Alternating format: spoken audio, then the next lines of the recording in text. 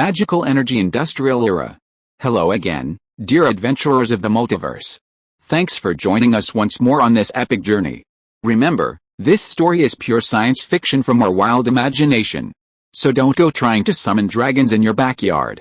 The rights of this amazing novel belong entirely to its original author. We are only the narrators. Do you want more adventures? Show some love to our YouTube channel with a subscription and a like. And if you want exclusive content, our Patreon is waiting for you with open arms. Chapter 51, Section 50, Maruna's Request. That night, outside the city, in the study of the Marcus family castle, a spark of magic caused the enchanted runes to glow, and a square music box emitted a melodious sound. A turn of the knob adjusted the volume to a comfortable level. To the accompaniment of this soothing music, Baron Marcus began to peruse the thick stack of documents on his desk. Strangely, he seemed to have a reading disability, insisting on reading the documents aloud, muttering to himself incessantly. The wings of light have arrived. Was that bishop from the Church of the Seven Gods?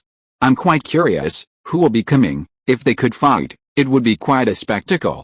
They're not ordinary superhumans. It's a pity that the wings of light will probably never know who bombed this cathedral, even until his death.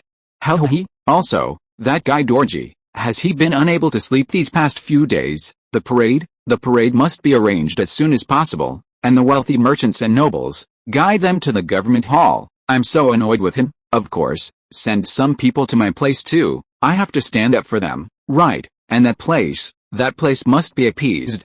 There are some things we can do, but we can't admit to them, much less reveal them. Oh, right, quite a few people have been kidnapped by pirates. Their families will be very worried. They're all the best targets. After muttering for a while, it wasn't hard to see that Baron Marcus wasn't talking to himself, but rather that there was someone unseen, or rather, someone, interacting with him.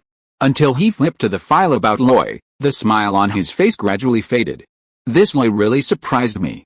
He actually has an extraordinary person by his side, and that person isn't weak either. He's only 18 years old, right? Second-tier combatants are as weak as chicks in his hands. That old bastard Raymond actually sent out such a genius.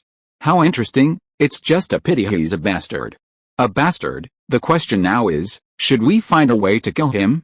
Or not? Let's wait and see. Let's just hope he doesn't know what's good for him. The night was deep, the cold wind blew, and the entire castle seemed to be shrouded in shadow, dark and profound. On the other side, in the governor's hall, in the governor's office. Even though it was late at night, it was still full of people, lined up, waiting to be received by Governor Lord Dorji Petrovich. Every now and then, they could hear a roar like a lion coming from inside the office. A soldier by birth, Lord Dorji Petrovich was always a man of his word, decisive and efficient. His determination and methods terrified even his promoted subordinates. Of course, his backing was so powerful that it was said to extend directly to the royal family. In other cities, the governor of Auckland would have been dismissed the very next day after the tragedy. But in his case, he remained firmly in control. A single letter of reprimand from the royal family sufficed. While the Habsburg Empire revered Hohenzollern III, it wasn't without checks and balances. The Council of Elders was one such check. The royal reprimand was insignificant, but the series of questions from the Council of Elders put him in a precarious position. He needed tangible achievements to silence the criticism. Therefore, he hadn't returned home in recent days, various problems being presented to him, which he then directed to others for resolution. You must admit, Dorji was indeed a very capable man. Although Auckland wasn't large, its geographical location was quite important. Not only does it boast the convenience of Fisherman's Harbor, but several roads also connect it to overseas destinations. Before his arrival, however, it was a stinking, sewage-filled town, ruled solely by the Marcus family. After his arrival, the introduction of magical energy industries, road repairs, and vigorous development of commerce transformed the city. However, his personality also made him difficult to approach. For years, he still applied military methods to his subordinates, pursuing speed and efficiency, which drew criticism. It wasn't until late at night, when most problems were resolved and no one was outside the door, that he finally breathed a sigh of relief. A cup of black coffee was placed before him. The newcomer's hands were large, with prominent knuckles, exuding strength. Dorji wasn't surprised. He picked up the cup and took a small sip. The strong coffee invigorated his weary spirit, and he spoke slowly, As far as I know, your relationship with your father is extremely poor. Is it really necessary to seek revenge for him like this? A hoarse voice rang out in response. Revenge? No, no, no, that's just a pretext. I hate Wooly Aaron. I hate that he gave birth to me but didn't raise me, and raised me but didn't educate me. I wish he were dead. Perhaps, the only thing he did for me was to give me the right to stand before you. Dorji asked again. Then why are you so insistent? My insistence isn't for revenge, but because I need to show you my worth. I understand your style. Incompetent people don't deserve your attention. So, I need you to take me seriously. Give me a chance, and I will seize it. Unfortunately, you failed the first time. That's not my fault. After all, who would have thought that behind an illegitimate child would be a third-tier transcendent?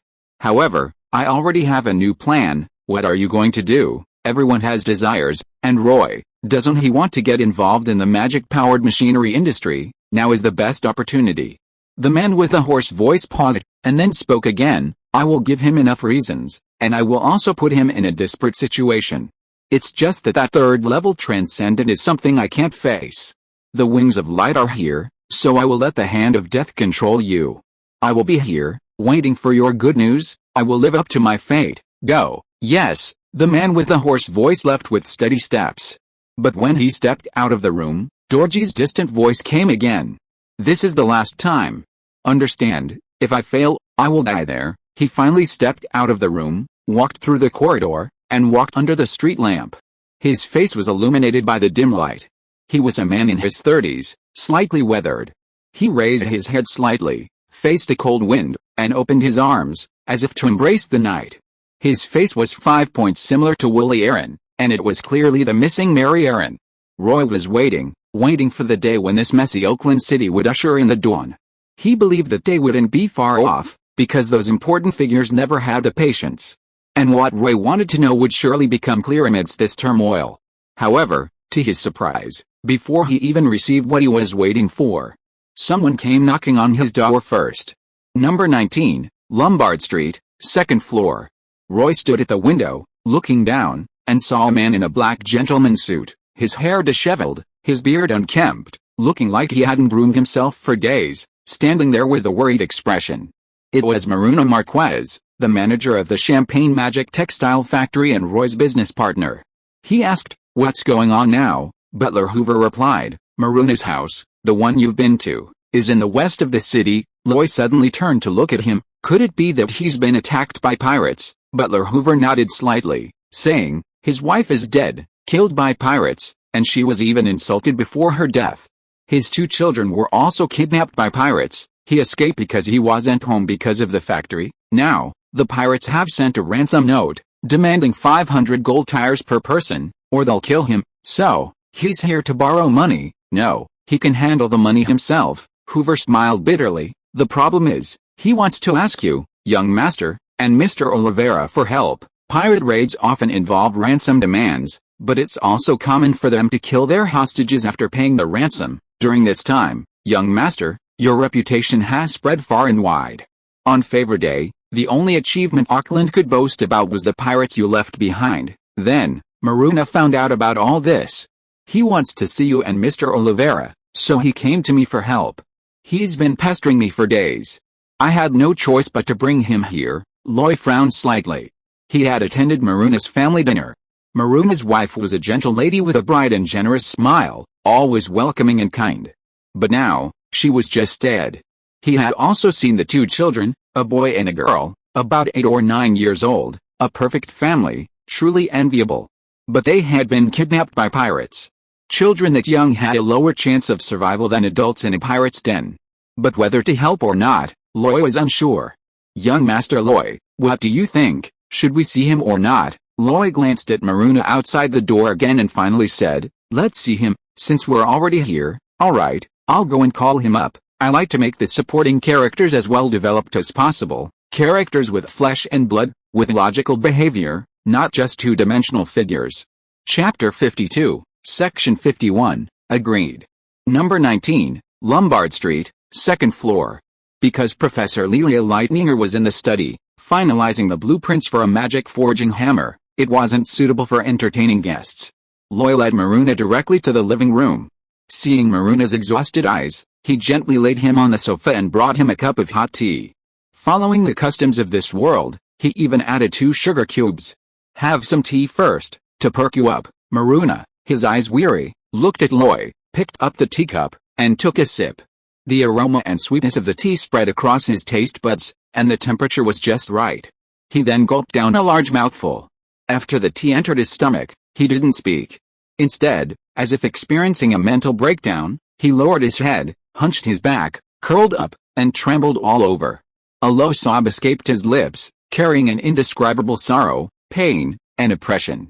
An adult's breakdown might happen in that instant. Loy looked at Maruna. Although he couldn't fully empathize, he could understand. He owned his own magic energy factory, earning a considerable amount of money each year and living a comfortable life. He had an understanding wife and 2 children, a son and a daughter, a happy and harmonious family. He had his own business. As a branch of an old noble family, he was among the first to recognize the value of magic energy machinery and resolutely invested in it, thus gaining sufficient wealth and social status. Maruna Marquis's life should have been perfect. But overnight, in just one night, his wife died, his 2 children were kidnapped, and his happy life was shattered. His confusion, pain, and sorrow were not an act, but a genuine outpouring of emotion. Loy stood beside him, holding a cup of tea, silent for a moment, then finally reached out and patted his shoulder, offering silent comfort. Often, the reason Loy trained so desperately was because of his lack of security, and he didn't want such a thing to happen to him. Maruna didn't keep Loy waiting long. After only a moment, he lowered his head, wiped away his tears with his clothes, and repeatedly inhaled and exhaled, finally calming his emotions. He looked up, his eyes bloodshot and his expression weary, but he still tried to muster his spirits.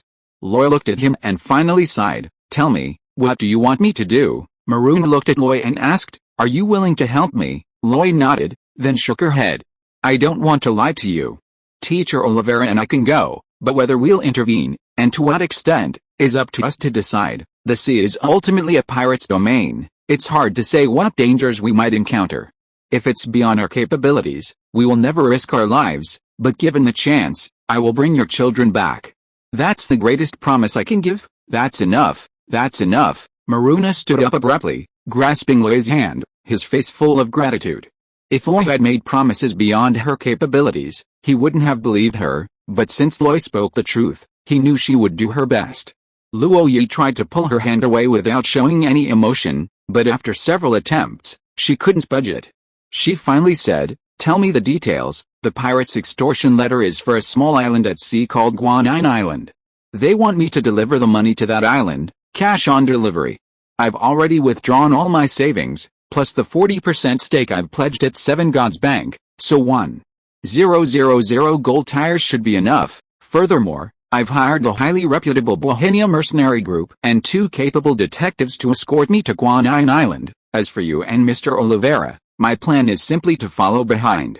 If everything goes smoothly, no intervention is needed. If there are any complications, then I'll have to trouble you." Luo Yi nodded slightly, sensing that although the other party had suffered a major setback, she remained calm. Years of experience in the business world had given her her own methods and approaches. "I'll talk to Professor Oliveira. We'll help with this." Thank you so much." Maruna Marquez was extremely excited. As if he had thought of something, he added, "Young Master Roy, you know my current situation. I don't have anything of value to offer, and I'm broke. I don't know how to thank you." Roy hadn't actually agreed because of Gentle, he was just going to say a few polite words. Before he could speak, Maruna continued, I know you're someone who gets things done, and you've been looking for a suitable magic-powered machinery factory. Magic-powered textiles are ultimately just the bottom rung of the industry, not very technologically advanced, and I know your Magic Academy students are all ambitious. It's just that we haven't found a suitable magic-powered factory to invest in. Leave this to me. I will definitely choose the best and most suitable factory for you." This time, it was Roy's turn to grasp Maruna's hands and ask, "Really?" Maruna said, "I've thought this through carefully, and I don't think there's a big problem. Young Master Roy, you are ultimately an outsider, and your understanding of Auckland's business environment is actually limited, but I'm different. Bearing the name of the Marcus family, and being the first to establish a magic-powered machinery factory, those people will give me face. Most importantly, This pirate robbery has had a huge impact, and the subsequent ransom for rescuing people is an extremely extravagant expense. This has disrupted the original structure, and the shares of those magic-powered machinery factories will all change, so, give me some time, and I'll definitely be able to choose the best for you, okay? Roy truly hadn't expected that the magic energy machinery factory, which he'd been searching for so long without success, would find a breakthrough with Maruna. Then I'll ask for your help with this matter, my child, please take care of him, Mr. Loy, I'll do my best. Towards the end of the conversation, Loy remembered something and asked, by the way, what about the time?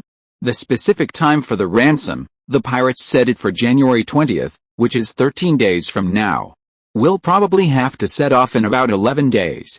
It takes some time to travel from Auckland City to Fisherman's Port, and then to Guano Island. Alright, in 11 days, we'll go with you. Thank you, thank you. Maruna left, his steps much lighter as he went out, as if a heavy burden had been lifted. Loy watched his departing figure, his eyes flickering. Oliveira appeared behind him and asked, are you really going? Yes, I'm going. Aren't you afraid? Afraid someone's plotting against me? Of course I'm afraid. That's why I didn't say it so confidently, right? Besides, if they really make a move, they'll give themselves away, and I'll find out what I want to know. Saying this, Roy turned to Oliveira and smiled. Teacher, there are still more than 10 days left, let's have some intensive training. Since Roy had promised Maruna, he had to be fully prepared. For example, verifying the information Maruna provided, gathering information about the pirates from the sidelines, and preparing supplies for the voyage. Don't say Roy didn't trust Maruna. After the assassination attempt, he didn't trust anyone. He entrusted this task to Oliveira and Ang. His only task was to improve his strength. After the chaotic Divine Grace Festival, his cultivation speed had slowed down. This time, he had to find his rhythm again. His focus wasn't on improving his basic battle aura and physical attributes, but primarily on combat skills. After his swift swordsmanship reached LV7, even breaking his limit, his exclusive skills, Wind Chaser Step, Swift Strike, and Cross Instant Kill, had all made significant progress. He had finally met the basic requirements for skill optimization mentioned by Deep Blue. For example, the body shift in Wind Chaser Step increased the chance of dodging.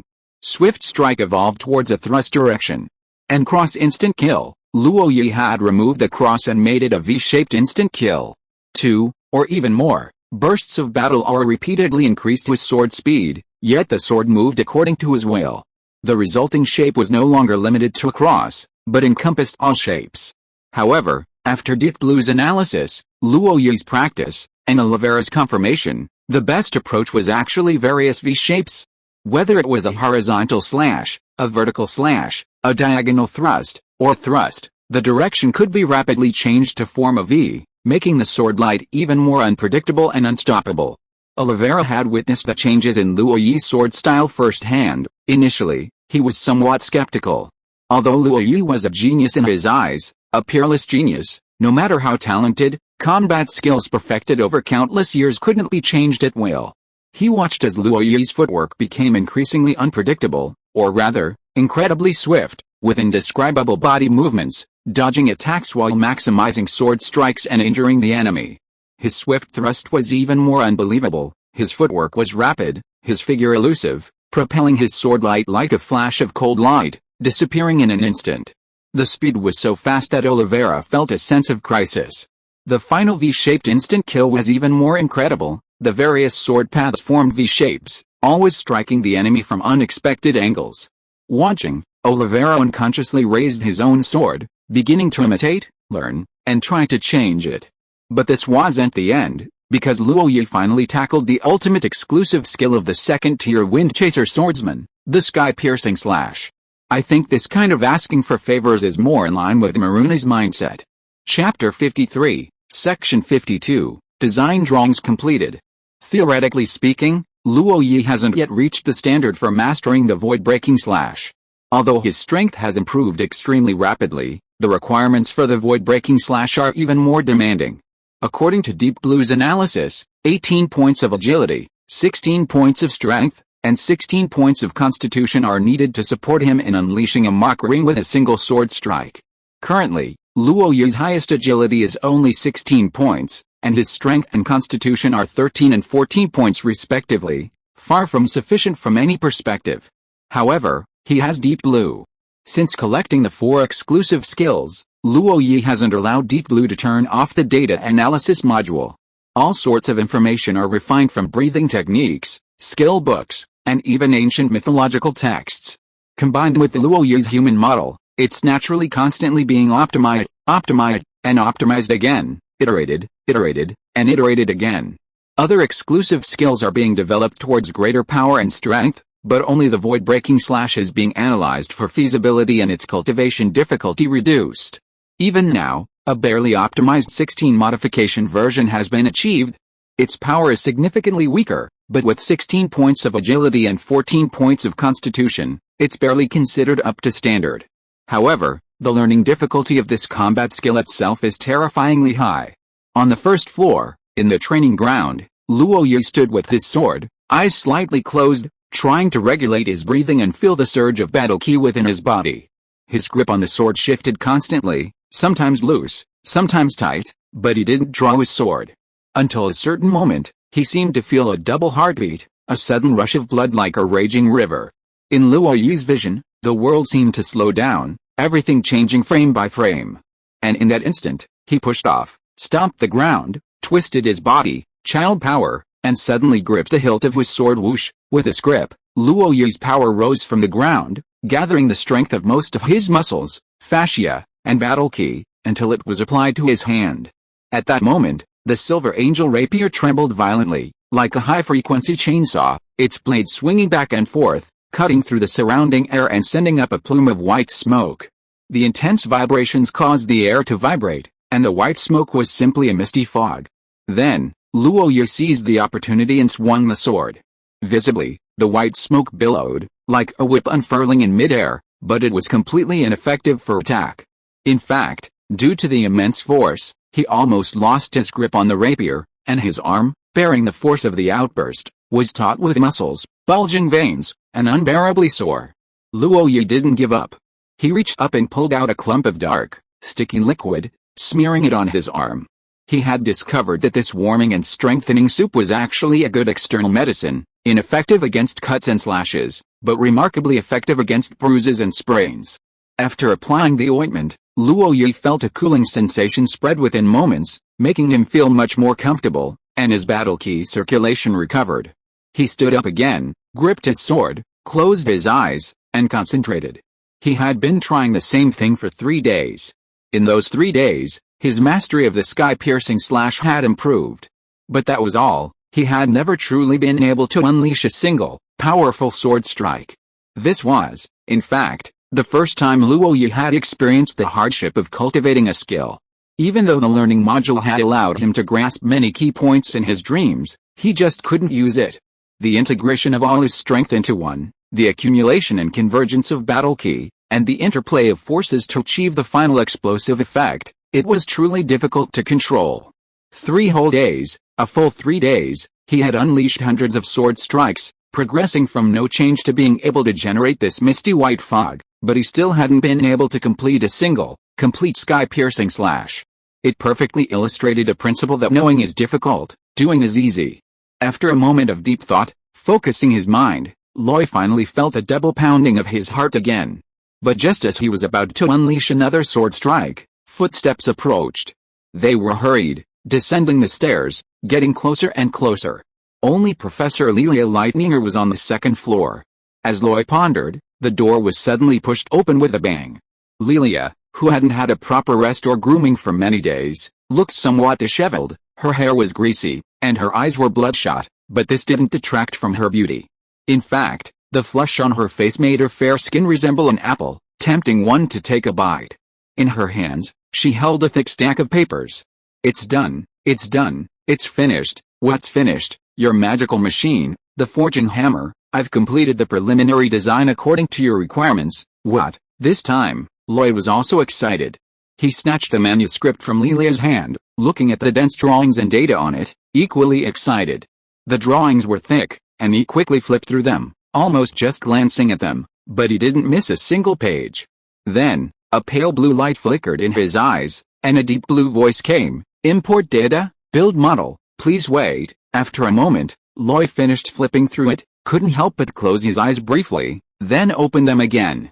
In his eyes, a machine was already reflected, a small air hammer forging machine for one person, much larger than Loy's design, and with a very rough design style. Below was a huge iron felt that needed to be fixed to the ground, and on top was a heavy cylindrical hammer head, its surface shiny and gleaming, driven by belts, gears, and bearings. Clearly, this design didn't use the magic crystal driving method, but rather connected to a universal power machine, requiring a magic energy pool. If it did that, it would be much simpler, not much different from a magic energy spinning machine. However, Lilia hadn't spent so much time doing nothing. She had introduced a separate magic energy control system for this magic energy hammer forging machine, allowing for adjustments to the force, speed, and height of the hammer blows. Furthermore, she had reserved the same interface, meaning that the power of one universal power machine could drive several, even dozens, of such machines. Imagine a huge factory, dozens of such hammer forging machines operating, hammers constantly extending and retracting, striking. The red-hot iron blocks placed on the felt, amidst the clanging of metal, sparks flying. Iron blanks continuously taking shape. Don't underestimate this small device. Loy is certain that with it, forging efficiency will increase exponentially. And in this world, in the development of magic energy industry, steel is a pillar industry. Therefore, when he searched for the magic energy machinery factory, he was specifically looking for metallurgy. Are you dumbfounded? How about it? Are you shocked? Aren't you impressed? Lilia couldn't help but tease Luo Yu when she saw his expression. They had gotten to know each other better over the past few days, and she could tell that Luo Yu wasn't as naive as other 17 or 18-year-old students, so she didn't put on airs as a teacher and treated him as an equal. Luo Yu suddenly looked up and asked, "The next step, shouldn't we build a model machine first, conduct various experiments, and adjust the parameters?" "Yes. But most of the parts for this model machine will probably need to be made by a blacksmith, which will cost a lot of money." "That's easy, I'll provide them.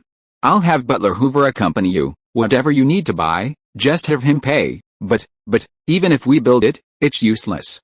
It needs to be connected to the universal power machine, and behind the universal power machine, there needs to be a magic energy pool," Lilia said. "Let's wait a few days. When school starts, I'll make this inter-project proposal and submit it to the Mage Tower. Given the Empire's support, they should provide research funding. Then, I can connect to the Academy's magic energy pool, and I won't have to worry about magic energy supply." "What about the patent?" "Patent?" Lilia was taken aback, then said, "Since the Empire is giving money, it must be shared. The problem is, that's what I can't accept." He was joking. After all that work, if the Habsburg Empire snatched the patent, wouldn't all his efforts have been for nothing? After a slight pause, Loy continued, "And besides, didn't I tell you I also have a magic-powered textile factory?" "You have a magic-powered textile factory?" Lilia's voice sharpened, but Loy remained calm. "The Xiangshili magic-powered textile factory has a small magic energy pool and 5 universal power machines. I'll have someone set aside a blank factory building as your assembly laboratory. All your experiments can be conducted there. Is that all right?" Lilia hesitated only slightly before immediately replying, "Of course. And now? Where's the butler you arranged?" "I need to go buy materials." Loy was somewhat amused and exasperated, saying, no rush, Teacher Lilia, you haven't had a proper bath or a good night's sleep in days, have you? I'll have Mrs. Cassidy prepare hot water. You should rest first, and once you're refreshed, you can get back to work, okay? No need for this, let's go." As they spoke, Loy had already scooped Lilia up in his arms, letting her pound her back, and carried her upstairs to the second floor. Nearby, Mrs. Cassidy peeked out, a loving smile playing on her lips, making Lilia's face flush red again, revised again and again, a bit slow. Chapter 54, Section 53, Mechanical Manufacturing. Loy had always wanted to collaborate with a mage proficient in magical machinery. He had so many ideas in his head, any one of them would either have immense commercial value or revolutionize production. It might even be a groundbreaking invention. However, finding such a person was incredibly difficult. He even considered contacting the technical director of the Xiangsh Magical Textile Factory, his senior, Cano Lewis. Unfortunately, after a few conversations, Loy gave up. It wasn't that the man's foundation was weak, but rather that he possessed an ear of magical machinery, fundamentally denying his own ability to design and create. Someone who wouldn't even dare to dream, even with an intermediate-level professional title from the Empire, was useless. As for the Philint Magic Academy, well, a bunch of inexperienced teenagers, all with lofty ambitions but fragile lives. Collaborating with them? They wouldn't even bother with a mortal muddle like him. Getting Lilia, an outstanding graduate and a teacher who stayed on at the academy, to help with the design was a stroke of luck for Loy. He knew in his heart that he couldn't let this one get away. The next morning, Butler Hoover arrived early, driving the carriage representing the Raymond family. Loy personally saw Lilia onto the carriage and told them to get back to work. Actually, if it weren't for the time crunch and his desire to familiarize himself with his skills, he would have gone too. That morning, Butler Hoover took Lilia to numerous blacksmith shops and hardware stores, buying a whole host of miscellaneous items. However, all of these were overpriced, delivered directly to the magic machinery factory in the Fragrant House. Many of the custom parts and items were inflated. Butler Hoover spent dozens of gold tires that morning, a sight that pained Lilia greatly. Butler Hoover, however, didn't seem to care. Loy, having spent another morning confirming that the sky-piercing slash wasn't so easy to learn, had to settle for second best. He focused his practice on Deep Blue's newly optimized exclusive skills, Wind Chaser, Swift Thrust, and V-Shot Instant Kill. Watching one skill proficiency gradually increase, and experimenting with various combinations and variations, is a kind of enjoyment. In the afternoon, after finishing her training, Luoyu took a medicinal bath, then hired a carriage and headed to the magical textile factory in Xiangshi. Although the Festival of Divine Grace had just passed, the factory was already in operation. The sounds of machinery could be heard from afar, a deafening clanging that gave her a headache. At the back of the factory, the area that had originally been a warehouse had been separated. The open space was filled with various items, bricks, sand, iron blocks, bearings of all sizes, gears, and belts. A blast furnace had been set up, with bellows installed, ready for blacksmithing. In this era before the magical industry had taken off, many parts were actually forged piece by skilled craftsmen. Generally, blacksmiths had the lowest status, and their work was typically crude and unrefined, with low precision requirements, while coppersmiths and goldsmiths were artisans and engineers, enjoying a much higher social status. Leaving aside other matters, just consider the goldsmiths. Loy had read in books about cases where concentrated goldsmith payouts led to bankruptcies. Lilian needed a vast number of parts. And aside from certain standard components, most had to be crafted by these artisans. Normally, this would require repeated communication and confirmation, consuming a great deal of time. However, Li, with his deep pockets, directly found skilled shops and hired experienced workers. Then, he rebuilt the forge and workshop here, meaning that whenever needed, the work could be done or remade right there. This was the most time-efficient approach. Besides them, there was also the technical director of the Magic Textile Factory, the magic apprentice Kano Lewis, busy in the factory. A gear train specifically connected to the universal power machine led to this warehouse. There was also a separately deployed magic energy distribution array, similar to electrical wires, but made of lapis lazuli fused with magical runes, which could be buried underground to transmit power to the terminal. Kano Lewis was initially quite arrogant, thinking this was all a mess. But this graduate of the Philint Magic Academy, facing Lilia Lightninger, an outstanding graduate who stayed on to teach and specializes in magical mechanics, became nothing more than his shadow. He delegated his original work to several apprentices, and followed her around eagerly. Don't misunderstand, although Lilia was beautiful, he was self-aware and had no expectations. His main goal was to learn more. Although he graduated earlier, the Magic Academy at that time was far from perfect. His skills were far inferior to Lilia's. He would never let this opportunity slip by. However, to his surprise, Loy was able to discuss things with Lilia at a good pace, gesturing and pointing. And Lilia seemed to value Loy's opinions quite a bit. This made him look at Loy differently. His junior seemed to have some talent. In fact, Loy wasn't very useful when it came to the operation and control of magical energy, but Deep Blue could offer a lot of advice on mechanical transmission. Especially with his scanning function, he could spot any flaws in the precision, assembly, sealing, and design of the parts at a glance. It was this ability that made Lilia treat him differently. However, Producing a magical machine from scratch was no easy feat. Time passed constantly in training and manufacturing, and in the blink of an eye, it was January 15th of the new divine calendar. Loy pulled Lelia out of her hectic work. "What are you doing? Can't you see I'm busy?" Lelia gripped the wrench, gesturing wildly, looking annoyed. Her face was covered in machine oil and dust, making her even more pretty. Luoyi was speechless and could only say, "Have you forgotten what day it is today? No matter what day it is, you can't bother me when I'm busy with important matters." "Go away, don't cause trouble here," Luoyi said. "Today is January 15th, what about January 15th? January 15th, Lilia's voice grew softer and softer, as if she had finally realized something. Luoyi didn't mince words. "Today is the first day of school, and you're still a teacher. Are you sure you don't need to go to register?" "Well, I still have to go," Lilia muttered softly, then looked back at the still unfinished magic forging machine, looking quite conflicted.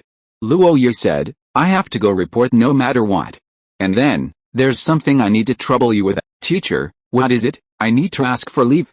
You know about my appointment with Namaruna, and it's almost time. Naturally, I need to ask the academy for a few days off." "You're asking for leave and you want me to help?" Lilia pointed to her nose, somewhat speechless. "I can't even ask for leave myself, and you want me to help?" "Teacher Lilia, don't be ridiculous. This is serious business, concerning the life and death of Maruna's 2 children. Besides, I don't usually teach much, you know that. Going or not going makes no difference," Lilia said stubbornly. "If you ask for leave, I'll ask for leave too." Luoyi shrugged. "As long as you can get leave, I don't care." Lilia glanced back at her studio again, gritted her teeth. "I can ask for leave, I can pretend to be sick. As a teacher, Lilia actually has quite a lot of classes. If she just quits like this, it will be hard to explain to the academy." But now, her mind was completely occupied with a magic forging hammer, and she really didn't want to stop. As a result, after arriving at the magic academy, they were constantly running around, each extending their vacation by another week. It was alright for Loy, being a first-year student, but Lilia even brought up her father's serious illness as an excuse to get leave. Back at the magic textile factory in the sage's quarters, Lilia was still immersed in her research, focused to the point of near madness. Loy, on the other hand, returned to 19 Lombard Street to begin his final training. And so, 3 days later, it was night. Loy looked down into the light. On the pale blue screen, the human attribute panel was reflected name, Roy Roy Fitz, race, human, elite template, class, Windchaser swordsman, Tier 2 LV8, strength, 13, 11 out of 100, agility, 16, 50 out of 100, constitution, 15, 4/100, perception, 9, 20/100, intelligence, 9, 0/0, awakened talent, deadly threat, swift as the wind combat skills, swift sword technique LV7, 29/100, cheetah breathing technique, charge LV6, 10/100, cheetah breathing technique, refinement LV3, 55 out of 100, Windchaser step LV4, 10/100, swift thrust LV4, 78 out of 100, V-shot instant kill LV4, 1/100, sky piercing /LV1, 0/100, other skills, old world knowledge LV3, herbal identification LV3, 99 out of 100, potion mastery LV2, 99/100. The 5 attributes are a story, accumulated bit by bit. The most important are the 3 exclusive skills, the most useful combat techniques, all at LV4. This moment is Luoyi's strongest. Oliveira, fully armed, asked, "Ready?" "Of course. Let's go." With that, he grabbed a package and led the way out of the room, disappearing into the darkness. Keep reading, dear readers. Keeping reading is so important. If you are listening to this novel on a channel other than Fanfic World, it means it was downloaded and re-uploaded without effort. We warmly invite you to visit our channel, Fanfic World. There you will find the original version of this story and many other novels of various genres. We look forward to seeing you dive into a world of incredible novels. Chapter 55, Section 54, Stealth in the Night. Once outside the house, Loy and Oliveira moved swiftly through the darkness. Both were highly skilled, disappearing into the shadows in a few steps. After a short while, confirming no one was following, They emerged from another patch of shadow and reached a street corner. There, a carriage awaited. The carriage was ordinary, but it bore the Marcus family crest, a two-headed bird hunting its prey, strikingly prominent. A lantern hung in front of the carriage. Its light wasn't enough to illuminate the entire vehicle, but it allowed everyone to clearly see the crest's design. Auckland City was, after all, Marcus family territory. Even though the royal family had eroded much of their power, their remaining prestige was still formidable. It was this carriage that allowed Loy and Olivera to defy the curfew and the patrolling magic-powered infantry gunners of the 7th Mixed Legion, and leave the city unscathed. This was the only support Maruna Marcus, a member of a collateral branch, could obtain from the Marcus family. Olivera, a seasoned driver, skillfully navigated the carriage through the night, while Loy sat inside, eyes closed, silent and absorbed. In reality, he was repeatedly reviewing the information Olivera had provided. According to his and Aang's investigation, Maruna wasn't lying. He wasn't the only one to receive the ransom note, along with many other merchants and noble families. During this period, fundraising in Auckland was commonplace, and even the ruling hall, knowing they were sending money to pirates, dared not intervene. It was a joke. The ruling hall was incompetent, and now they were even obstructing our efforts to raise money for rescue. Did they want our families to die? This ransom system had a long history. Even defeated kings and nobles played it this way. It was the unspoken rule, and no one dared to break it easily. However, pirates were often untrustworthy, and the outcome was unpredictable. Nevertheless, the captain of the Bloody Mary, the sea monster Tamergus, had a good reputation in this regard. You could call him ruthless, call him insane, but if he sent a ransom note, it basically meant the person was still alive. As long as the money was paid, they would release the captive. This is why the nobles and wealthy merchants were willing to pool their money. At least there was still hope. As for the captain of the Bloody Mary, the sea monster Tamergus, he was a legendary figure. It was said he possessed siren's blood, was born with the ability to hear the language of sea monsters, and could communicate with them through song. Some said he held a special profession, originating from the sirens, thus possessing the ability to control beasts. Regardless of the reason, his ability to control sea monsters was true. You see, sea monsters on the ocean are often tens or even hundreds of meters long, with exaggerated sizes, larger than ships.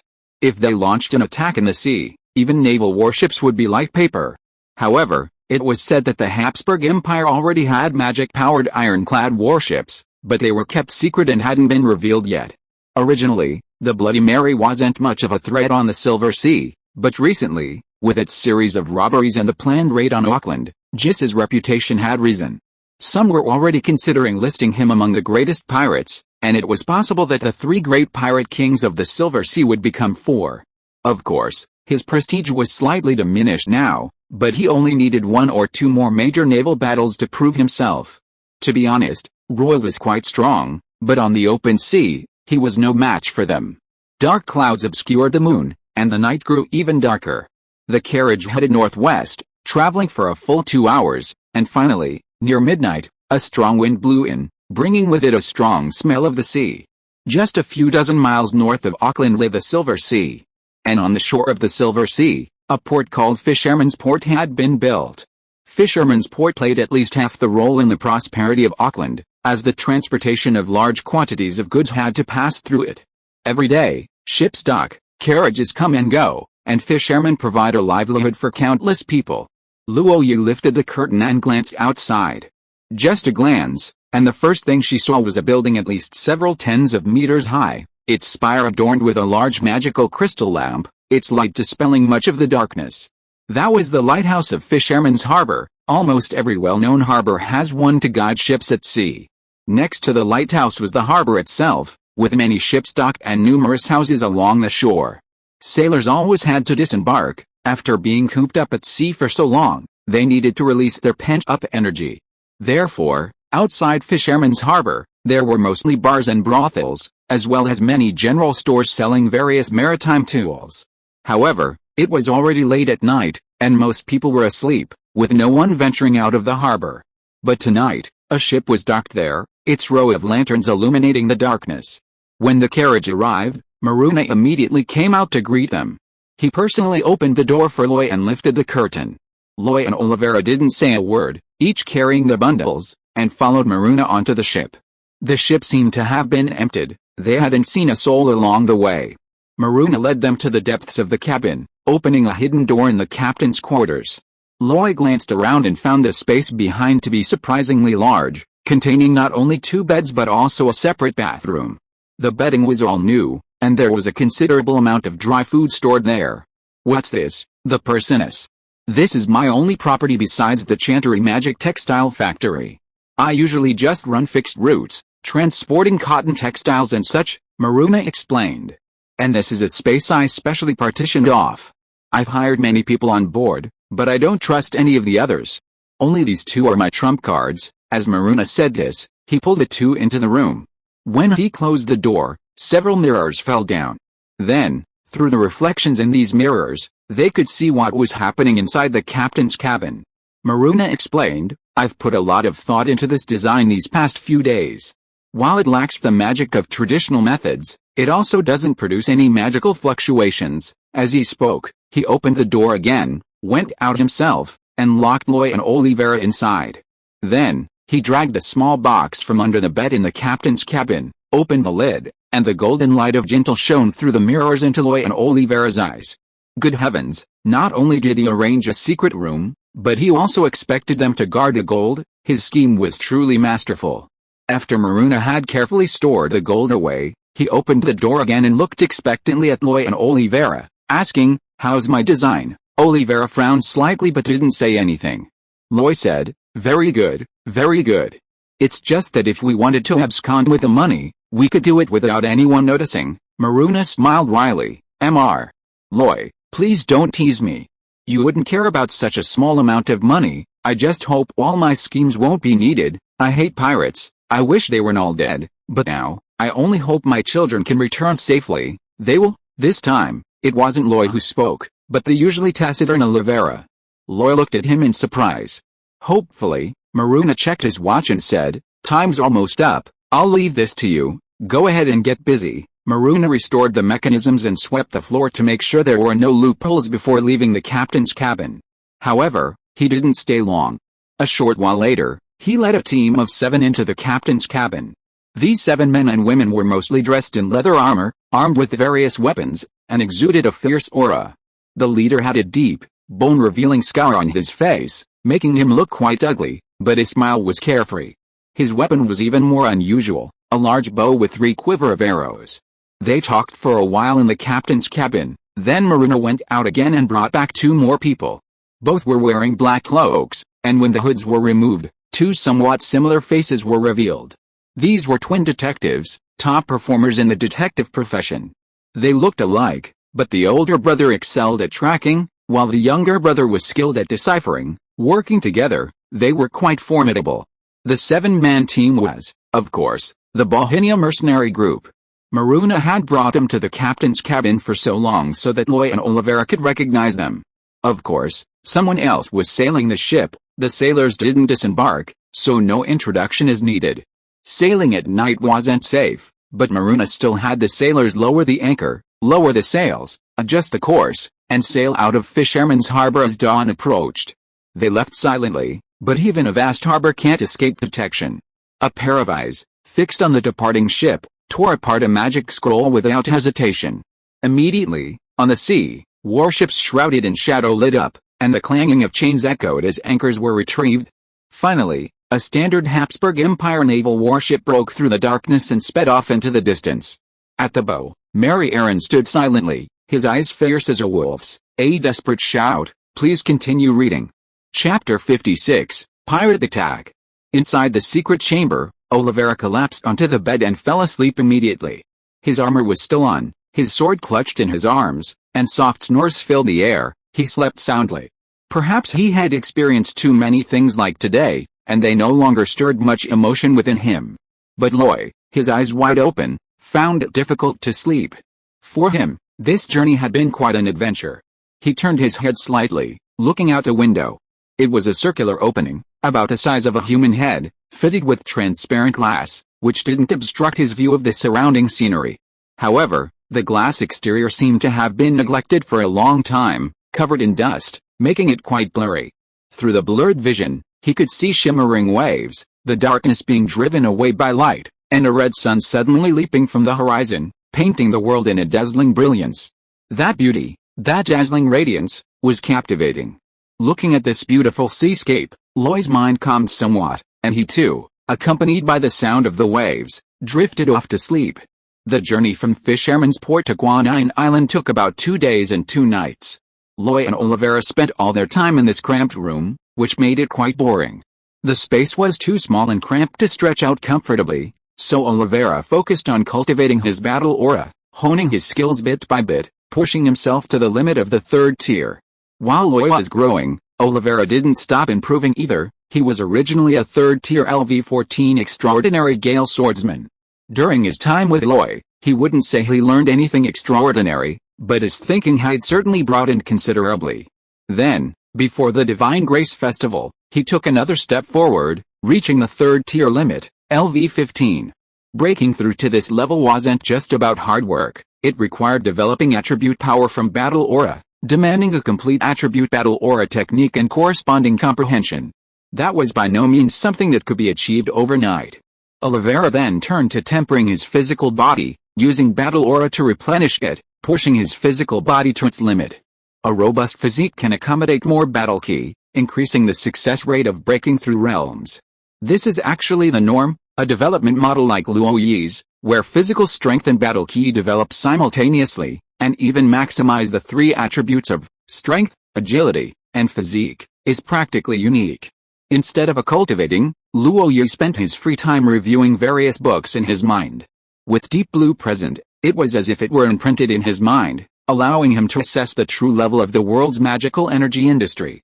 According to Luo Yi's understanding of the Industrial Revolution, disruptive inventions always begin with theoretical advancements, followed by the convergence of various branch technologies reaching a certain level before a concentrated explosion. This aligns with the natural progression of things. However, this world has magic, various strange magical materials, and even blacksmiths possess secret methods to increase furnace temperatures. These factors have led to the emergence of things beyond their time. For example, the magical energy ironclad warship, in terms of defense, speed, and magical energy cannons, far surpasses ordinary warships. Unfortunately, while such high-end goods exist, their manufacture is extremely difficult, making mass production impossible. Furthermore, operation and maintenance require a sufficient number of students specializing in magical mechanics. This is why the Habsburg Empire is heavily investing in magic academies. Talent has become the biggest limitation to the development of the magical energy industry. From this perspective, the ability for large-scale industrialization has not yet truly evolved. For Roy, this is also an opportunity. Lost in thought, 2 days passed in the blink of an eye. During these 2 days, Roy and Olivera hadn't left the secret chamber, but they weren't exactly idle. The reason was simple: they had witnessed 2 interesting events in the secret chamber through the mirror.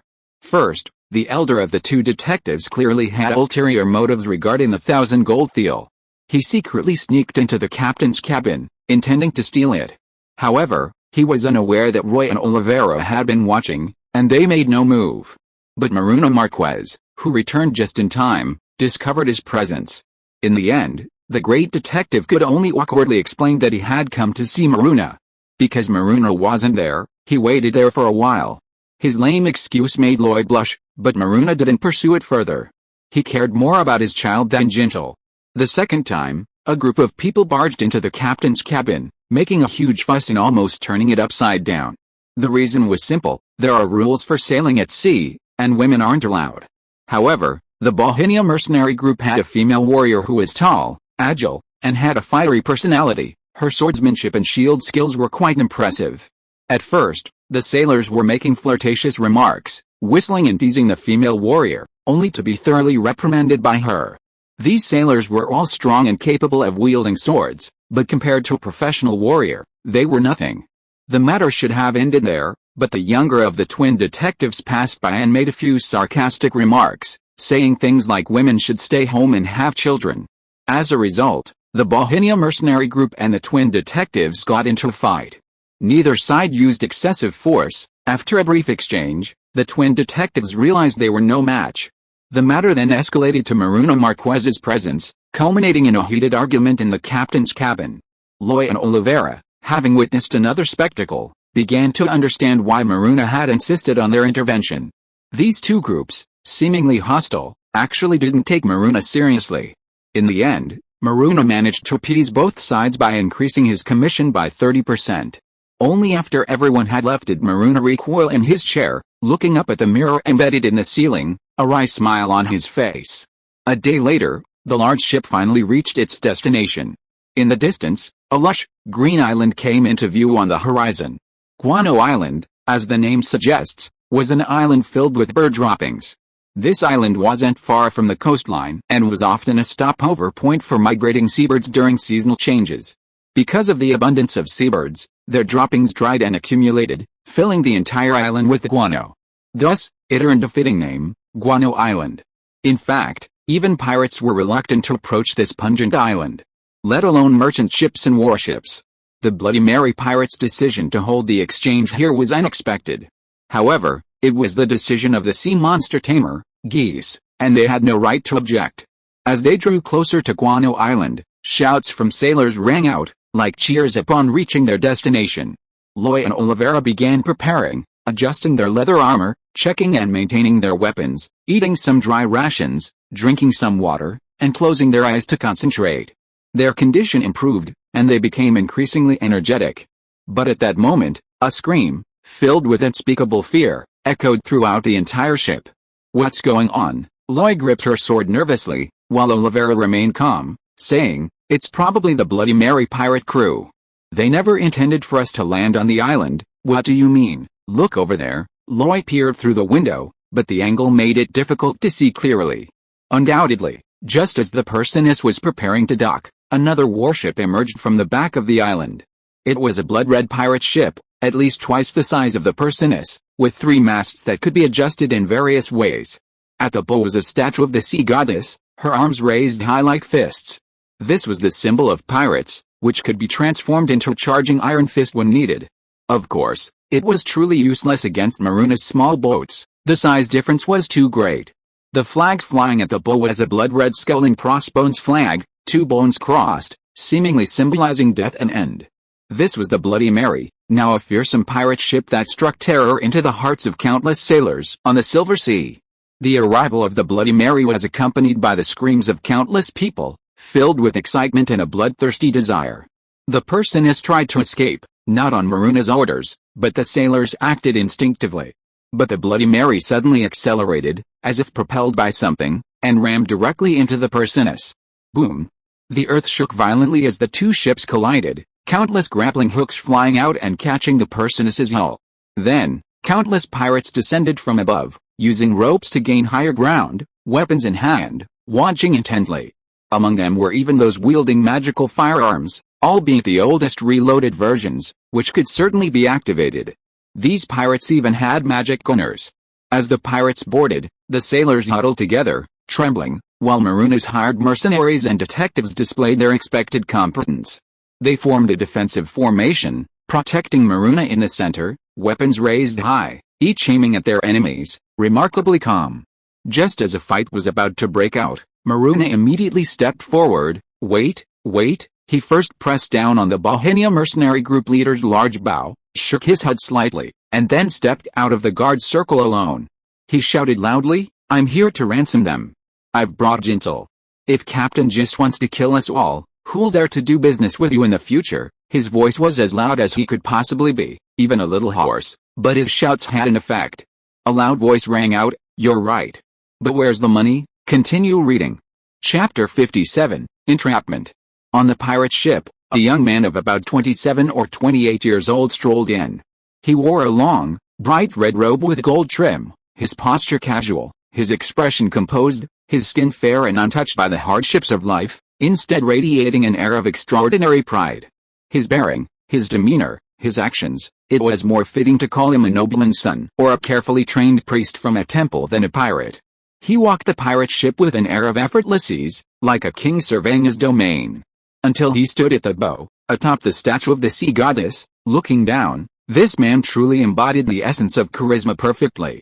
"Captain of the Bloody Mary, Lord Gis, the sea beast tamer, it's me. You're much younger and more handsome than I imagined." "I love hearing that," Jis grinned, but the next moment, he composed himself and asked, "So, you brought the money?" "Yes, of course," Maruna quickly replied, glancing around.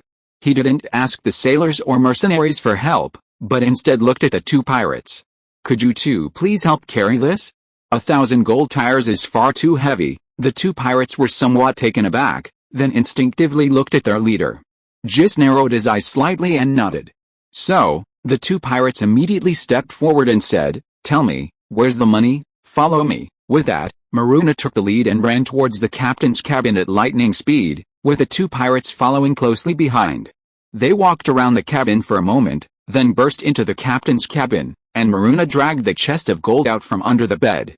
Perhaps the gold was too heavy, or perhaps he was too nervous, but after struggling for a while, Maruna slipped and fell to the ground. His comical appearance made the two pirates laugh, but they still went into the captain's cabin and, one on each side, lifted the box. Feeling its heavy weight, even without seeing it, they were quite satisfied. Then, the two pirates carried the box out, with Maruna following behind, deliberately holding the door open as he went out. After the three left, the hidden door slowly opened. Oliveira led the way, followed by Roy, and the fully armed men had already slipped out. They didn't engage in any pirate fighting or disguised robbery. The difference in their demeanor was simply too great, completely unlike the characters they were portrayed as. They hid in the corner, silently following the three ahead, and finally concealed themselves in the shadows under the deck. On the deck, the two pirates put down the box, and Maruna couldn't wait to open it, as if afraid others wouldn't see it clearly, even showing off a handful of gold tartar.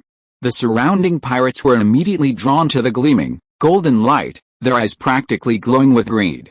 Finally, Maruna reached the bow, closest to Jis, and, holding the gold till, head held high, declared, "This is 1,000 gold tills, Captain Jis.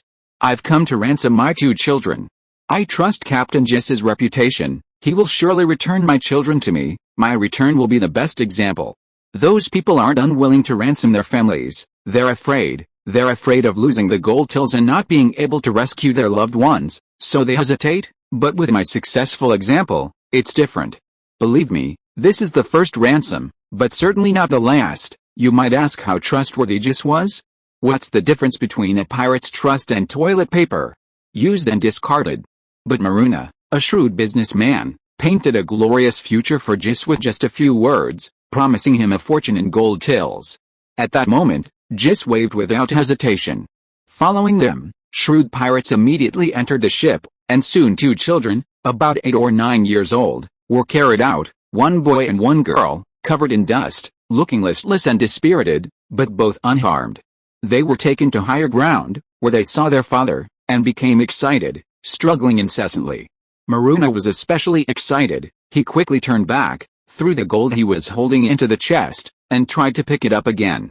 However, the chest was too heavy, and it only lifted off the deck before falling back down.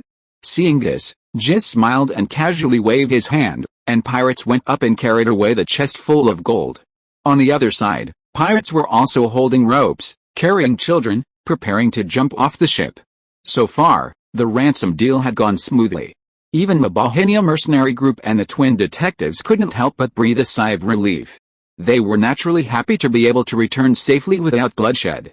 But just then, Jis suddenly waved his hand again, and everything froze. Everyone stared at him. Whether pirates, sailors, mercenaries, or Maruna, Jis stared at Maruna and asked, "When you go back, can you really make everyone know about my reputation?" Jis's reputation, Maruna swore. "I swear to the 7 gods, I mean what I say. If they don't know, I will spread the word until they do." Good, good, good. That's settled then. With his words, everyone seemed to come alive again. Those who needed to move the boxes moved the boxes, and those who needed to return the children returned the children. So far, although there seemed to be some setbacks, everything was developing in a positive direction. However, at this moment, a loud boom rang out, accompanied by a whistling sound of something cutting through the air, and the falling of a cannonball. This cannonball did not hit the ship, but landed next to the Bloody Mary, exploding into a splash several meters high. Under the shock wave, the ship shook, pirates floating in midair flew everywhere, and even the two children screamed. Maruna almost stared at his own child, raising his hands high to catch him. He only ran a few steps before stopping in despair, for he was already standing at the edge of the ship, with nowhere left to go.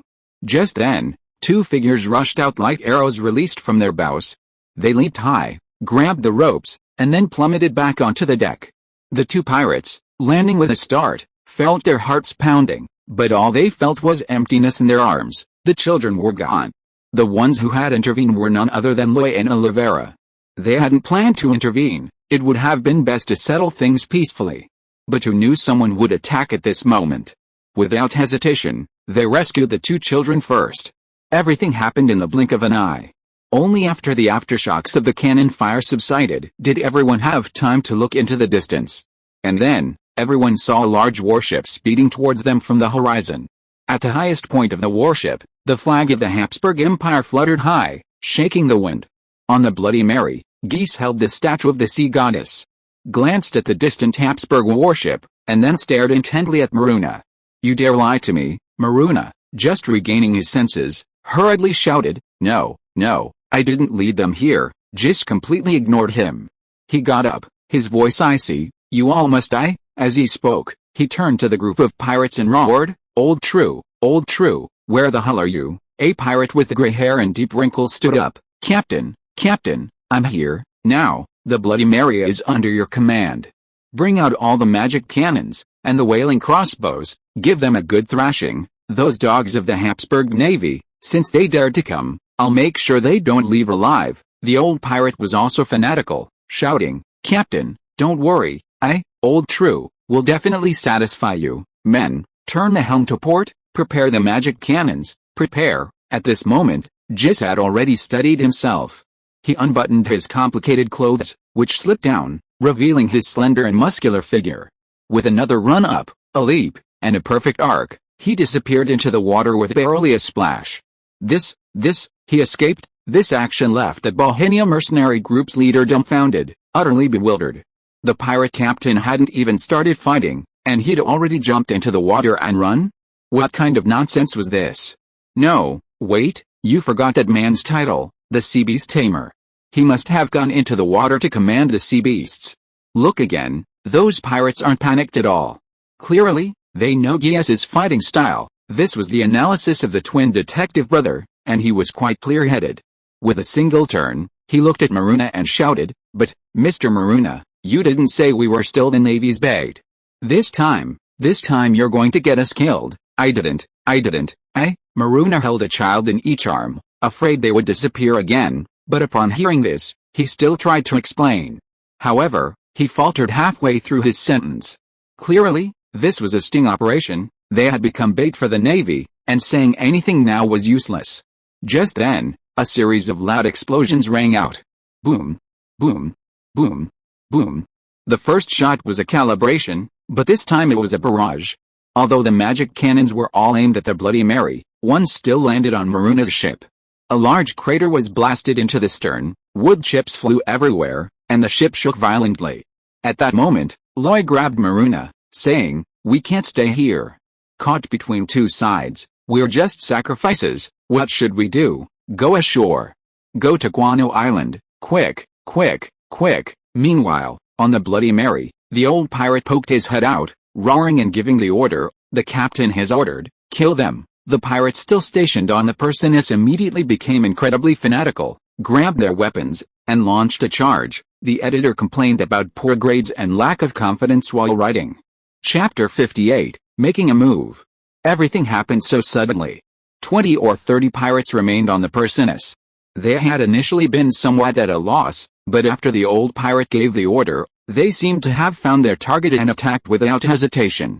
This group of pirates was almost all barefoot, navigating the turbulent ship with ease, their weapons mostly scimitars and axes.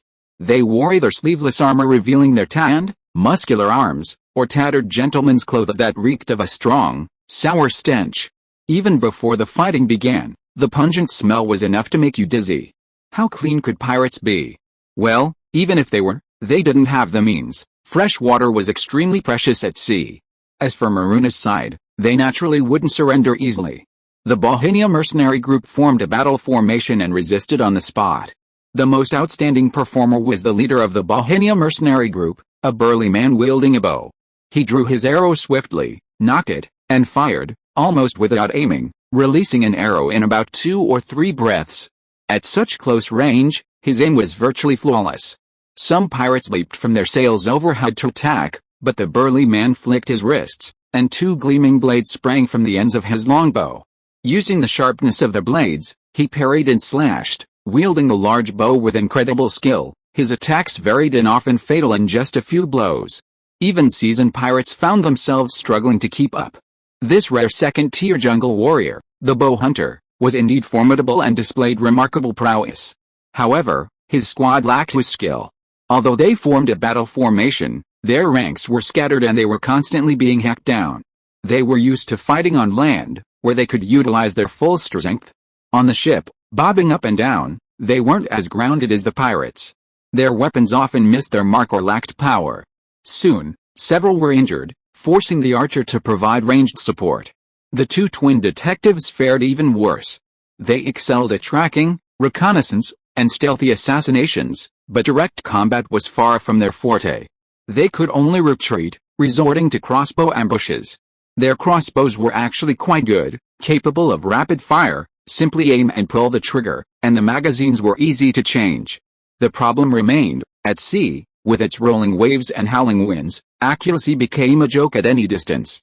On one occasion, they nearly hit a member of the Bohemia mercenary group, drawing angry glares.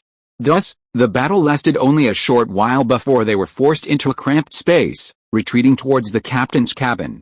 Maruna and his child were protected in the center, entering the cabin first, but just as the twin detectives were about to enter, Roy stopped them.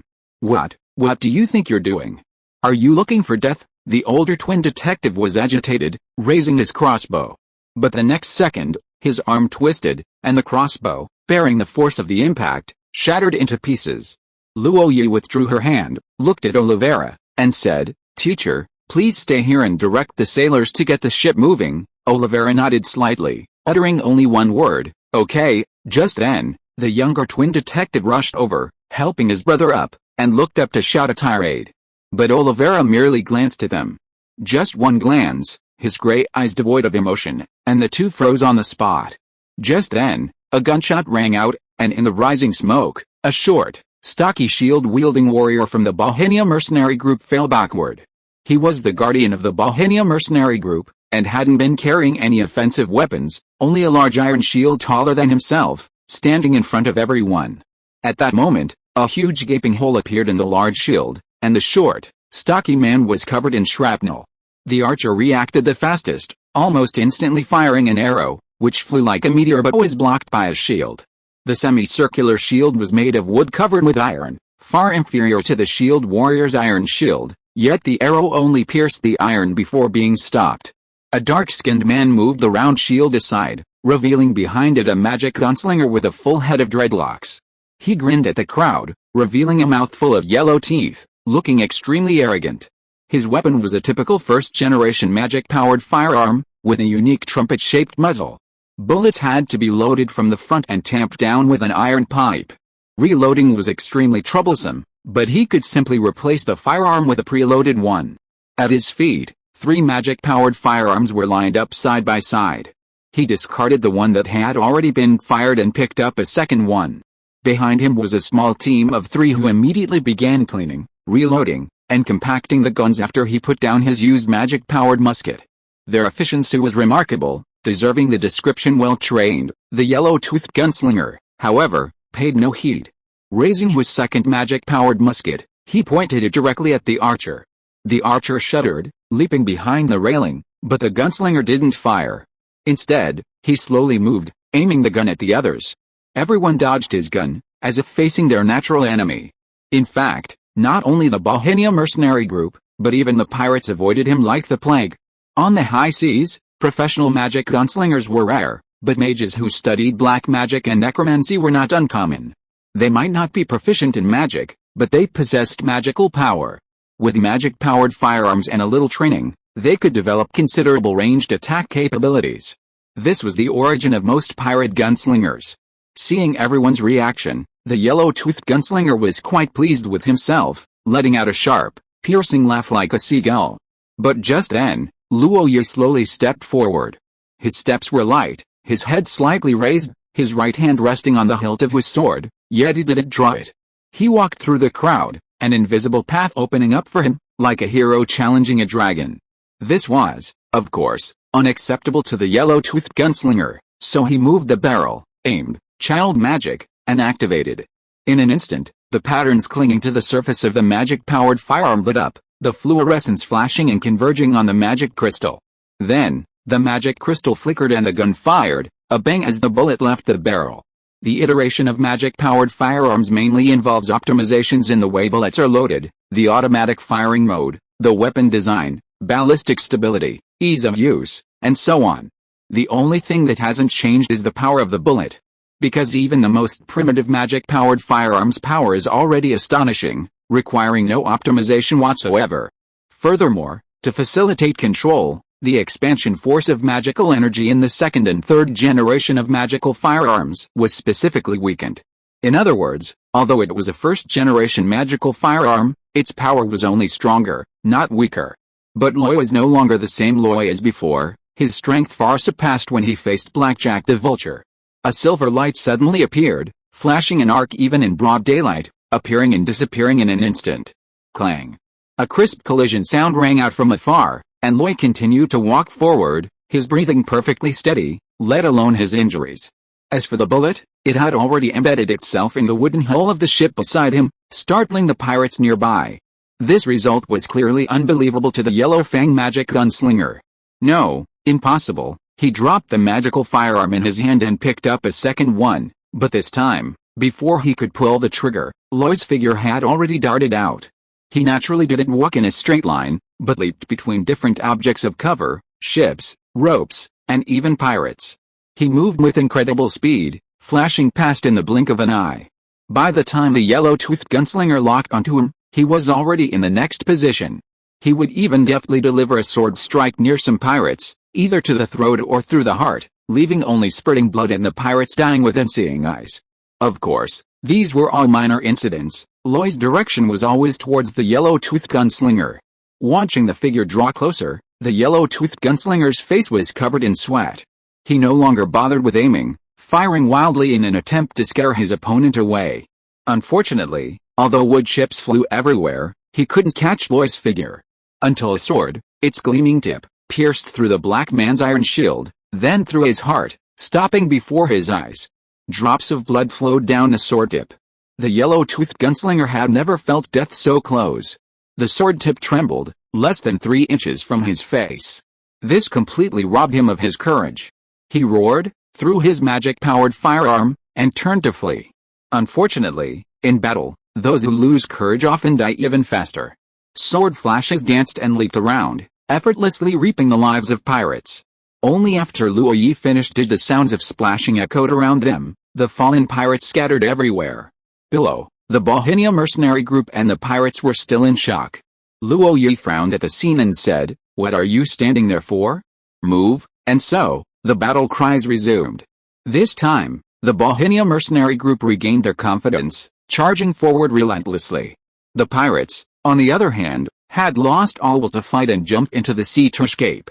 At this moment, Oliveri had already directed the sailors on the ship to turn the rudder and head towards Guano Island. And at this moment, the battle between the Bloody Mary and the naval warships finally reached its climax. Please continue reading. Chapter 59, Sea Monster. Compared to the minor skirmishes on the Perseus, the main battle between the Bloody Mary and the Habsburg Navy was the true protagonist of this battlefield. Upon closer examination, the Habsburg Navy's choice was entirely justified. This time, the pirates' unusual landing operation, looting Auckland and causing such widespread destruction, naturally placed the primary responsibility on the Auckland City Council. Even if Governor Georgi Petrovich and his officers hadn't committed any obvious wrongdoing, the blame would still fall on their heads. However, outside the council, the Habsburg Empire Navy was the one most deserving of investigation. Especially the Habsburg Imperial Third Navy operating in the Silver Sea, which had recently reported its achievements, boasting of thoroughly defeating the Bloody Mary at sea. For this, they had even received commendation from the naval headquarters. But how long had it been? Captain Gis of the Bloody Mary had delivered a major bombshell, tantamount to repeatedly slapping the Third Fleet in the face. Given this, the Third Fleet was bound to retaliate. Whether under the guise of combating piracy or purely out of revenge, they were bound to take action. At this point, someone approached them, providing accurate information and explicitly stating that the personas could be used as bait to lure out the Bloody Mary. So, what would the Third Fleet do? Naturally, they would go with the flow. As for Maruna's attempt to redeem his child, who cared? The first shot was for calibration. Afterwards, dozens of magic-powered cannons fired, relentlessly targeting the Bloody Mary. The impact of the waves on the naval warships had been minimized. In fact, each salvo caused the massive hull to shake violently. The warships of the Habs Empire naturally possessed an overwhelming advantage in performance. Not only were their hulls larger and more rationally designed, but although not magic-powered ironclads, their hulls were entirely covered with a thick layer of copper plating. It's important to understand that the corrosiveness of seawater is no joke, and there are also climbing organisms like barnacles. Without regular cleaning, the ships would rot, significantly reducing their lifespan. Only an empire could afford to clad the hull in copper to increase corrosion resistance and defense. On each side of the hull were dozens of magical cannons, equipped with adjustable mounts, elastic drag systems, and professional magical gunners. Their volleys had the feel of targeted long-range bombardment, leaving the Bloody Mary virtually defenseless. Of course, if there was any commendable advantage to a pirate ship, it was only one: speed. For ease of raiding and to catch up with fleeing merchant ships, all modifications to pirate ships prioritized speed. This modification began during the Age of Exploration and has continued to the present day, yielding numerous results. The Bloody Mary, for example, had a standard streamline hull and was a three-wheeled sailing ship.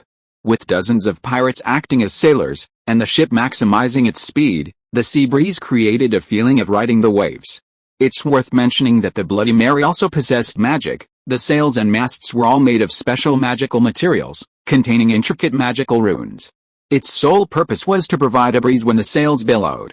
The result was this: the naval warships constantly adjusted their course, aiming their hulls at the Bloody Mary, while the magical cannons were continuously calibrated, loaded, and fired. The Bloody Mary, like an agile swordsman, raced across the sea, sometimes charging forward, sometimes turning nimbly, sometimes drifting, sometimes stopping abruptly to evade. These maneuvers, seemingly impossible for a ship, were accomplished by the pirates working together. All the credit went to the old pirate named True, the true master of ship control. Of course, the Bloody Mary wasn't just taking the hits, they also deployed their magical cannons. There were only 5, and they were just dark barrels mounted on sacks filled with earth and stones.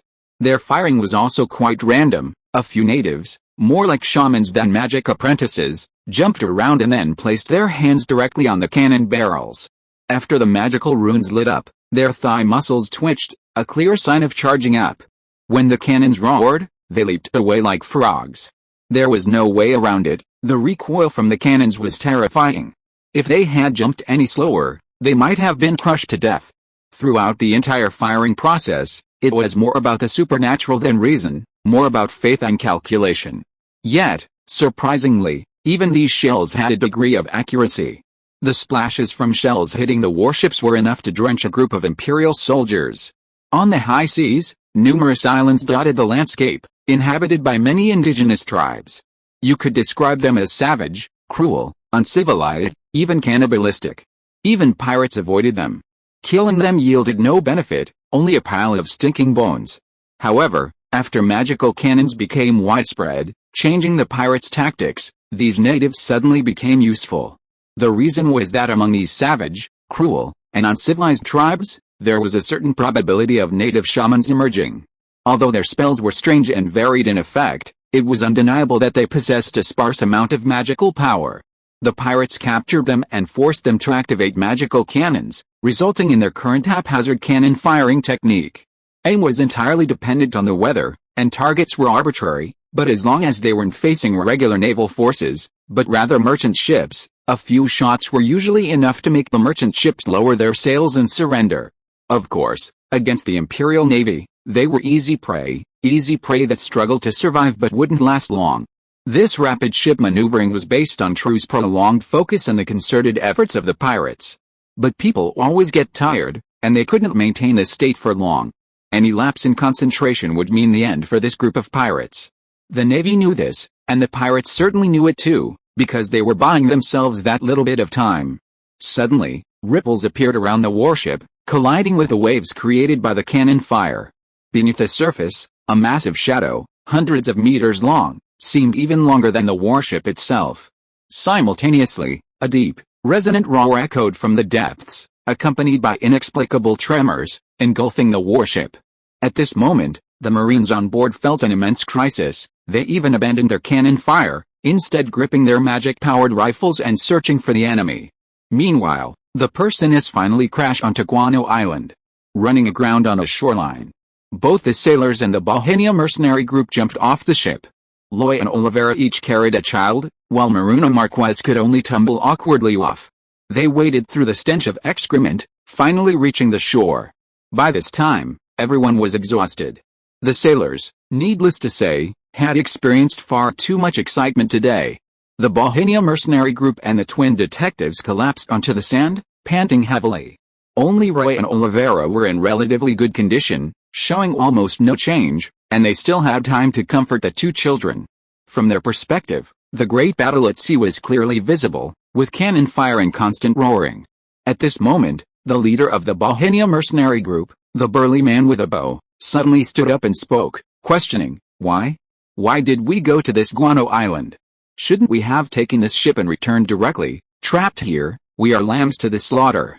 Whether the Bloody Mary wins or the Imperial Navy wins, do you think they will let us go?" At this moment, reason seemed to return completely. The group looked at each other, until a voice suddenly rang out. It was him who asked to sail to the island. The speaker was the younger brother of the twin detectives, and the direction he pointed was none other than Roy.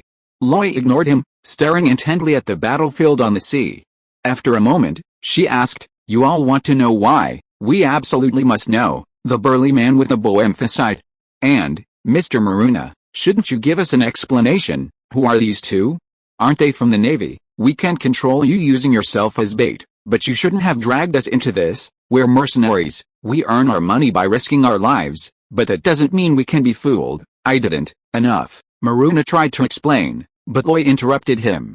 He looked around at everyone and said, "You all want to know why I fled to the island, right? That's the reason." With his words, the Imperial warship on the sea was suddenly struck by a massive impact. A serpentine tail, covered in thick gray scales, with barbs standing erect along its back, slammed directly into the warship's hull. Boom! It was a sound far more terrifying than a magic cannon, causing the massive warship to tilt. Midway through the warship, massive cracks and dents were clearly visible on the bronze-clad surface. After the attack, dozens of meters away, the seawater churned, revealing a gigantic serpent's head. It was filled with sharp teeth, its scales were grayish-white, its back was covered in barbs, and its body was hundreds of meters long, undulating. On the serpent's head, Jis stood naked, calmly looking down, like a king returning home. This was the Bloody Mary's Captain Jis's trump card, his tamed sea beast, a descendant of the doomsday serpent Leviathan, a colossal sea monster that roamed the Silver Sea. A roar. With a roar, the sea serpent plunged into the water again, launching another attack. Meanwhile, on the other side, the Bloody Mary had already begun to turn, the ramming horn of the ocean goddess pointing directly at the Imperial warship, its gaze menacing. On the shore, Loy spoke up, "That's why we need to get ashore. If we were still in the sea, even just from the aftershocks of their battle, the Perseus would probably be completely destroyed. And we would become food for that sea monster." It's true they reported the ship as having copper plating. Back then, there was no reliable glue, so they used rivets to hold it in place. At first, they used iron nails, but they rusted badly, so they switched to copper nails, which were too soft, and finally, they used copper zinc nails. Chapter 60, Naval Battle. Regardless of the intensity of the verbal exchanges on Guano Island, they pale in comparison to the battle at sea. Both sides are now truly locked in combat, each aiming for the complete annihilation of the other. Leviathan, the doomsday serpent, is one of the most terrifying monsters in mythology. It resembles a snake, possessing hard scales, sharp teeth, fire-breathing mouth and nostrils, and barbs along its back. Its massive size is enough to encircle the entire landmass. Whenever the apocalypse arrives, Leviathan swims from the deep sea to the mainland, wreaking havoc. Of course, mythology is just mythology. Whether such a terrifying being truly exists in reality is unknown. However, the ocean is teeming with enormous sea creatures. This serpent monster before them can undoubtedly be traced back to the descendants of Leviathan. This serpent monster played a crucial role in Gilai's secure position as captain of the Bloody Mary. On the high seas, the basilisk, though enormous, was incredibly fast. It darted across the seabed, finding its target and repeatedly ramming the warship with its massive body. Each ramming caused immense damage, only the copper plating significantly enhanced its defenses, allowing it to withstand the onslaught. Yet, the massive warships were treated like toys, tossed about by the impacts, and the Marines aboard were in even worse shape. A single misstep would send them flying into the air, and any landing in the water meant certain death. The magic cannons proved inadequate. Even firing them, they could barely harm the basilisk hiding in the water. The Bloody Mary, meanwhile, approached cautiously, waiting for the basilisk's attack to subside before charging in. Boarding, jumping over, close combat, these were the pirates' preferred tactics. Compared to the precious Marines, their lives were worthless, and they valued them little. However, this wasn't the first time the Habsburgs' navy had clashed with the Bloody Mary. This time, the proactive attack was well prepared. Just as the basilisk was rampaging, a sword light, a crescent shape or a slash, had already cleaved through 100 meters, precisely targeting Gis on the basilisk's head. Gis didn't have time to react. After all, he was merely a spellcaster with some special talents. How could he possibly dodge an attack from a transcendent warrior? But the basilisk reacted quickly enough. It suddenly raised its head, using the sturdy scales and bones of its jaws to take the blow head-on. A hiss. Green blood spurted out, its cries filled with pain, and on the naval warship, a man holding a saber and wearing a crisp military uniform stepped forward. His golden hair was streaked with gray, his eyes sharp and cold, a cigar dangling from his lips, which he puffed out in large gulps. Dense aura exploded from his body, transforming into flames that enveloped his entire being, and a pair of aura wings unfurled behind him, their flapping creating a howling wind. A high-level application of aura wings. With just this one skill, he was already among the pinnacle of the third-tier transcendence. This one was clearly a true powerhouse in the navy. With a single flap of his wings, he charged towards the basilisk. The basilisk roared to the sky, but instead of engaging in a direct confrontation, it plunged into the water, its tail slapping out and creating a massive wave that surged towards the navy's transcendent powerhouse. Another slash of battle aura tore through the waves, but the basilisk had already vanished. But this wasn't the end. Boom! A deafening roar erupted, the water surface exploding, sending a huge spray of water more than 10 meters high into the air. Green blood gushed out from that area, changing the color of the seawater. This attack resembled a precise cannon shot from a magic-powered cannon, but in reality, it was a mage who had struck. At the bow of the naval warship, where the wind and waves were being cleaved, a mage in a long robe stood there. His left hand, holding a staff, was planted directly on the warship. Visible magical runes spread along the hull, and the glowing light gathered a vast magical power. The young mage held a magically powered weapon in his right hand, resembling a revolver, somewhat similar to a Colt. However, its magazine was larger and the bullets thicker, making it look like a grenade launcher. This was a custom-made magically powered weapon, usually tailor-made for mages skilled in magical mechanics. Each time the young mage pulled the trigger, a huge splash erupted from the water. A roar echoed from the sky, and a black dot rapidly approached, reaching its target in the blink of an eye. It wasn't a real dragon, but up close it was clear it was a subspecies of wyvern, an adult bipedal wyvern. It was entirely grayish-white, lacking 4 legs, possessing only 2 legs with 4 sharp claws like blades. Its head was slightly flattened, with narrow, vertical pupils. It was over 20 meters long, its tail making up half its body. Its tail vertebrae evolved into a 4-sided pyramid shape, a powerful means of attack. Its wings resembled those of a bat, with a wingspan of 30 meters. While not as powerful as the basilisk, its flight cast a massive shadow wherever it went. On its back, a knight, also a third-tier transcendent, radiated charisma. His aura was far less imposing than the one with wings formed from battle key, but the title of Dragon Knight was prestigious, no matter where one went. This was the Navy's strategy. They always took the great pirate Geese very seriously. If they were to fight, they were prepared to crush him in one fell swoop, giving him no chance to escape.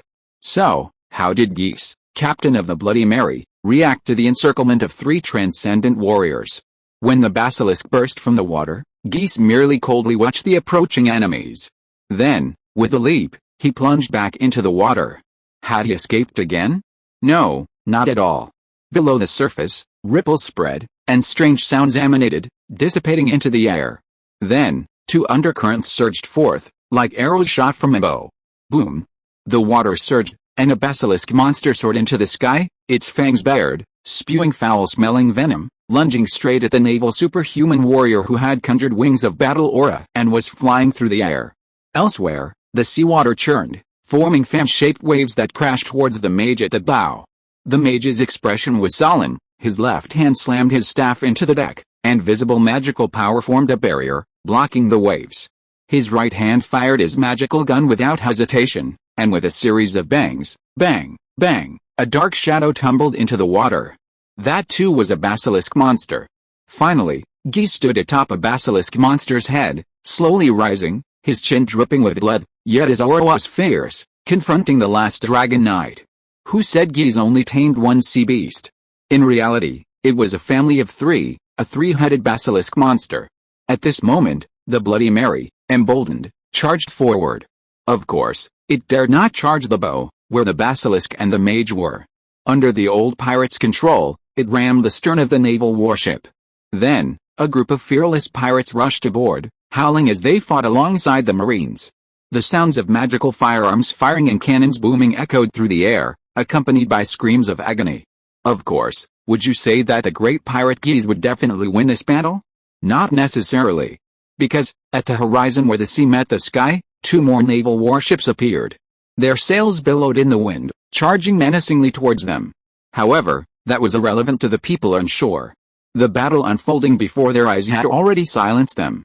The burly man with the bow was speechless, the twin detectives trembled, and Maruna wasn't much better off. All she could do was clutch her child tightly, a helpless, bitter smile on her face. He knew he couldn't remain silent now, some things needed to be made clear. So, when everyone was silent, he spoke. Whether you believe it or not, everything I've done is for the safe return of my child, therefore, I cannot be bait for the Navy, nor can I gamble with our lives. Think about it, if I were truly conspiring with the Navy, I would at least wait until the exchange was over and we were far apart before letting them attack.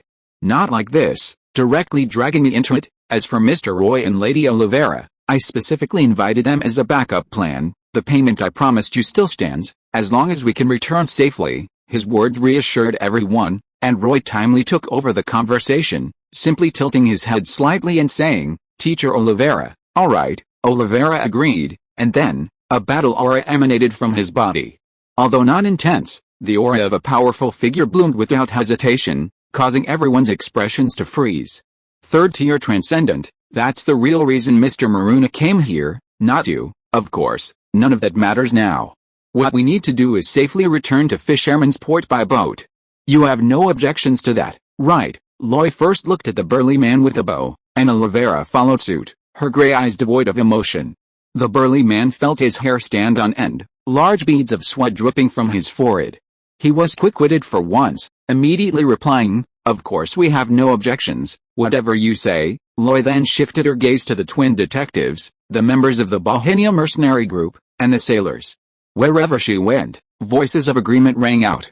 But just then, a hoarse voice rang out, "Sorry, I have an objection to what you said. This month's monthly votes are over 200, probably not reaching 300, so I'll add 2 more chapters, to be fulfilled next month." Chapter 61, Section 60, Demon Summoning. The abrupt, hoarse, and unfamiliar voice made Loy's eyes narrow. He turned sharply and saw a middle-aged man leaning against a tree trunk at the edge of a dense forest at the end of the beach. He was tall and imposing, with a weathered air about him. He wore a dark red sleeveless leather armor with intricate magical runes, clearly a magical weapon. His weapon was a greatsword with a leather scabbard, hanging at his waist, his large, bony fingers resting on the hilt, as if ready to draw it at any moment. A scar on his neck was visible whenever he looked up, clearly the cause of his hoarse voice. Meeting Loy's gaze, he seemed quite pleased, even tipping his hat and smiling. "Mr. Roy Roy Fitz, it's a pleasure to meet you." Loy and Oliveira exchanged a glance, their expressions shifting from frozen to surprise, then to natural. all in an instant. It's a pleasure to meet you, but I'm not sure how to address you. After a slight pause, Luo Yi continued, if I'm not mistaken, we haven't met before. Indeed, we haven't met, but I've heard a great deal about you, Mr. Luo Yi. And you should have heard of my name as well. Luo Yi smiled and countered, then explain yourself clearly. Who exactly are you, Mary Aaron, Wooly Aaron's eldest son? Well, I'm sorry about Wooly Aaron's death, but you're stopping me here, not just to talk to me, are you? Someone told me you killed my father. Where's the evidence? Just empty words, saying I killed your father. Where's the evidence? As Luo Yi said this, his eyes suddenly sharpened. Of course, what I'm more curious about is, this Bird Guan Island isn't exactly a tourist destination. You wouldn't happen to be here, would you? So, you must have brought the Navy here too. What a ruthless mind. How can you call them ruthless? They were just doing their part for the Empire. Besides, Mr. Roy, don't you think these pirates all deserve to die? That's true. In that case, there's nothing more to say, Mr. Roy. The feud between us needs to be settled today. So, I'll be waiting for you in the forest. With that, Mary Aaron turned and left, looking completely confident. However, after taking a few steps, he didn't hear anything behind him. When he turned back, he saw Roy looking at him like he was an idiot. At this point, he couldn't hold back any longer. What do you mean? Roy looked at him like he was an idiot. I'd like to ask you what I mean too. Your father is dead. I'm sorry, but what does that have to do with me? If you're going to say I killed him, at least provide evidence. The police didn't even contact me about this, and you just show up like this? Do you even respect imperial law? So, get out of here, don't cause trouble. With that, Roy ignored him and looked at the crowd. The person is stranded and can't be moved now. We'll have to wait until tonight, with the tide, to leave. So, everyone, don't just stand around. Set up tents, start a fire, cook, eat some food, and rest for a while to recover your strength. However, we also need to be prepared to escape at any time. If pirates or the Navy lands on the island, then we'll have to scatter and try to survive. Everyone, don't just stand here like idiots. Get moving. 2 people per group, and be careful, Roy shouted loudly, and the crowd stirred, but then looked at each other uncertainly. It wasn't that they didn't want to move, but rather that Roy's arrangements were too vague, and they didn't know exactly what to do. Maruna Marcus, the most experienced manager, immediately took over, waving his hand and directing a group of sailors to retrieve various items from the ship. He also sent the Bohemia mercenary group, led by the archer, to choose a campsite and gather firewood. As for the twin scouts, they were sent out to explore the terrain, assess the level of danger, and, if possible, bring back a game or two. With a wealthy patron and a powerful figure, their orders were immediately obeyed, and everyone quickly got to work. Meanwhile, Mary Aaron was left standing there, seemingly completely indifferent. Mary Aaron's face was as ugly as could be. After a moment of silence, he stared intently at Lloyd and asked with a smile, I heard that on the night of the Festival of Grace, Mr. Lloyd was attacked. 2 groups of people wanted you dead. Aren't you curious? I'm not curious, Mary chuckled. If you weren't curious, you wouldn't have gone to so much trouble to investigate. So, don't you want to know who's behind the pirates? Who's behind the swordsmen? And why they want you dead so badly? Lloyd's expression froze for a moment, then he smiled again. Then tell me, follow me, catch me, defeat me, and I'll tell you everything you want to know. Including this turmoil that's affecting the entire city of Auckland. With that, Mary Aaron turned and left, his agile figure disappearing into the dense forest in a few steps. A moment later, he returned, his face contorted with rage. What exactly do you want? Nothing, I just don't intend to fight you in the forest. Lloyd shrugged, running into your prearranged battlefield? I'd be crazy not to be that stupid. As for what you've said, I am curious, but that's all. It's not worth risking my life for, so, if you want to fight, it'll be right here. Mary Aaron's face twitched, his eyes gleaming with madness. This is your choice, this is my choice. Fine, fine, then I'll grant your wish. With that, he pulled the trigger, and a crossbow bolt shot into the sky, its specially designed arrowhead whistling through the air. A hail of arrows erupted from the forest, tracing graceful arcs and completely enveloping Lloyd's position. Then, a group of swordsmen emerged from the forest, well-trained and wielding great swords, clearly guards. However, these people were nothing special. The truly formidable ones were the 2 magic gunners, each wielding a pistol in their left hand and a sword in their right. They were true magic gunners, not some pirate imitation. Their every move, every posture, revealed their training at the Magic Academy. If Roy were to follow the path of a magic gunner, his demeanor would closely resemble theirs upon graduating from the Magic Academy 4 years later. However, facing the rain of arrows, Roy didn't move an inch, seemingly unconcerned. Olivera had already appeared before him, a hazy aura emanating from her rapier, its tip trembling as if 1,000 cold glints were blooming. All the falling arrows were deflected. Roy patted Olivera on the shoulder and smiled broadly at Mary Aaron. So what if you have a lot of people?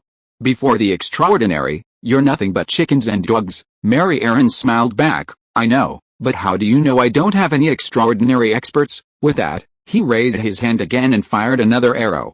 The arrow's cry was like a long howl, accompanied by a wave of sinister magical energy. And, a brutal, bloodthirsty aura surged forth.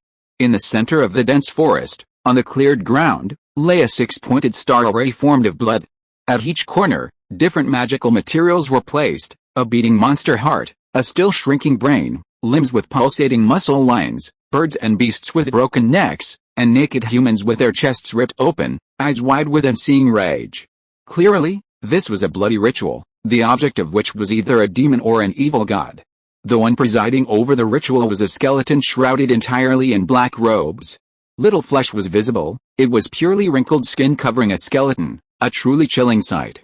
He clutched a black magic book, his eyes, burning with eerie green flames, fixed intently on the cover, chanting passages of evil and blasphemous language. At the center of the magic circle, within the chaotic vortex of space, malevolent and restless auras lingered, accompanied by a strong smell of sulfur. However, for a long time, only the auras lingered, no summoned creature appeared. This caused the skeleton mage to sweat profusely, his eyes flickering, but he dared not stop, instead chanting the blasphemous incantations even louder.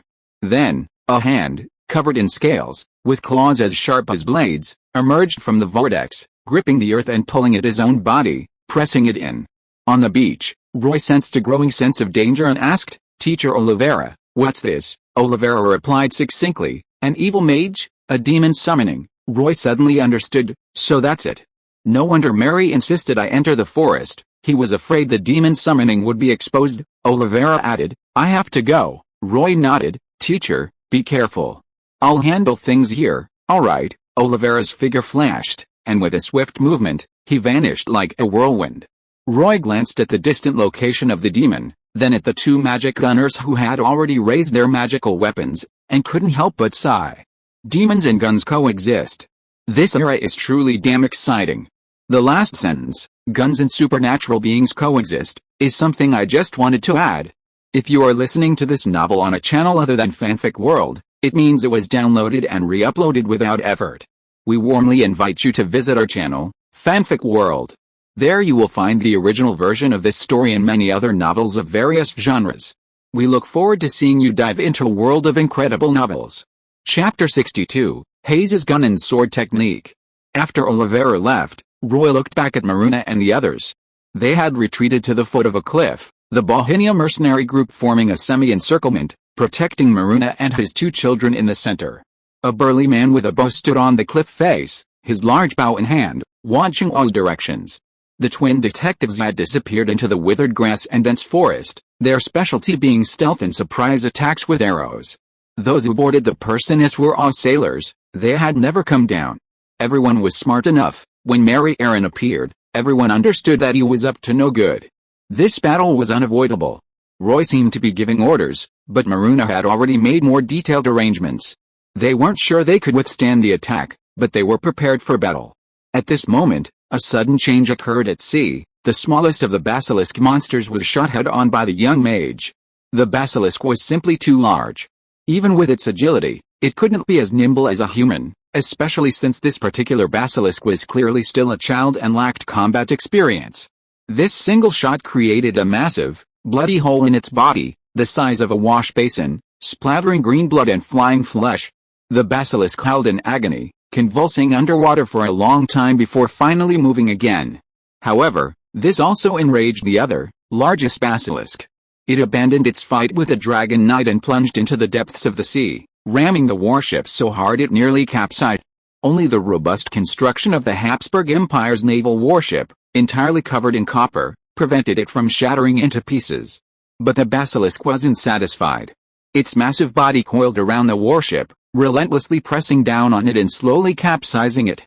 Of course, the basilisk paid the price by taking a direct hit from the wyvern's acid attack, the extraordinary knight's aura slash, and the young mage's magical firearms. But it relentlessly used brute force, determined to capsize the warship. The battle here inevitably affected Mary Aaron and his swordsmen. There was no way around it. Roy and his companions weren't familiar with the pirates or the navy, but they had come from a naval warship. If the navy lost, Roy and his group might be at risk, but they would definitely face a purge by the pirates. At this moment, Roy clapped his hands and said, "Mr. Mary Aaron, your opponent is here, you'd better concentrate." Mary Aaron withdrew his gaze and nodded seriously. "Indeed, we need to concentrate." "So, kill him." After those casual words, another volley of arrows rained down. The sky suddenly darkened as a cloud of arrows arced through the air, covering everything. Roy was certain that Mary Aaron hadn't mobilized so many archers. Even in the era before magical firearms, training archers was a time-consuming and laborious process, let alone now. This rain of arrows was likely created by multiple multi-barreled crossbows firing in unison, resulting in a spectacular display. Previously, these multi-barreled crossbows were strictly prohibited items, a taboo for royal families worldwide, as their sheer numbers posed a real threat to the knights. However, with the widespread adoption of magical firearms, these crossbows fell out of favor, and regulations became less stringent. Unfortunately, Roy wasn't a clumsy knight, he was a lightning-fast swordsman with lightning-fast reflexes. Almost as soon as the arrows rained down, he charged forward. His left and right feet moved in rapid succession, using his wind chaser step repeatedly to propel him forward, accelerating like a cheetah, faster and faster. Bang! A gunshot rang out, smoke billowing, as a tall, stocky magic gunner decisively fired. Immediately following behind, another short, stocky magic gunner activated rapid fire mode, spraying bullets incessantly. They were far more skilled than the yellow-toothed magic gunner on the Bloody Mary. Not only had they predicted Roy's trajectory, but their bullets were also aimed directly at his chest. Some gunmen like to get headshots, but in reality, those who actually do it are either novices or highly skilled, extremely confident. In fact, the firepower of magic-powered firearms is incredibly powerful. Even a glancing blow can render an enemy incapable of resistance, allowing for a follow-up shot later. Therefore, hitting the target is always the top priority. These two were extremely confident in their attacks, even displaying smug expressions. But the next instant, their expressions froze. Luo Yi's sprinting speed hadn't changed. In fact, due to the continuous use of his wind chaser step, it was even accelerating. But then, his upper body suddenly twisted dramatically. His waist moved with the force of a snake or a dragon, shifting abruptly, so fast that it even created afterimages. The bullets fired from the magic-powered pistols were all evaded. At that moment, a silver light flashed, with a seemingly leaping arc, piercing straight through. The two gunmen almost instinctively dodged, but in reality, Luo Yi wasn't attacking them.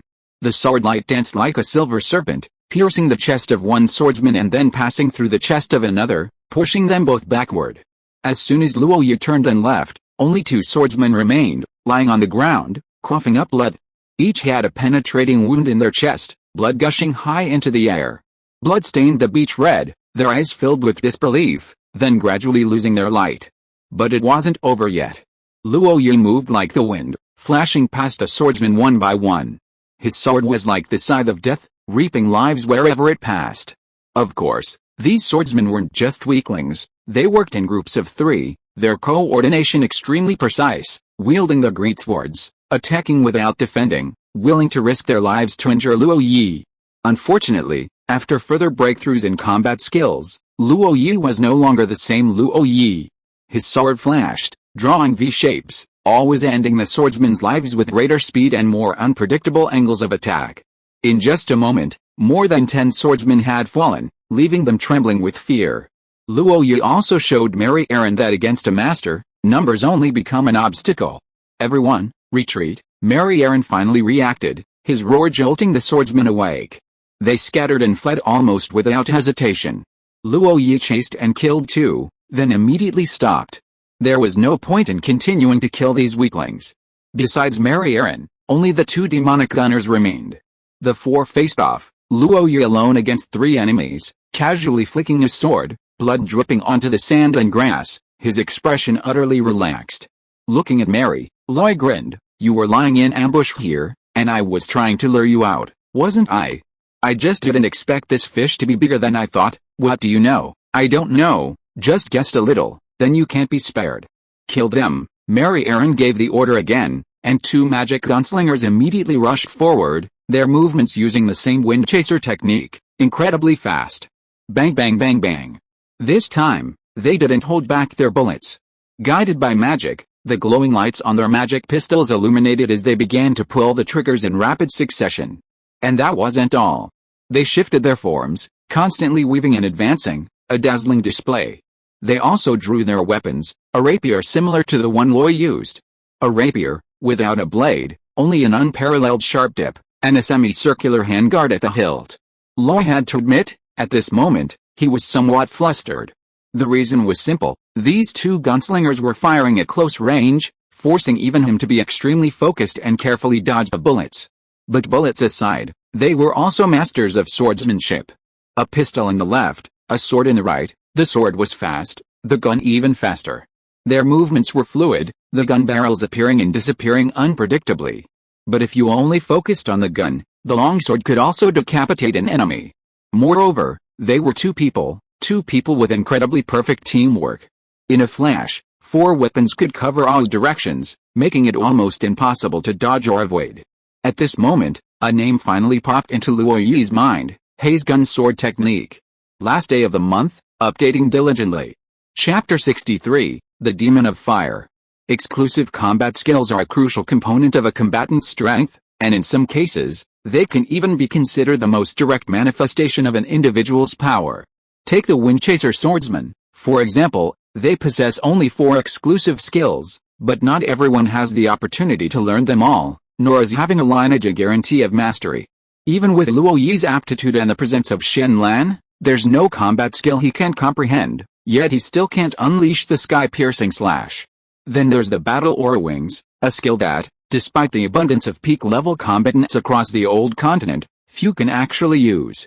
This is because the cultivation method for this skill is a closely guarded secret, not something everyone is qualified or has the means to acquire.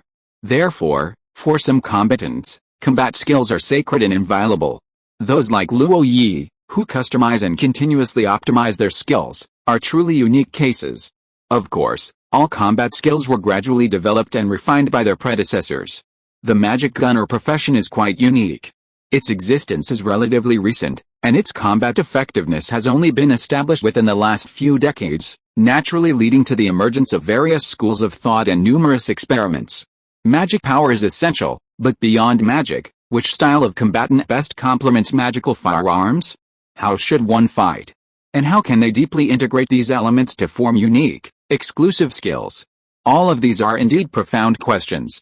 Decades ago, the Habsburg Empire sparked a debate on this topic, involving many powerful combatants and even drawing in the magical world, resulting in various schools of thought. Don't underestimate this. From the perspective of the entire empire, it was perhaps an inevitable process in the development of the magic gunner profession. For the individual, however, it was a groundbreaking achievement, a momentous event worthy of historical renown. The final result is self-evident. The combination of agile swordsmanship and magical firearms was the most suitable, thus creating the prototype of the magic gunner profession. Nowadays, most magic academies teach this school of thought, and one of its founders can be traced back to His Majesty Saint Hei's. Hei's, a legendary swift swordsman and one of the Empire's most renowned magic gunners, is the one from whom the Hei's gun sword technique was passed down, becoming one of the magic gunner's exclusive combat skills.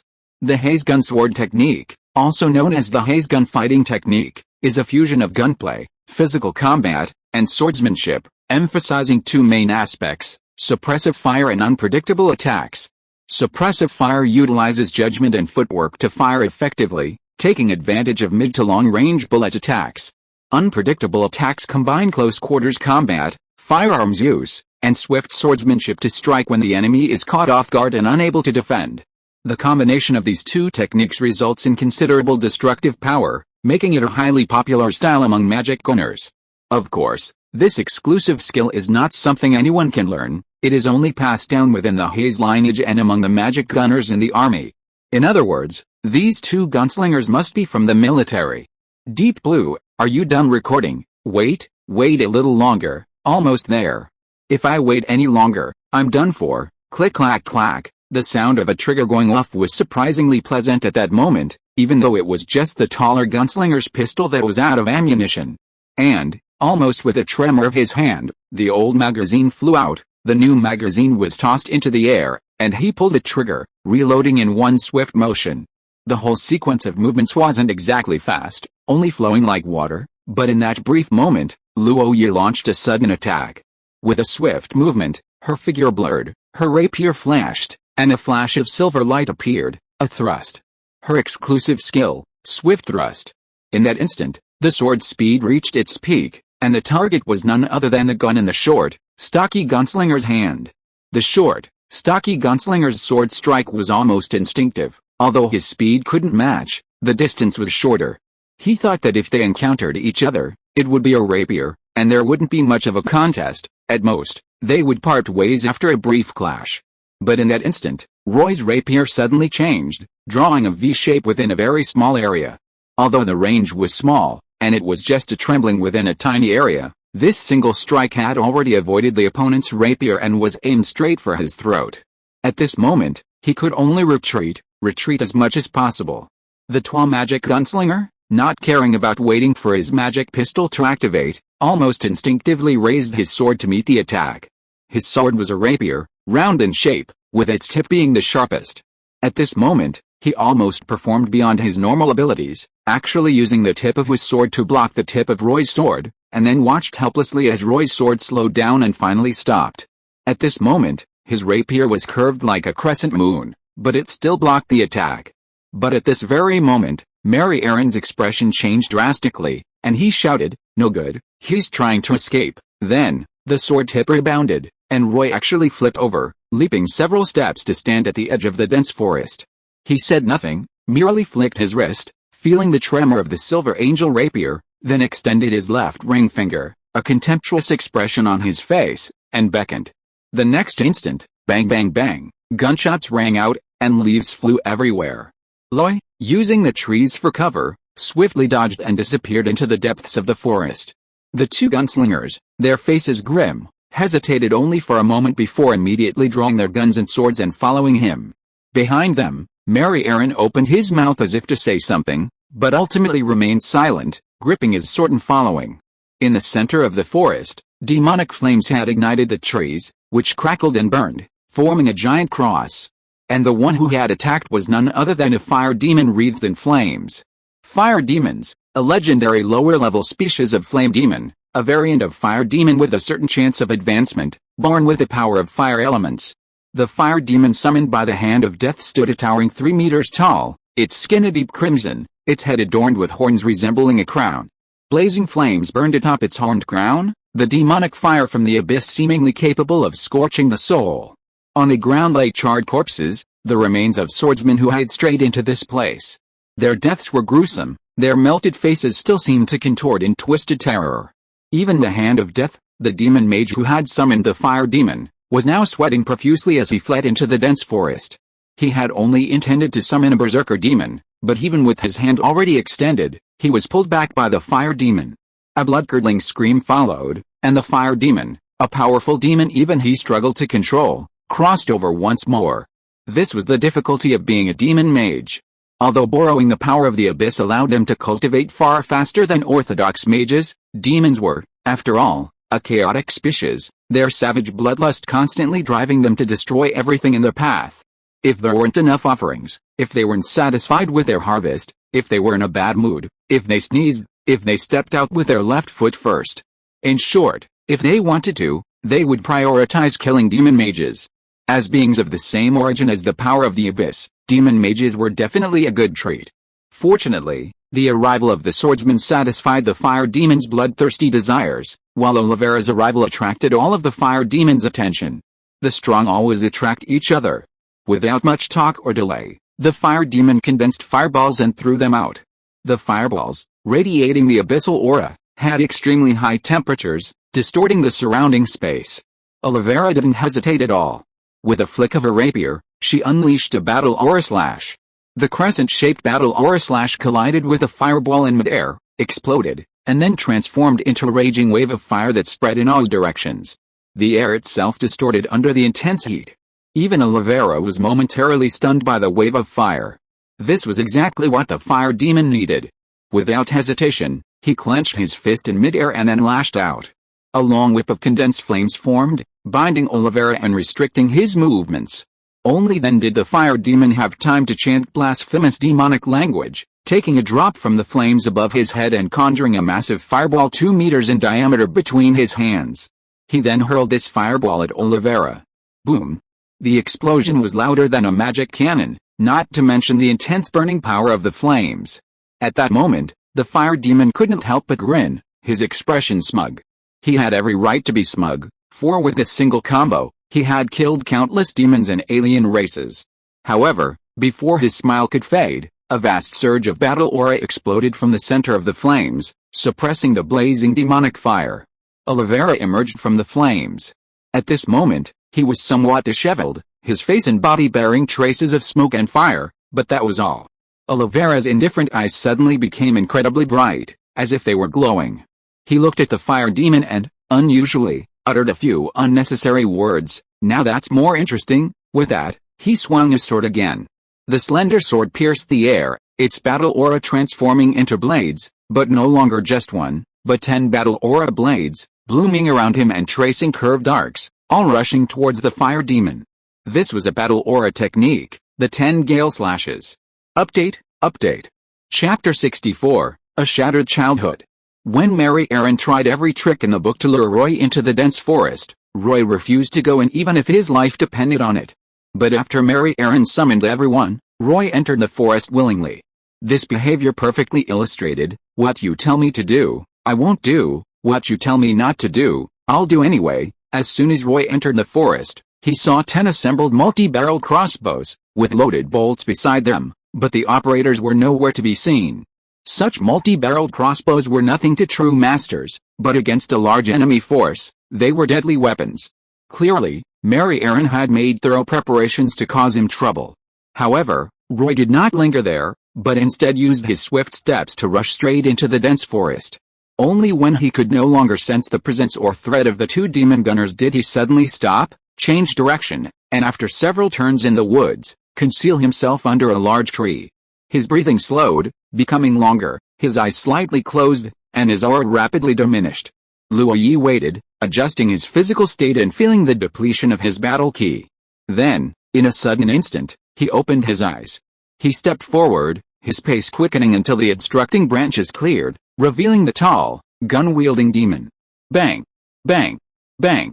Bullets fired rapidly, no longer chasing Luo Yi, but scattering in all directions. Clearly, he intended to follow Luo Yi's evasive maneuvers. Unfortunately for him, Luo Yi anticipated his move. He remained still, his silver sword flashing, deflecting several bullets with a series of clanging sounds. Then, he straightened his rapier, his speed increasing abruptly. The sword light transformed into a silver streak, tearing through the air, aiming straight for the tall demon's heart. His signature technique, swift thrust. At this moment, the tall demon should have been terrified, but he grinned, appearing confident of victory. At that very moment, a thud came from the side, another high-speed attack, another rapier slicing through the air, a silver streak aimed at Loy's chest.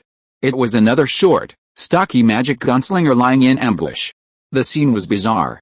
Loy was using the dense forest as cover, trying to ambush the taller magic gunslinger, but the taller magic gunslinger was using himself as bait to conceal his companion. They were both agile combatants, even their chosen skills were so similar, like a mirror image. The short, stocky magic gunslinger, for the sake of concealment, had even abandoned firearms, instead using his rapier to pierce Loy's chest. But at that very moment, facing the approaching rapier, Loy chose to turn, twisting his hips, and drawing the magic-powered pistol tucked into his waistband. A Colt revolver, a special edition, a work of art among magic-powered weapons, a trophy from his battle with Blackjack the Vulture. Loy drew the gun and aimed it at the short, stocky magic gunslinger. In that instant, time seemed to slow down. The expression on the short, stocky gunslinger's face changed from ruthless to terrified. Almost instinctively, he swerved to the side, staggering, his rapier losing its aim. But Loy's gun didn't fire. Instead, the Silver Angel rapier slashed through the air in a series of continuous V-shapes. The tall gunslinger's rapier was deflected, his gun-wielding hand was slashed, and finally, a bloody gash appeared on his neck. Their figures passed each other.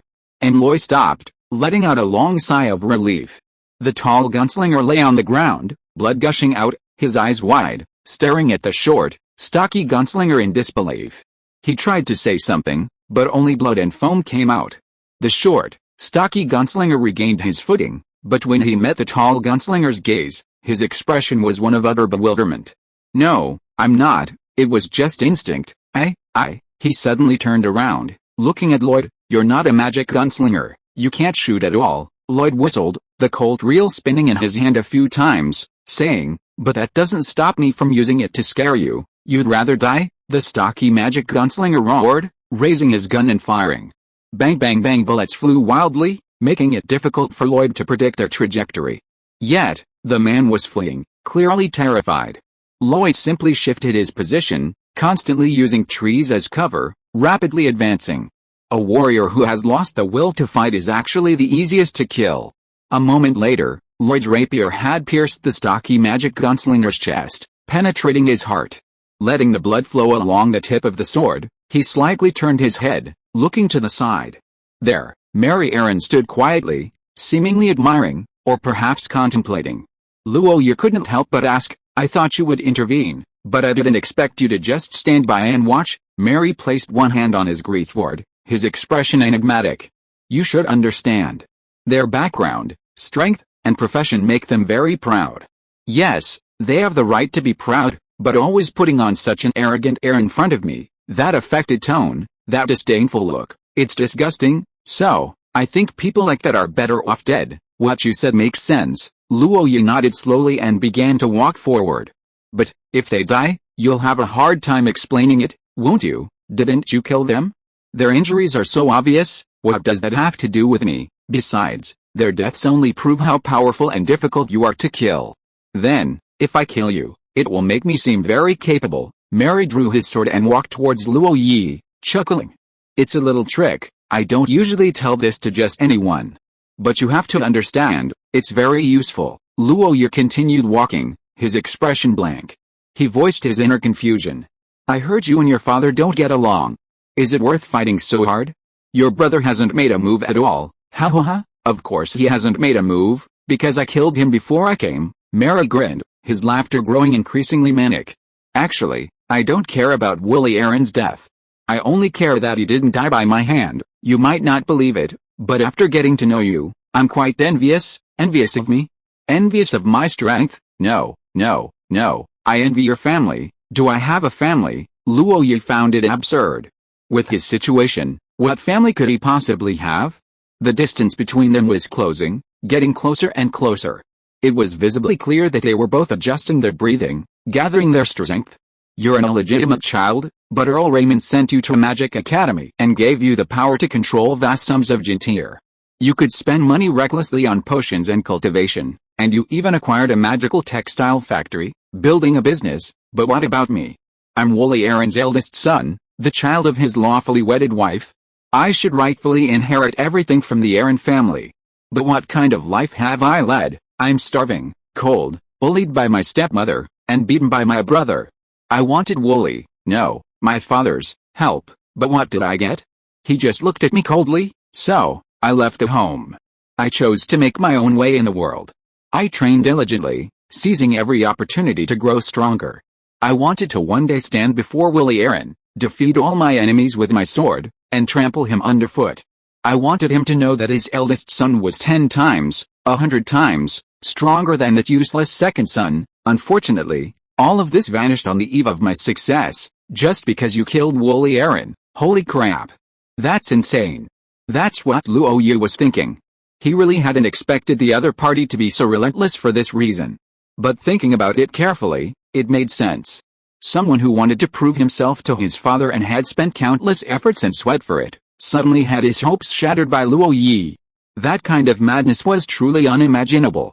It really proved the saying, a broken childhood takes a lifetime to heal. However, Luo Yi had never imagined that someone would envy his wretched illegitimate birth. And so, the next second, the two swords clashed in midair. Clang. Clang. Clang. The sound of metal clashing suddenly rang out, and in a very short time, they collided countless times. Until the two passed each other, Mary gripped his sword with both hands, performed a wide spin, the long sword slicing through the air, accompanied by a fierce roar. Give me, slash, slash, slash, crack. The longsword, rubbing against the air, actually ignited flames, and the already meter-long sword shot out 2 meters of orange-red flames. Mary Aaron, wielding the flaming greatsword, leaped and slashed directly at Loy. This month, you all gave me 257 monthly tickets. As I said before, 1 extra chapter for every 100 monthly tickets, for a total of 2 chapters, have all been fulfilled today. Chapter 65, Slaying the Enemy. Loy had to admit that he felt a moment of horror when the flames on Mary Aaron's greatsword flared. Releasing Battle Aura was only at the 3rd tier transcendent level, like Olivera's, but to awaken Fire Attribute Battle Aura, one needed at least the 4th tier. The problem was, if Mary Aaron was truly a 4th tier powerhouse, he wouldn't care about Auckland City. He could simply go to 19 Lombard Street, kill Loy, and even Lord Dorji would applaud, while Earl Raymond would at most dare not speak out. As for his dead father, Wooly Aaron would kneel and beg for his forgiveness, even revising the family genealogy and giving him a separate page. Not Mary Aaron, but Wooly Aaron, simply because he had such a son. That's the prestige of a 4th tier powerhouse, treated as an honored guest wherever they go. These thoughts flashed through Loy's mind, and he felt relieved. After all, Mary Aaron really didn't have the right to challenge a 4th tier powerhouse. Then, through Deep Blue's database, he finally confirmed Mary Aaron's profession. A flame swordsman, an extremely rare and unconventional profession, whose main characteristic is mastery of a unique secret oil that can create high-temperature flames. It should be a special sword oil made primarily of whale oil, mixed with more than 10 auxiliary ingredients.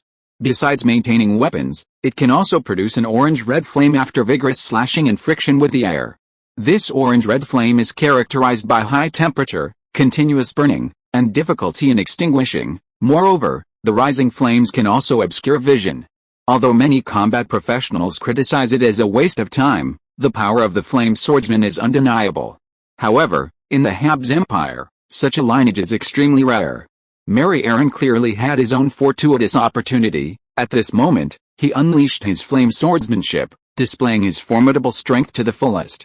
He lacked Roy's speed, but the greatsword, the continuously burning flames, the length of his arm, and his masterful swordsmanship allowed him to trap Roy within a certain area, preventing escape. He also lacked Roy's sword speed, but he only attacked, never defending, only advancing, never retreating, like a raging fire igniting the surrounding trees and grass. Even Roy was burned by the orange-red flames. He could dodge the greatsword's sharpness, but the high temperature and splash damage of the flames were unavoidable.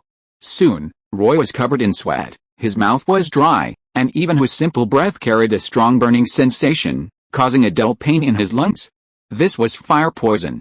Of course, to say that a fire swordsman has no weaknesses? That's impossible. However, through Roy's repeated battles, Mary Aaron had become intimately familiar with his skills and fighting style. Therefore, the scene before him was actually the result of his careful planning, playing to his strengths and avoiding his weaknesses. Luo Yi had never felt so frustrated. He felt like he'd been outmaneuvered, his strengths were useless, while his enemy excelled at things he couldn't. Mary Aaron had thoroughly studied him, which was the source of his confidence. However, when it came to research styles, Luo Yi feared no one. Because he had Deep Blue. Not ready yet. Ready, ready. I've constructed a mind map of Mary Aaron's fighting style. Now, project it. You'll need to pay attention. Be careful, come on. A blue light appeared in Luo Yi's eyes, projecting Mary Aaron's attack trajectory. The flames had removed their concealment, and the greatsword's trajectory was clearly visible. Luo Yi's fighting style changed. He no longer dodged, no longer feared collision. The trajectory of his Silver Angel rapier became direct, decisive, swift, and sharp. Then, the clanging sounds rang out again. Luo Yi's silver angel rapier broke through the flame's limitations, colliding with Mary's greatsword, but not in a direct, competitive manner. Instead, the rapier struck the greatsword in the middle, or even the rear, a point where it was difficult to withstand force. Mary Aaron felt incredibly uncomfortable because he couldn't unleash his full swordplay, and his sword techniques were completely ineffective. Even with a superior weapon and greater strength than Loy, every time he was about to unleash his power, the longsword was forced back, preventing him from fully displaying his strength. The result was increasing frustration. He even recklessly slashed, hoping to shatter Loy's rapier, even if it meant losing his full power. But the exquisite magical weapon, worth 5 gold tires, demonstrated its formidable power. Even with its curved blade, it still rebounded with greater force. Now it was Mary's turn to retreat continuously, even with his furious roars. Until he crashed into a large tree, with nowhere left to go, he finally received the fatal blow. Loy retreated, gathered his strength, then charged forward. In that instant, the silver angel rapier transformed into a streak of silver light, chasing after Meliorun. Meliorun felt a deadly threat, yet his expression remained calm. He freed his left hand, and as the greatsword swung out, he struck the blade with his palm. The orange flames were incredibly fierce. This strike left his left hand covered in scalded blisters. But even with just this one strike, the flaming greatsword trembled, humming as sword oil sprayed out, chased by the orange flames, scattering in a fan shape. But Loy ignored it, showing no intention of dodging. At the critical moment, the rapier in his hand suddenly trembled. The tip trembled slightly, striking the flaming greatsword and forcefully deflecting it. But the tip spun back, drawing a tiny V in the air before piercing Meliorun's body. The next second, Loy released his grip, discarded the sword, and rolled on the ground without hesitation. Most of the sword oil was rubbed off, and the flames were finally extinguished after Luo Yi quickly removed his leather armor. Luo Yi now looked quite disheveled. His white shirt was scorched, torn, and filthy. Through the tattered clothing, his burns were clearly visible, with several blisters causing him excruciating pain. Yet, Luo Yi stood up unharmed. Meanwhile, Mary Aaron was pinned to the tree, the silver angel rapier protruding from his body, with blood slowly seeping from its blade. Mary Aaron tried to pull the sword out, but he knew that if he did, he would be close to death. As for the flaming greatsword, it was stuck in the ground, its orange-red flames gradually dimming, perhaps due to the loss of its powerful swings or the depletion of its oil. Mary Aaron abandoned his attempt to draw his sword, instead looking at Loy and asking, "How did you do that? How could you change your fighting style in such a short time?" Loy couldn't very well say Deep Blue helped him, so he could only shrug and say, "Everyone has some tricks up their sleeve.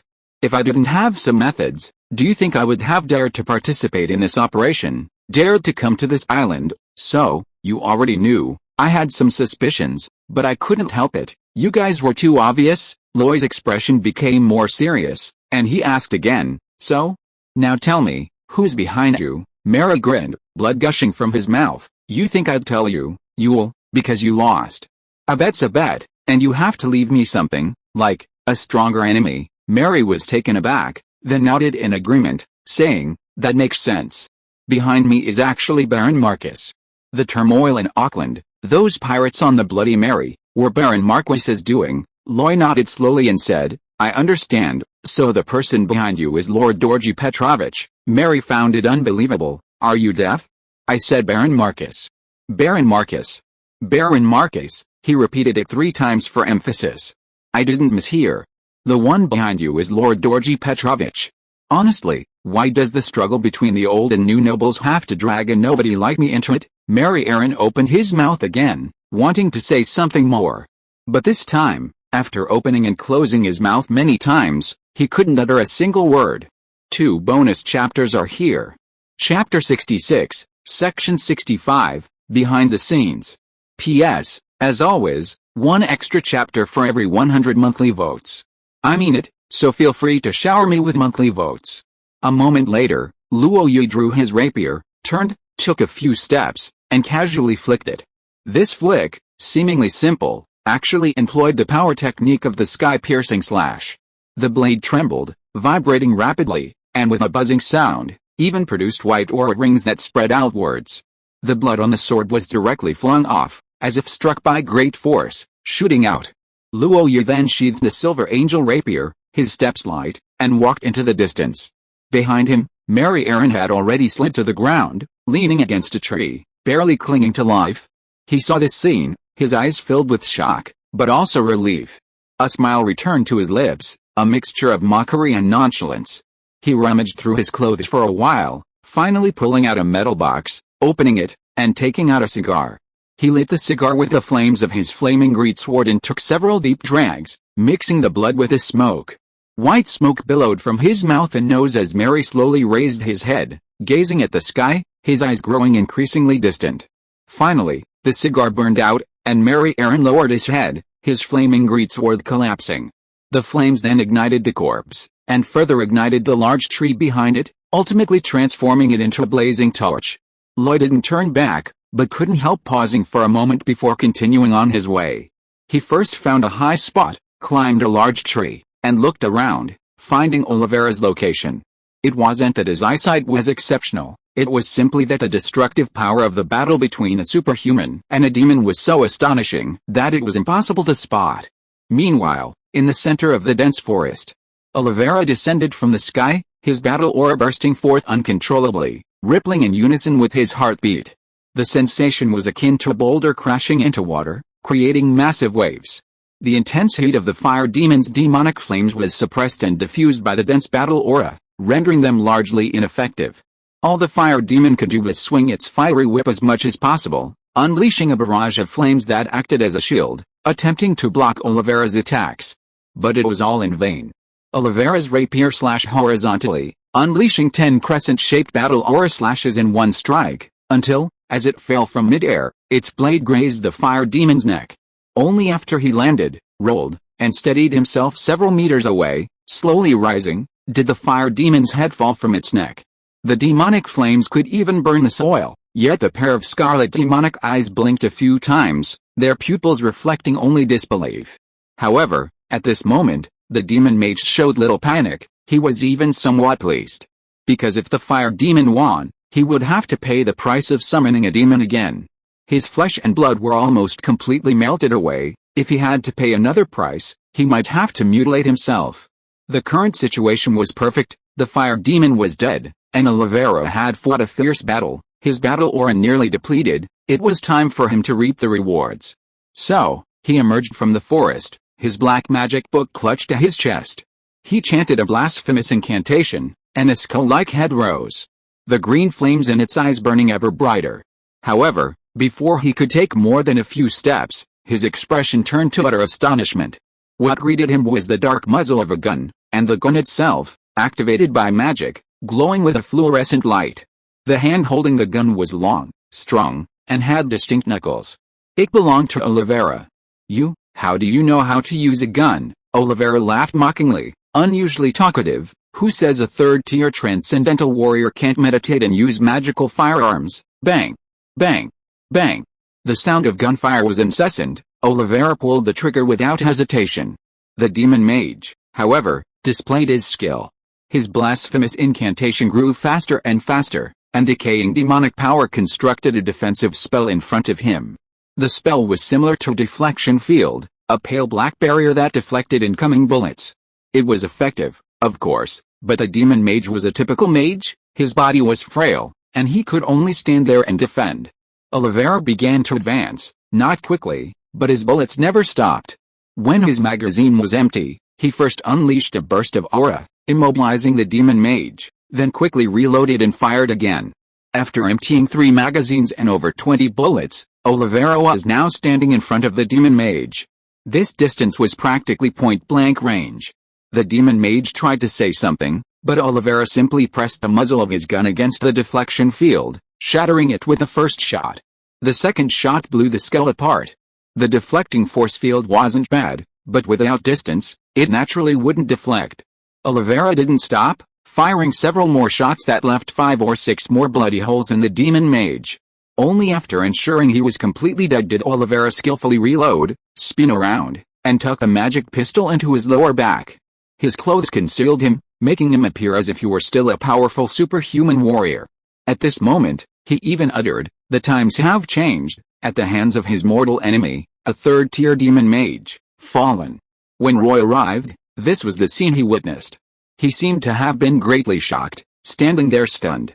Oliveira turned around and asked, "What's wrong, Teacher Oliveira? You're a magic gunslinger?" Oliveira slowly nodded, then shook his head. "Yes and no." Loy thought for a moment, then understood. "You mean, you haven't received formal magic gunslinger training and don't have any special skills? But you possess magic power and can activate magic-powered firearms?" "Yes, any systematic profession requires a great deal of knowledge to learn, practice, and research." Oliveira clearly felt his skill as a magic gunslinger wasn't enough, but he did possess magic power, crossing the minimum threshold for using magic-powered firearms. But that was enough. Loy asked again, "I never heard you knew anything about this before. My magic isn't from the proper channels, it's not from meditation, so there's not much room for improvement." Saying this, Oliveira seemed reluctant to continue the topic and instead asked, "Have you made any progress?" Loy nodded slightly and said, "It's confirmed. The swordsman is backed by the Silver Fox Merchant Guild, which is controlled by Mary Aaron. And behind Mary Aaron is clearly Lord Dorji Petrovich. Only this lord, a military-trained governor, could communicate with the navy and send magic gunners from the military, so it seems that Baron Marcus is most likely behind those pirates. The only thing I don't understand is why the pirates Baron Marcus commanded wanted to scare me instead of kill me? And why did the swordsman sent by the governor want to kill me? This is really hard to understand," Oliveira said. "Why don't we ask them?" Loy thought about it seriously for a long time, but then shook his head and said, "Forget it, let's leave it at that. Although I like to settle scores on the spot, this matter involves too much, and the waters behind it are too deep. Baron Marcus and Governor Dorji, neither of them is a match for me. People always have to learn to be tactful and worldly." Oliveira looked at Loy and couldn't help but ask, "If we let it go now, what about later?" Loy replied matter-of-factly, "When I have the strength, I'll naturally get my revenge." Oliveira pursed her lips, said nothing more, but looked up and said softly, "It's getting dark." Loy also looked up and echoed, "Yes, it's getting dark. I wonder if that sea monster Tamergis and the Habs Navy have a life-or-death battle." Meanwhile, on the high seas, Jis was clinging to the back of a basilisk monster, riding the waves and fleeing into the distance. At this moment, he and his basilisk looked quite disheveled. The basilisk was covered in wounds, and he was clutching his shoulder, where the flesh was torn and blood was gushing out, clearly indicating a serious injury. Even worse, 3 naval warships were pursuing them at full speed. One of them was badly damaged and its speed was decreasing, clearly unable to keep up. The other 2, however, were intact, all sails lowered, and mages were fanning the winds, billowing the sails at full speed, propelling them at full speed. The main cannons at the bow were firing at full power, exploding water with a deafening roar. It was only because the basilisk was so fast and agile in the water, and could dive deep, that it was safe from being blown to bits. Even so, the Navy seemed determined to pursue them relentlessly. First update of the day. Chapter 67, Section 66, Loot. P.S. As always, 1 extra chapter for every 100 monthly votes. I mean it, so feel free to shower me with monthly votes. Guano Island isn't actually very big, only about 20 square kilometers. Except for a dense forest on the south side of the island, where Loy and his group landed, the rest of the island is bare rock. Upon closer inspection, these rocks are mostly colorless, white, or pale yellow orthorhombic crystals with a vitreous luster and extremely low hardness. They can be easily crushed into fragments with a little force. This is actually a type of mineral, scientifically known as guano, formed from the droppings and carcasses of birds, bats, and marine life, after being exposed to sunlight and sediment. This stuff is actually an excellent fertilizer. If used properly, it can significantly improve soil fertility, thereby increasing food production. However, it seems that no one in this world has yet recognized the uses of guano, so there's no talk of mining it. Before it got completely dark, Loy and Oliveira hurried back to the beach. There had been a battle there as well, mainly fought by the swordsmen of the Silver Fox Caravan. Before Loy, they were like clay chickens and earthen dogs, but against the Bohemia mercenary group, they appeared well trained. This battle was extremely arduous for the Bohemia mercenary group. One of the original 7 members died on the ship, and 3 more perished here, leaving the remaining 3 almost all wounded. Even the bowstring of the burly archer snapped. As for the twin detectives, they performed exceptionally well this time. When the swordsman tried to move the multi-barrel crossbow, they intervened, destroying it and averting the greatest crisis. However, the twin detective's younger brother also died on the spot. But this was normal. In the old world, in this era, both mercenaries and detectives were fraught with accidents and death. Maruna offered a high price, and these men had to risk their lives. In the end, it was a lose-lose situation, but Loy killed the demon gunner and then Mary Aaron, and the remaining swordsman, upon receiving the news, scattered and fled. Loy and Maruna reunited. No one mentioned Mary Aaron or the demons. Smart people know what to ask and what not to ask. As for the battle at sea, Maruna and the others didn't know much either. The reason was simple: the navy and pirates, monsters and warships were fighting further and further away. Beyond the limits of their vision, they were no longer visible. As dusk approached and the tide began to recede, the Perseus slowly moved out to sea, everyone already on board. The sailors cooked food, and everyone ate and drank heartily to replenish their strength, then helped each other treat their injuries. Loy also drank a bottle of red and blue magic potions, used the battle key essence to restore his battle key, and applied a plaster made from the warm yang strengthening soup formula to his body. With these methods, his injuries immediately improved. However, although everyone was eager to return to Auckland City, they decided to stay overnight. Without an imminent external threat, the night is the greatest danger. Sailing at night is never a good choice. Finally, they sailed further into the ocean, lowered anchor, and prepared to rest for the night before setting sail again the next day. Though called a rest, in reality, the watchmen were already in place, with both visible and hidden sentries present. Even traps were set on the ship. Everyone remained huddled in the captain's cabin, fearing any unforeseen events. But even with so many people, a good night's sleep was impossible. Even the archer and Roy were restless and unable to sleep, while Olivera ate and slept well, completely unaffected. This was the confidence that strength brought, something Roy envied and resolved to emulate. However, the night passed peacefully without incident. But at dawn, someone emerged from the captain's cabin and onto the deck, letting out a scream. Loy and Olivera, who were washing up in the secret room, heard the exclamation and flashed to the bow of the ship. There they saw it, the corpse of a basilisk. It was a gigantic carcass, 100 meters long, its green blood drained, and many parts gnawed away, exposing the white bone. The snake's eyes, as large as a watermelon, were lifeless, and the thorns on its back, though dead, remained erect. Clearly, this basilisk had perished the previous day and then washed ashore with the tide. Even in death, such sea monsters exuded a terrifying aura. The closer one got, the more chilling it became. But dead is dead. Even a dead basilisk was still a treasure trove. Think of the things left on the island after yesterday's battles: the magic gunner's magic pistol, the multi-barreled ballista, Meliorant's flaming greatsword and dark red leather armor, the corpse of the fire demon. Weren't they all extremely valuable? Especially the corpse of the fire demon. It would be a coveted treasure in any mage tower. There's no way around it. Demon corpses are valuable enough, let alone a complete fire demon corpse, which could fetch an astronomical price.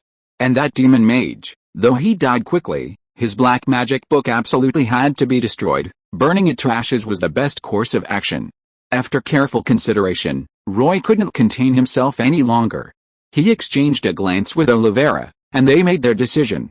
Although it was still dangerous here, no amount of danger could compare to the allure of wealth. Sure enough, when Roy announced that he would spend the morning clearing the battlefield, everyone was reluctant, especially the sailors, who were terrified. But after Roy briefly explained the value of the spoils, they became excited. Finally, he promised that 30% of the spoils could be distributed among everyone, and because processing would take time, each person would receive an extra gold till. This was a guaranteed profit. From then on, no one had any objections. In fact, they were unusually enthusiastic, as if they'd been injected with adrenaline. At this moment, Maruna once again demonstrated his excellent management skills, making detailed arrangements for everyone. For example, the sailors were specifically tasked with dealing with the basilisk corpses. They weren't professionals, but at this point, professionalism didn't matter. The basilisk's eyeballs, fangs, venom glands, flesh, organs, skin, scales, everything they could cut off was a gain. As for how to use it, and which parts were valuable, that would have to be decided back home. Olivera, on the other hand, needed to deal with the fire demon's corpse.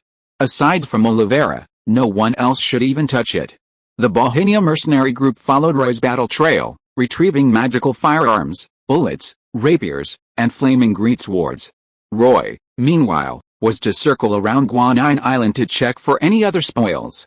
This task was actually Roy's own initiative. The reason was simple: he wanted to see if any swordsmen remained.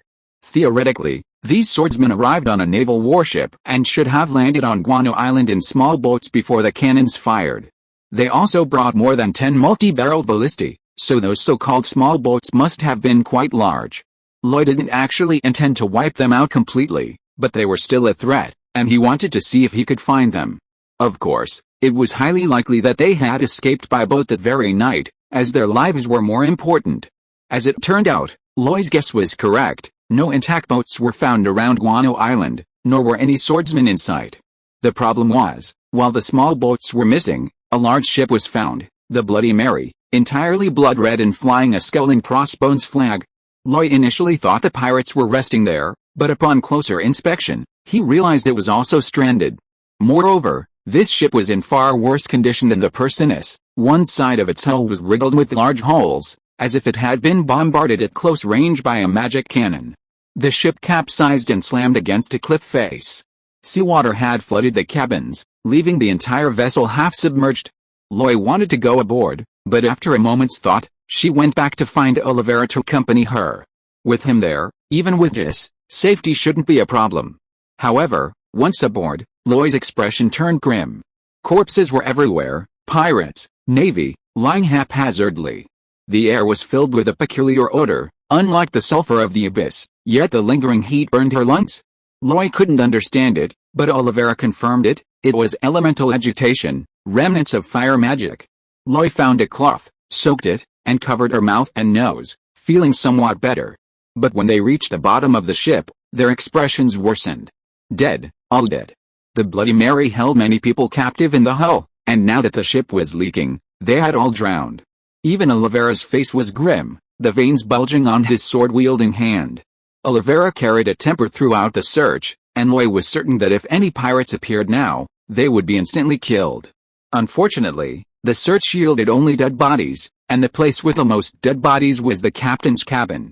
Oliveira told Lloyd to wait outside while he went in, but he only made a quick look around before coming out again. Lloyd asked, "What happened?" Oliveira's expression was strange. After a moment's thought, he said, "Internal strife, fighting, must have triggered some powerful magic circle. They're all dead, not a single one left, and treasure, a huge amount of pirate treasure, another week of being completely exposed." Chapter 68, Section 67, A Bountiful Harvest. Oliveira stepped aside, and Lloyd, after a slight pause, stepped inside. The Bloody Mary's captain's cabin was much larger and more luxurious than the Perseus. The floor was covered with a whole cashmere carpet, and more than a dozen silver candlesticks hung on the walls, all the candles, as thick as a baby's arm, lit, making the room exceptionally bright even with the curtains drawn. In the center of the captain's cabin, there was a hanging fireplace, the flames keeping the entire room warm. This alone was an extremely luxurious indulgence for a ship at sea. The captain's cabin was roughly divided into two rooms. The inner room was the sleeping area, with a large bed covered in pristine white goose-down bedding. The outer room was mainly furnished with a desk, on which were the ship's log, a compass, and various navigational tools. At sea, the most terrifying thing was not sea monsters or storms, but losing one's bearings. Therefore, various navigational tools were indispensable, and the ship's log, which recorded a ship's route, was of utmost importance. Theoretically, ships on long voyages should carry a navigator, but pirates don't have that luxury, so the captain usually handles both. This is also one of the methods many pirate captains use to control their crew. Betrayal is something pirates feel no guilt about. However, if the captain dies, the pirate ship can't determine direction and sails aimlessly, so everyone will die. But at this moment, behind the desk, a row of bookshelves has been moved, revealing a secret room behind it. In the captain's cabin, there are at least 20 pirates, all facing that secret room, lying dead. Almost all of them are holding weapons, scimitars, longswords, magic pistols, and their faces still show fanaticism, excitement, and fervor. But their eyes are now only lifeless, with no obvious injuries. Closest to the entrance of the secret room is the old pirate named Truru, who has collapsed to the ground, covered in wounds, blood flowing from them, staining the blanket crimson. He is also the only pirate with obvious external injuries. Roy approached him, turned the body over, and looked at the expression on his face, utter terror. He then looked around carefully, but couldn't find the body of the sea monster tamer, Gis. Narrowing his eyes slightly, he roughly understood Oliveira's thoughts. If he guessed correctly, the battle between the Bloody Mary and the Imperial Navy should have ended in defeat for the pirates. Given the strength of the Imperial Navy, having set up the trap, they would undoubtedly have taken down the Bloody Mary with overwhelming force. Although Gis's three-headed serpent monster was definitely unexpected, that alone wasn't enough to overturn the situation. It's possible that Gis, seeing the unfavorable battle, had driven the serpent monster to flee. The pirates on the Bloody Mary, naturally, wouldn't fight to the death and also chose to escape. Relying on the speed of their pirate ship, they managed to escape after taking a lot of cannon fire. However, while they escaped, without Gis's control, the pirates started fighting amongst themselves. The basilisk was dead, Gis had fled, and the navy was in pursuit. Just thinking about it, the Bloody Mary pirate crew was practically finished. These surviving pirates naturally wanted to divide up their looted wealth and then go their separate ways. So, the pirates kidnapped the old pirate named True, forcing him to open the secret chamber in the captain's cabin. Unfortunately, although Gis wasn't there, he had set up an extremely powerful and vicious fire magic circle in the chamber. The pirates who triggered the circle were killed almost instantly, without any chance of resistance. Without the pirates' control, the ship drifted with the current, eventually running aground on Guano Island, sinking and capsizing. Seawater flooded in, drowning the unfortunate crew in the hull. Although it was just a guess, combined with Deep Blue's detailed scan, Roy felt that even if it wasn't entirely correct, it was at least 70–80% accurate. Finally, he stood before the door of the secret chamber, hesitated slightly, and then stepped inside. Then, even with Roy's composure, she was dazzled by the dazzling array of gold tills, silver coins, silver ornaments, pearls, gems, agates and other precious treasures.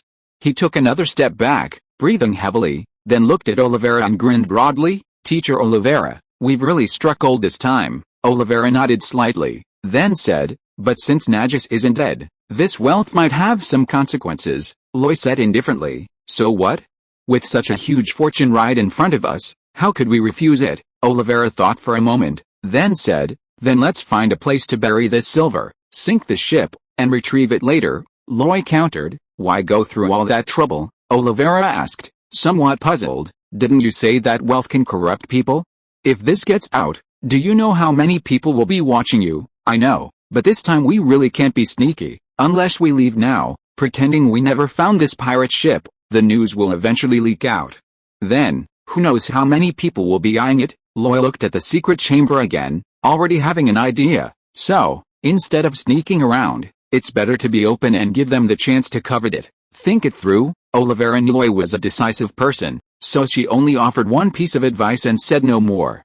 Roy took a deep breath and entered the secret chamber again. This time, his gaze didn't linger on the gold and silver, but rather he carefully examined some items that interested him. For example, he found a box filled with various gems, colorful, of different sizes, and dazzlingly bright. In this world, gems are not just gems, nor are they simply pretty, they are also precious magical materials. For example, among the dragons, there is a unique species, the gem dragon. They can store various dragon language spells and gems and unleash them when needed, with immense power. Thus, a rare spellcasting profession has emerged among humans, the gem mage, which is similar in nature. Of course, only wealthy nobles with mines, and more than one, are qualified to take on this role. For example, Luo Yi found a dark brown stone about the size of a human head, emitting a faint, foul odor. At first, he paid it no attention, but after just a quick glance, he felt something was amiss. Because everything here was precious, how could an ordinary stone be mixed in? Unless, this stone wasn't ordinary either. So, Luo Yi picked it up again and examined it closely. He didn't see anything unusual, and even felt a little disgusted, but after Deep Blue scanned it and compared it with the records in the books, a result emerged: gray amber, a rare material that can only be found in the bodies of sperm whales, the giant sea creatures. It is mostly found in the intestines, varying in size, dark brown in color, and sometimes covered with iridescent patterns. Also known as ambergris. Its characteristic is that when burned, it produces a unique fragrance, with calming, soothing, and anxiety-relieving effects. It can also improve brain diseases, beautify the skin, and slow aging. A piece the size of a human head is considered the finest of the fine. There's only one like it, and even 1,000 gold pieces would be a bargain. If it were to go up in an auction house, the price could multiply several times over, making it an item coveted by wealthy merchants, nobles, and even royalty from various countries. After reviewing the information, Luo Yu no longer cared about the smell. Instead, she placed it directly into a box and wouldn't let go. No kidding, with such a treasure, it was impossible to feel at ease without holding it in her hands. Finally, Luo Yi's gaze fell upon a square table at the heart of the secret chamber. The table wasn't large, but a thick magic book on it shimmered with a pale blue light, as clear and azure as the ocean. Luo Yi moved behind the desk and saw the cover of the magic book, which depicted a mermaid with a human torso and a fish tail, her upper body bare. Her arms were crossed in front of her chest, her head held high, her beautiful face haughty and aloof. Facing her were enormous sea beasts, and most incredibly, these sea beasts were constantly changing shape. There were strange snakes, giant fish, giant crabs, octopus-like squid, but no matter what kind, they all bowed their heads, showing a posture of submission. Luo Yi's breath hitched, and a thought popped into his mind. This must be some kind of inheritance, and a very remarkable magical inheritance at that. Thinking this, he couldn't help but reach out and touch it, but nothing unusual happened. However, when Luo Yi picked up the magic book, he saw that underneath it was a thin, silver animal hide that shimmered with a strange light. Because it was folded up, its entirety couldn't be seen, but the exposed hide was covered with densely packed, extremely complex characters. "What is this?" Luo Yi asked. Deep Blue scanned it, and the strange characters were recorded, compared with the information in his mind. Deep Blue suddenly spoke. "Master, this is the common language of the ancient celestial realm. It seems to record a combat technique. To encourage everyone's enthusiasm, I'll add an extra chapter if the monthly votes exceed 100. I won't wait until the end of the month. If you are listening to this novel on a channel other than Fanfic World, it means it was downloaded and re-uploaded without effort. We warmly invite you to visit our channel, Fanfic World. There you will find the original version of this story and many other novels of various genres. We look forward to seeing you dive into a world of incredible novels. Chapter 69, Section 68, The Secretly Transmitted Sacred Technique, Divine Psi.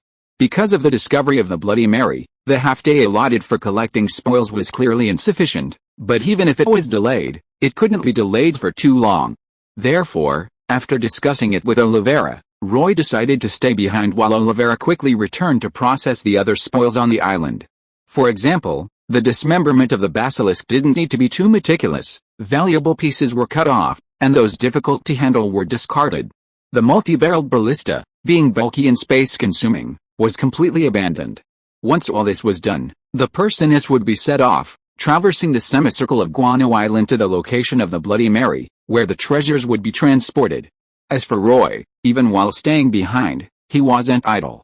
He first found a large chest in the secret room.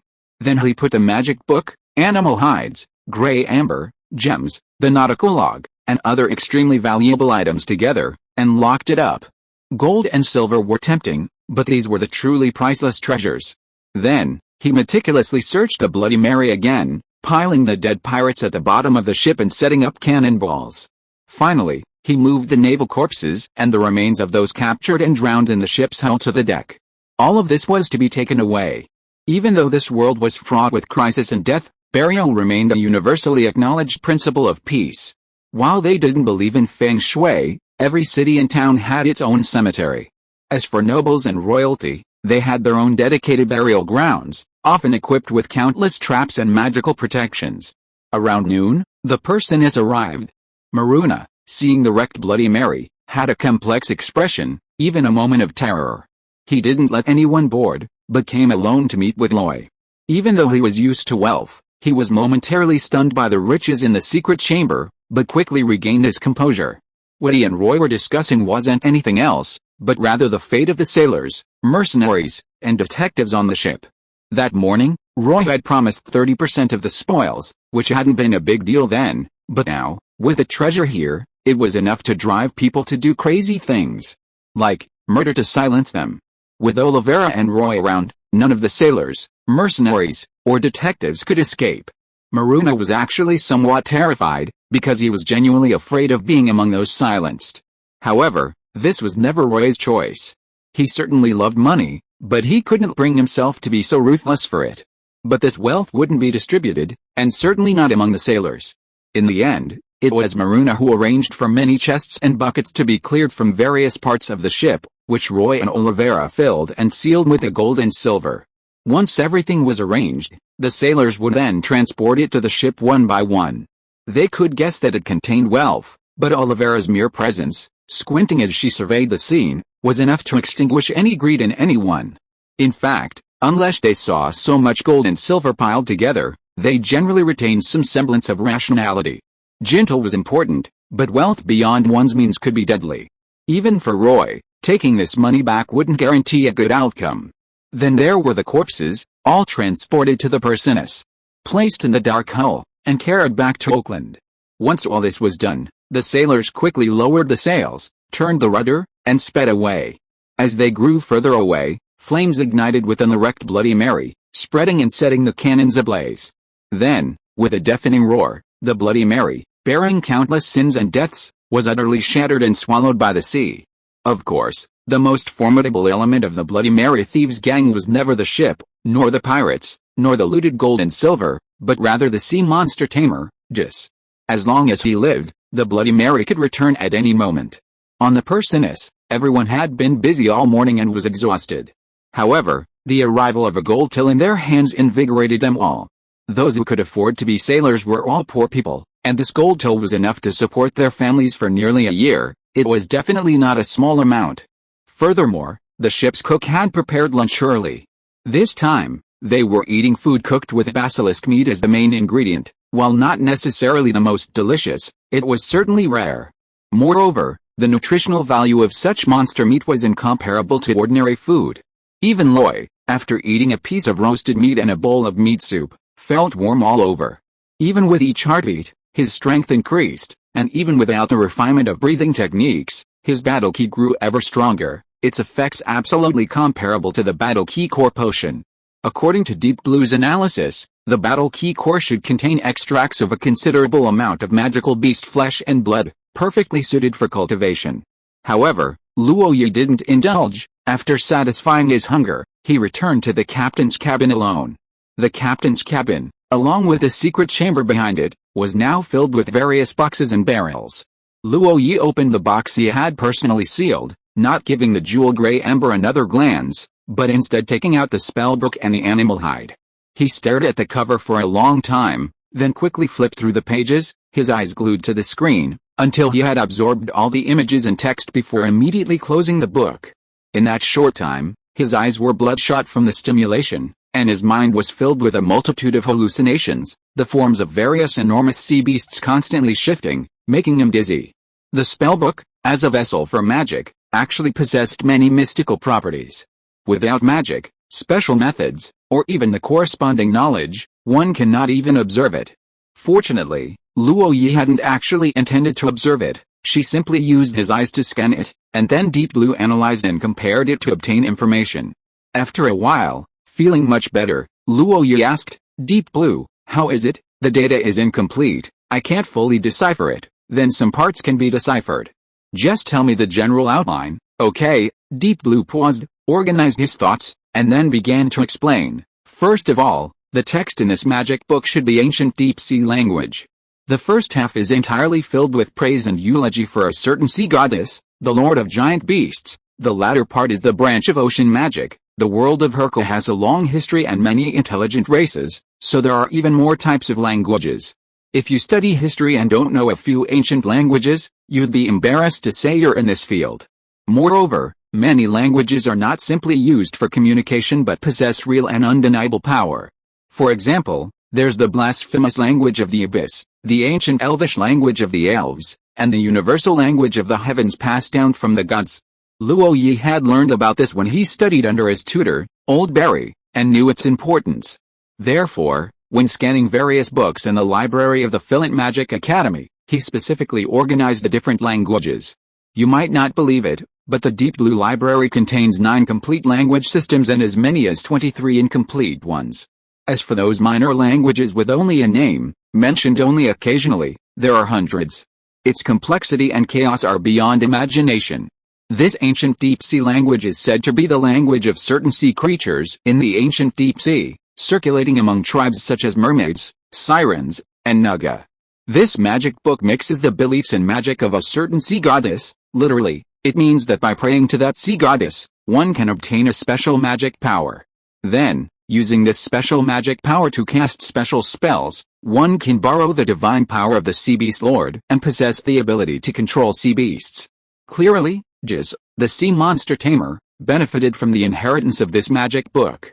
But for Loy, this magic book was utterly useless. Not only had he not even mastered basic meditation, but asking him to worship an ancient sea goddess whose fate was unknown was also out of the question. Tossing the magic book back into the box, Loy took out the animal hide again. This silver hide was unique. Its back was covered with fine scales, each only the size of a fingernail, yet extremely smooth and highly elastic. It felt cool to the touch and was incredibly heavy. When unfolded, it was a full 2 meters long and 1 meter wide, resembling a cloak, shimmering silver when draped over the body. Loy was very curious about this hide, but Deep Blue's analysis was even more chilling. He believed it was most likely dragon hide. The softest layer of skin from the belly of a silver dragon, which, when peeled off, would have the effect of being immortal for 10,000 years. And the knowledge inscribed on the dragon hide was undoubtedly incredibly valuable. In fact, the written language was none other than the ancient celestial language. The celestial realm, the legendary abode of gods, used this celestial language for communication. The Church of the Sun God used this celestial language as its prayers to the divine and as the incantations used by priests in divine magic. Because of this, the celestial language has a complete lineage in the world of Herka, and is one of the 9 complete language families recorded by Deep Blue. Furthermore, the word ancient refers to the belief in the sun gods unifying the old continent, and the celestial realm being a chaotic period of multiple gods, using the celestial language of that time. The ancient celestial language differs from the celestial language, but they are still related, making translation very difficult. It requires repeated comparison, correction, and changes to the meaning of the characters. Deep Blue had actually begun this work on the Bloody Mary, and only now was the recorded content truly being revealed to Loy.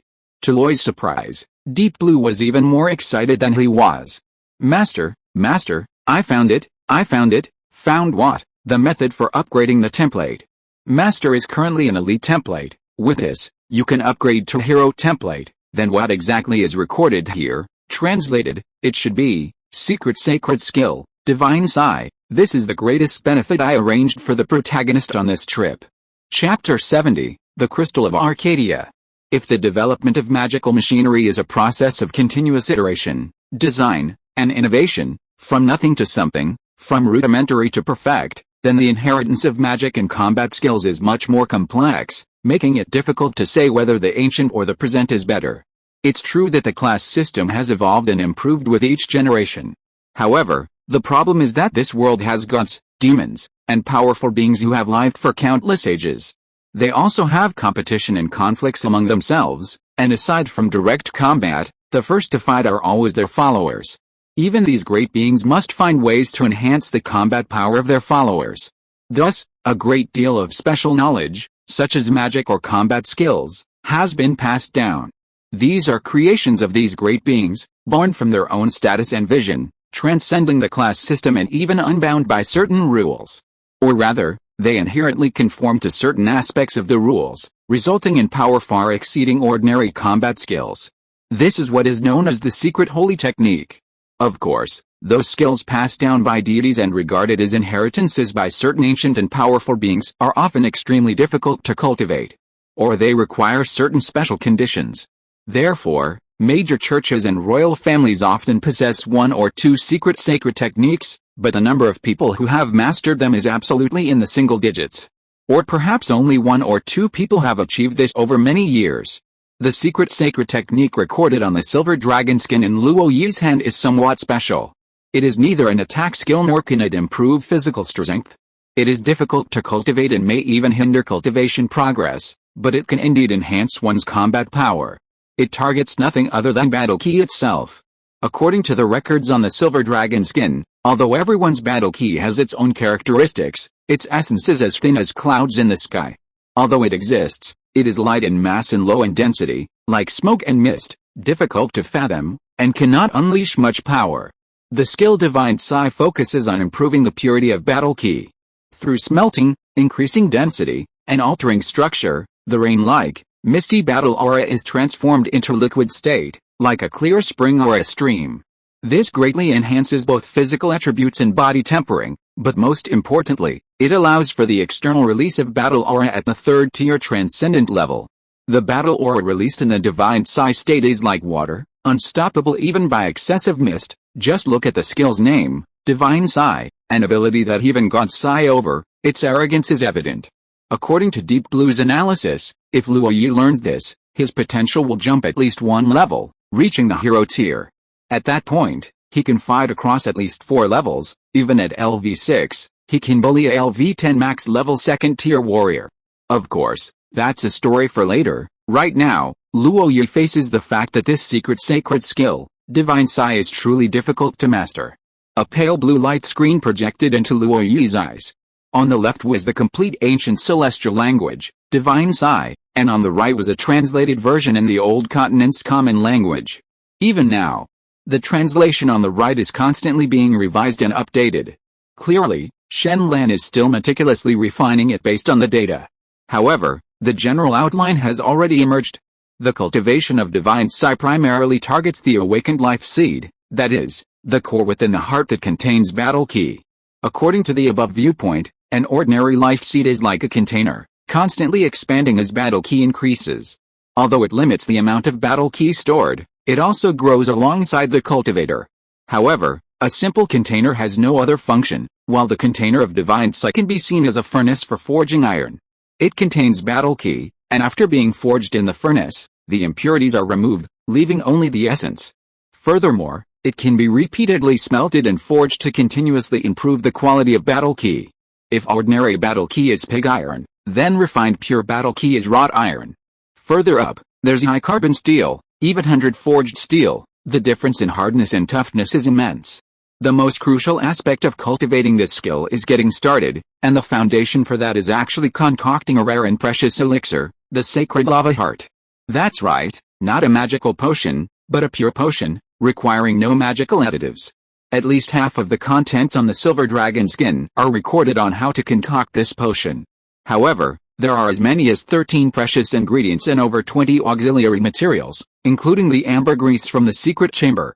With Luo Yi's knowledge, he recognized most of these materials. After all, his knowledge of herbal identification and potion making wasn't for nothing. They were undoubtedly extremely precious, but at most, they would only require some effort from Jintel. However, when his gaze swept over one particular ingredient, he froze. Deep Blue, what exactly is this crystal of Arcadia, Master? Arcadia is a celestial term, meaning sacred or fiery. It's actually the core of a dual elemental magical beast, combining sacred and fire attributes. According to the records, it's generally only found in the bodies of sacred lava mammoths, sacred flame rhinoceroses, and even some sacred lava spiders. This kind of core is not only rare, but also depends on luck. After all, finding such magical beasts in the old world is already difficult. Luo Yi nodded slightly. Then, can you optimize this secret holy technique? This? I'm afraid not. Why? Without data, without records, without feedback, nothing at all, I have no way to begin. Deep Blue continued. If Master can master the basics, I can optimize and iterate based on Master's physical feedback. But to master the basics, Master needs the lava heart potion, so it might be a bit troublesome for you to cultivate this skill. Luo Yi laughed, seemingly unconcerned. Deep Blue, how about we make a bet? What kind of bet? I'm betting that although Arcadia crystals are rare, as long as I pay enough, they're never a problem. In this world, the only problem money can't solve is not having enough money. With a slight glance to the side, Loy patted the large wooden crate beside him, feeling the weight of the gold trinkets inside, quite confident. Perhaps it was the eagerness to return, or perhaps the favorable winds, but what should have been a 2-day, 2-night voyage was completed by the evening of the second day. As evening approached, the sun set, its fiery rays painting the sky and sea crimson. The water shimmered, like leaping flames, stretching from the horizon to the horizon, a truly magnificent sight. Loy stood at the bow of the Perseus, gazing out, deeply awestruck by the breathtaking scene. After a moment, Loy looked into the distance and could already see Fisherman's Port. More and more ships appeared around, their sails fully drawn, eager to enter the harbor before nightfall. Instead of speeding up the Perseus, Loy continuously slowed it down, preparing to anchor for the night. Turning his head slightly, Loy asked, "Is everyone here?" Behind him, Maruna spoke up, "I've arranged for my 2 children to stay in the lower deck, and the rest have gathered in the captain's cabin." "All right, before landing, there are a few things to discuss." Loy turned around and saw worry on Maruna's face, and couldn't help but smile. "Don't worry, it's not a bad thing for them." That's good, that's good." The captain's cabin was noisy. The Perseus originally had a crew of nearly 40, but now only 25 remained, divided into 2 groups. One group had about 10 people, and the other had 15, all led by dark-skinned, strong men. Even among sailors, there were degrees of kinship. Although Loy and his group didn't care, they had been terrified on this journey and huddled together for warmth. As for the remaining 4 members of the Bohemia mercenary group and the last remaining member of the twin detectives, they had all gathered together. They had some previous conflicts, but now those conflicts were irrelevant. They were banding together for mutual support. Each gripped their weapon, muscles tense, staring intently at Oliveira, who sat in the main seat. Oliveira, however, seemed completely unconcerned by their reactions, simply sitting there with his eyes slightly closed. His hand on the hilt of his rapier alone was enough to send shivers down the spines of the mercenaries. The small captain's cabin was packed. When Roy led Maruna into the cabin, it was as if a pause button had been pressed, the noise instantly ceasing. It was as if a path had been parted, like waves being cleaved. Roy ignored them, walking to Oliveira's side, turning around, and meeting everyone's gaze. His gaze was like a blade, no one dared meet his eyes, almost all crumbling at the first touch, lowering their heads. However, Roy only needed one sentence to successfully ignite their anger. "I called you here to announce something. The 30% of the spoils I promised you are now void." Before the words were even finished, the atmosphere suddenly tensed. Everyone abruptly looked up, their eyes seemingly brimming with anger. However, they were met with Roy's gaze, and the quietly rising Oliveira. He did nothing, only his gray eyes narrowed slightly, his arm gripping the hilt of his sword tightening. So, no matter how angry they were, they only dared to grit their teeth and purse their lips, but no one uttered a sound. This was the majesty of the strong. Of course, Roy wasn't there to exploit them, he had other plans. 76 monthly votes. I'll add an extra chapter if I get over 100. I've discovered that extra chapters are quite effective, they increase reader engagement. Chapter 71, Dividing the Spoils. A heavy atmosphere permeated the small captain's cabin, like the low pressure before a storm, making it difficult for everyone to breathe. For a full 5 minutes, no one spoke, and everyone was drenched in sweat, their clothes soaked through. Even the strongest among them, the archer, was like this. In fact, his hand trembled slightly from gripping the large bow so tightly. Finally, Luo Yi smiled, a relaxed and satisfied smile. Very good, very good. The fact that no one spoke means there aren't any truly stupid people among you, at least there aren't any fools willing to risk their lives for money. His words instantly eased the tension, their tense expressions relaxed, and several felt as if they were about to collapse. It was only with the support of those around them that they were able to regain their balance. Ignoring their state, Roy continued, "Since no one's a fool, you should all have guesses. For example, we found the wreckage of the Bloody Mary, and these pirates just raided Auckland a few days ago. So, those boxes and barrels I had you move must be full of wealth. These things have probably been on your minds for days. No one dares to say it, but you're definitely thinking it. Today, I can tell you definitively that you're right. That place was indeed left behind by a pirate group. Although the exact amount hasn't been tallied yet, it's an unimaginable amount of wealth." Upon hearing this, the crowd could no longer suppress their agitation. The whispers began and grew louder. This time, Roy didn't stop them, letting the commotion spread. However, a few calm individuals looked at Roy with strange eyes. For example, the burly man with the bow. And Maruna Marcus. They genuinely couldn't understand what Roy was trying to do. If he didn't want to share the 30% of the wealth, why was he bringing this up? Finally, as the commotion subsided, a cold smile appeared on Luo Yi's face. "I can give you 30% of the money, but if you take it, Will you all be ruined and your families destroyed within a month? Not just you, but your families too, will all suffer various accidents, and everyone will die? His words silenced the cabin. Luo Yu continued, so, what I said before is null and void. However, after all these days of going through life and death together, I will still give you the compensation you deserve. Luo Yu turned around, and with a tug, a box was pulled out. He opened the lid, and a bright, shimmering light filled everyone's eyes. Luo Yu then forcefully lifted it, and with a crash, the box tipped over, scattering goldy and silvery everywhere. This box of money is for you all, everyone gets some, even the dead sailors, mercenaries, and detectives. Their share must be guaranteed and delivered to their families. Maruna, yes, Maruna answered almost instinctively, the gazes of the crowd making him involuntarily tense. You'll be responsible for tallying and distributing the money.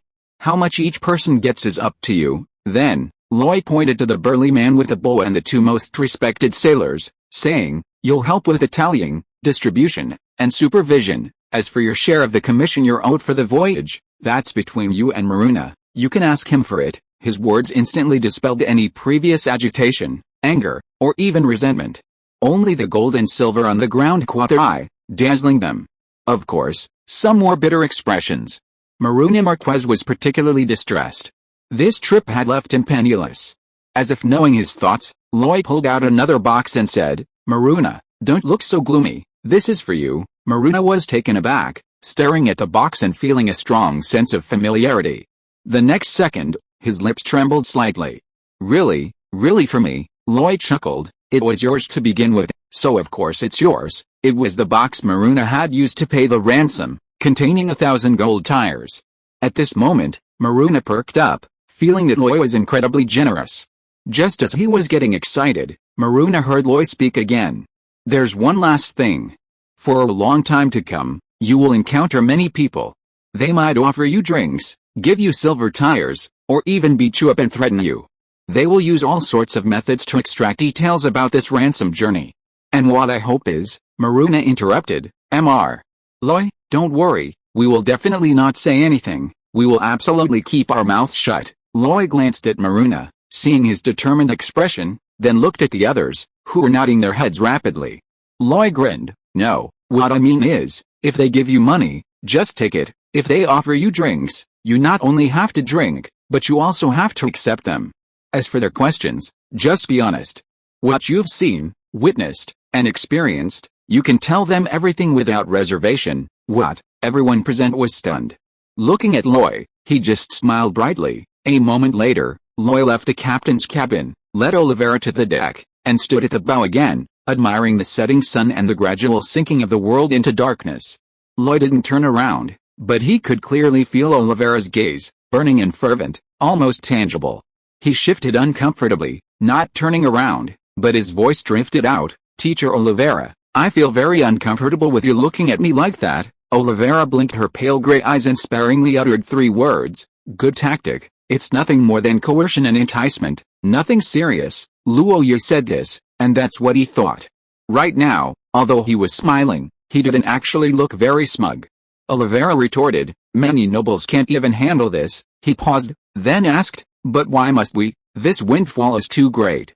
Let alone the sailors, even we would find it a burden.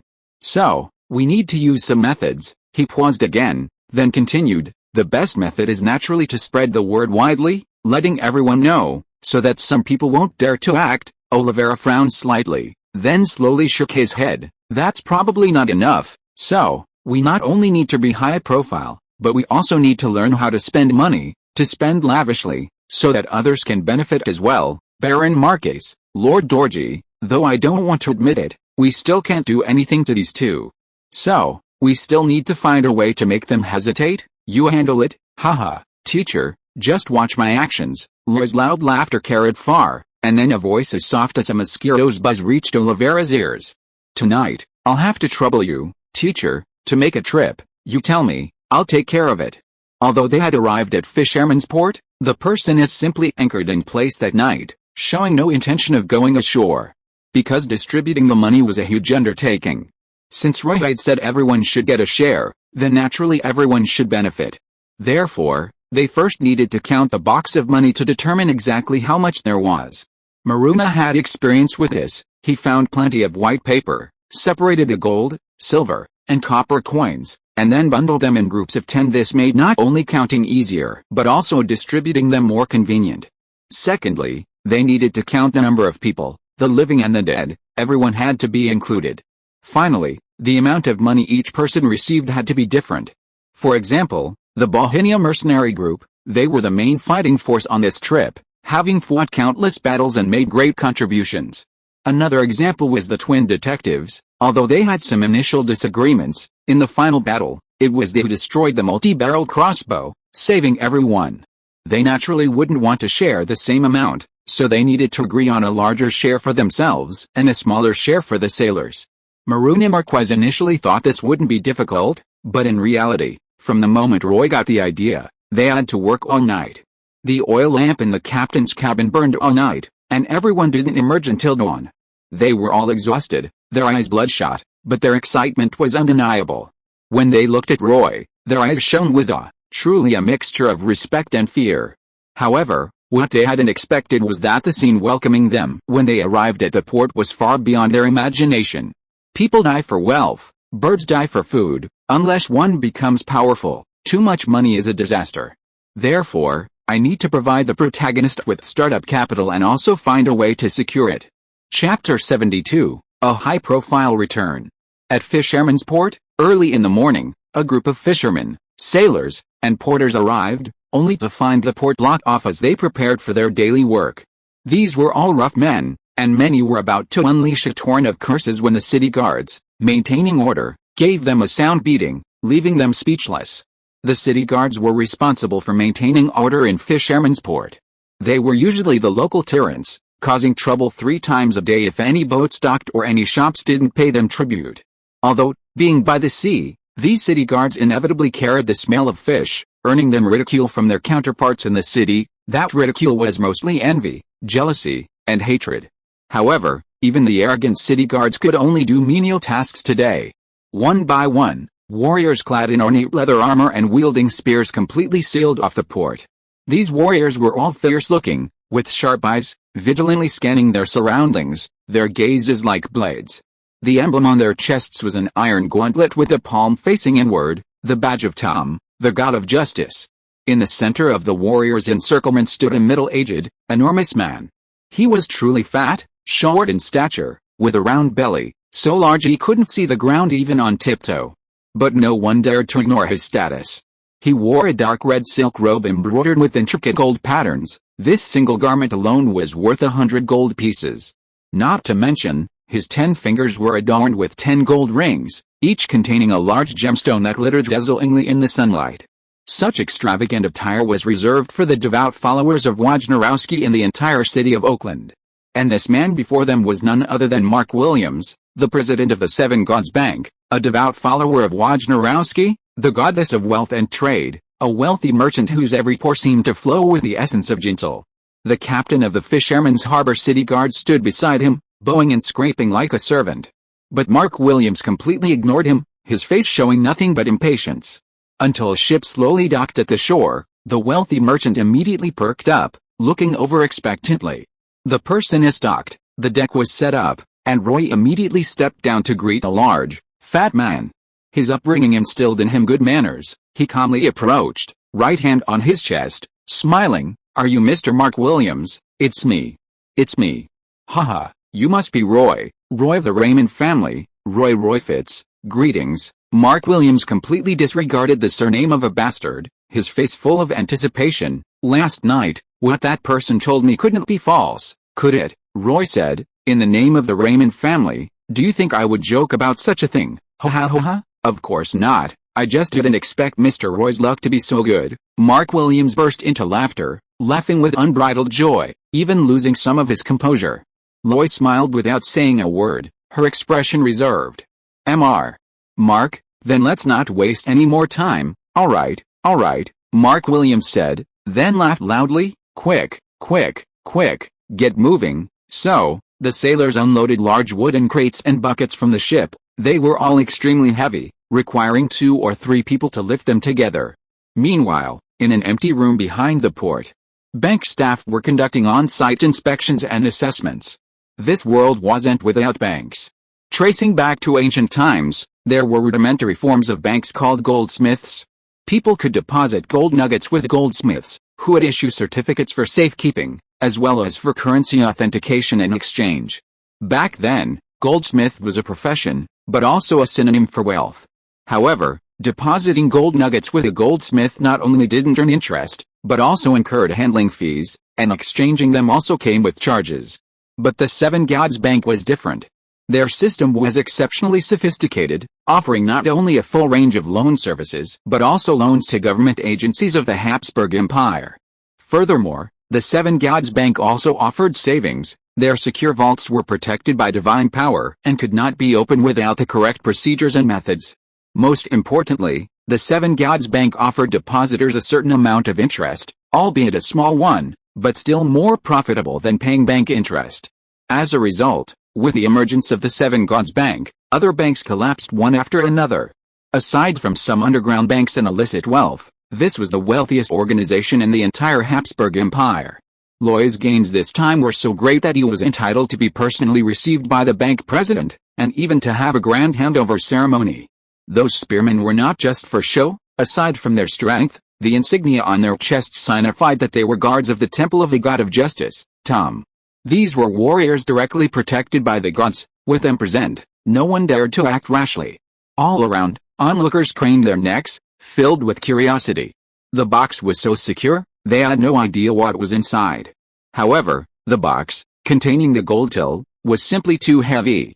Some sailors, unable to keep up, dropped the box, and a large amount of gold and silver till tumbled to the ground with a clatter. At that moment, the world seemed to fall silent. Everyone's breathing became heavy. Countless eyes focused on the box, their faces filled with astonishment, disbelief, and deep greed. Only Mark Williams, his face contorted with rage, shouted and personally picked up the coins. Soon, all the money was packed back up, the box was carried away, but the previously calm crowd unconsciously perked up their ears.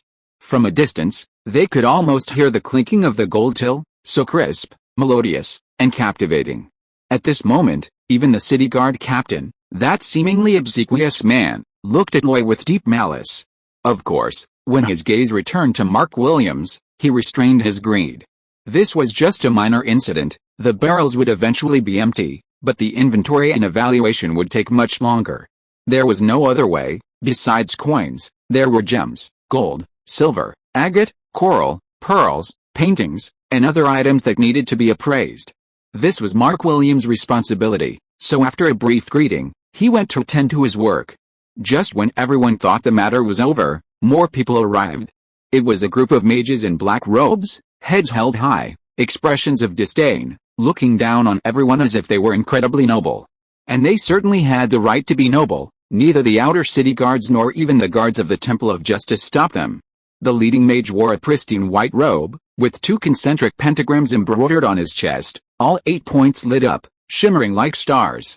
This was a true spellcaster, a second-tier LV8, whose presence was so impressive in the era of the rising magic industry that even nobles would give him a wide berth. After all, nobles were plentiful, but mages were truly rare. This person was also an acquaintance of Roy's, and Roy greeted her with a smile. MRS. Linda, thank you for making this trip. This was Linda Armstrong, a second-tier official mage and potion master from the Ancient Spirit Mage Tower. Roy was a major client of the Ancient Spirit Mage Tower, spending a considerable amount of money on potions from Gentle, and this was the person the Ancient Spirit Mage Tower had specifically assigned to receive him. Mrs. Linda smiled gently. A complete corpse of a fire demon? I'd come even if it took 10 or 8 trips, let alone 1. But don't lie to me, kid, not just a complete corpse of a fire demon, but also an adult basilisk, a descendant of the doomsday serpent Leviathan. You definitely won't be disappointed. Linda's expression froze. Are you sure you're not joking? How could I dare? Roy smiled. MRS. Linda, I'll personally take you. Let's go, let's go. This time, it wasn't Roy leading the way, but Linda grabbing his clothes, looking impatient. So, the group boarded the Persinus, and soon, Mrs. Linda's voice, seemingly heartbroken, could be heard as she roared in distress. Faintly, everyone seemed to hear, "Who? Who told you to handle it like this? What a waste. What a waste. Snake gall, snake gall. Such good material, how can you just leave it like this? Descendants of Leviathan, the hardest scales, the best armor material, and it's all wasted like this. What a pity, such a pity. Luo Yi didn't stay long before fleeing, because he was so overwhelmed by the spray that he couldn't even lift his head. As for the attackers, they also saw large chunks of snake meat, huge fangs, intact snake skin, and sections of exaggerated snake bones. These were enough to amaze everyone, but it wasn't until the snake head, the enormous snake head belonging to the Leviathan descendant, was carried down that the group was truly horrified and dared not look directly at it. As for the fire demon's corpse, it was too astonishing to be seen and was carried out discreetly. Lady Linda and her group arrived quickly and left quickly. They needed to take these materials back to the ancient spirit mage tower for secondary processing, otherwise many of them would lose their efficacy. Of course, Roy promised that unused materials could be sold to the mage tower, but not all of them. The specifics would be discussed later. For example, Roy needed snake meat for his cultivation, and snake scales were essential for making armor.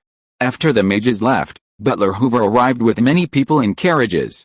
Each carriage was pulling a coffin, and to everyone's horrified gaze, the person has finally unloaded its cargo, placing corpses in coffins before being hauled away one by one.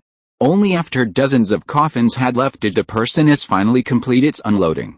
But the news had already spread like wildfire throughout Auckland. Everyone was saying that Roy Roy Fitz, the illegitimate son of the Raymond family, had obtained the Bloody Mary pirate's treasure, a treasure more glittering than even the dragon's treasure. Please note, your monthly votes aren't strong enough. I don't even have the chance to add more chapters.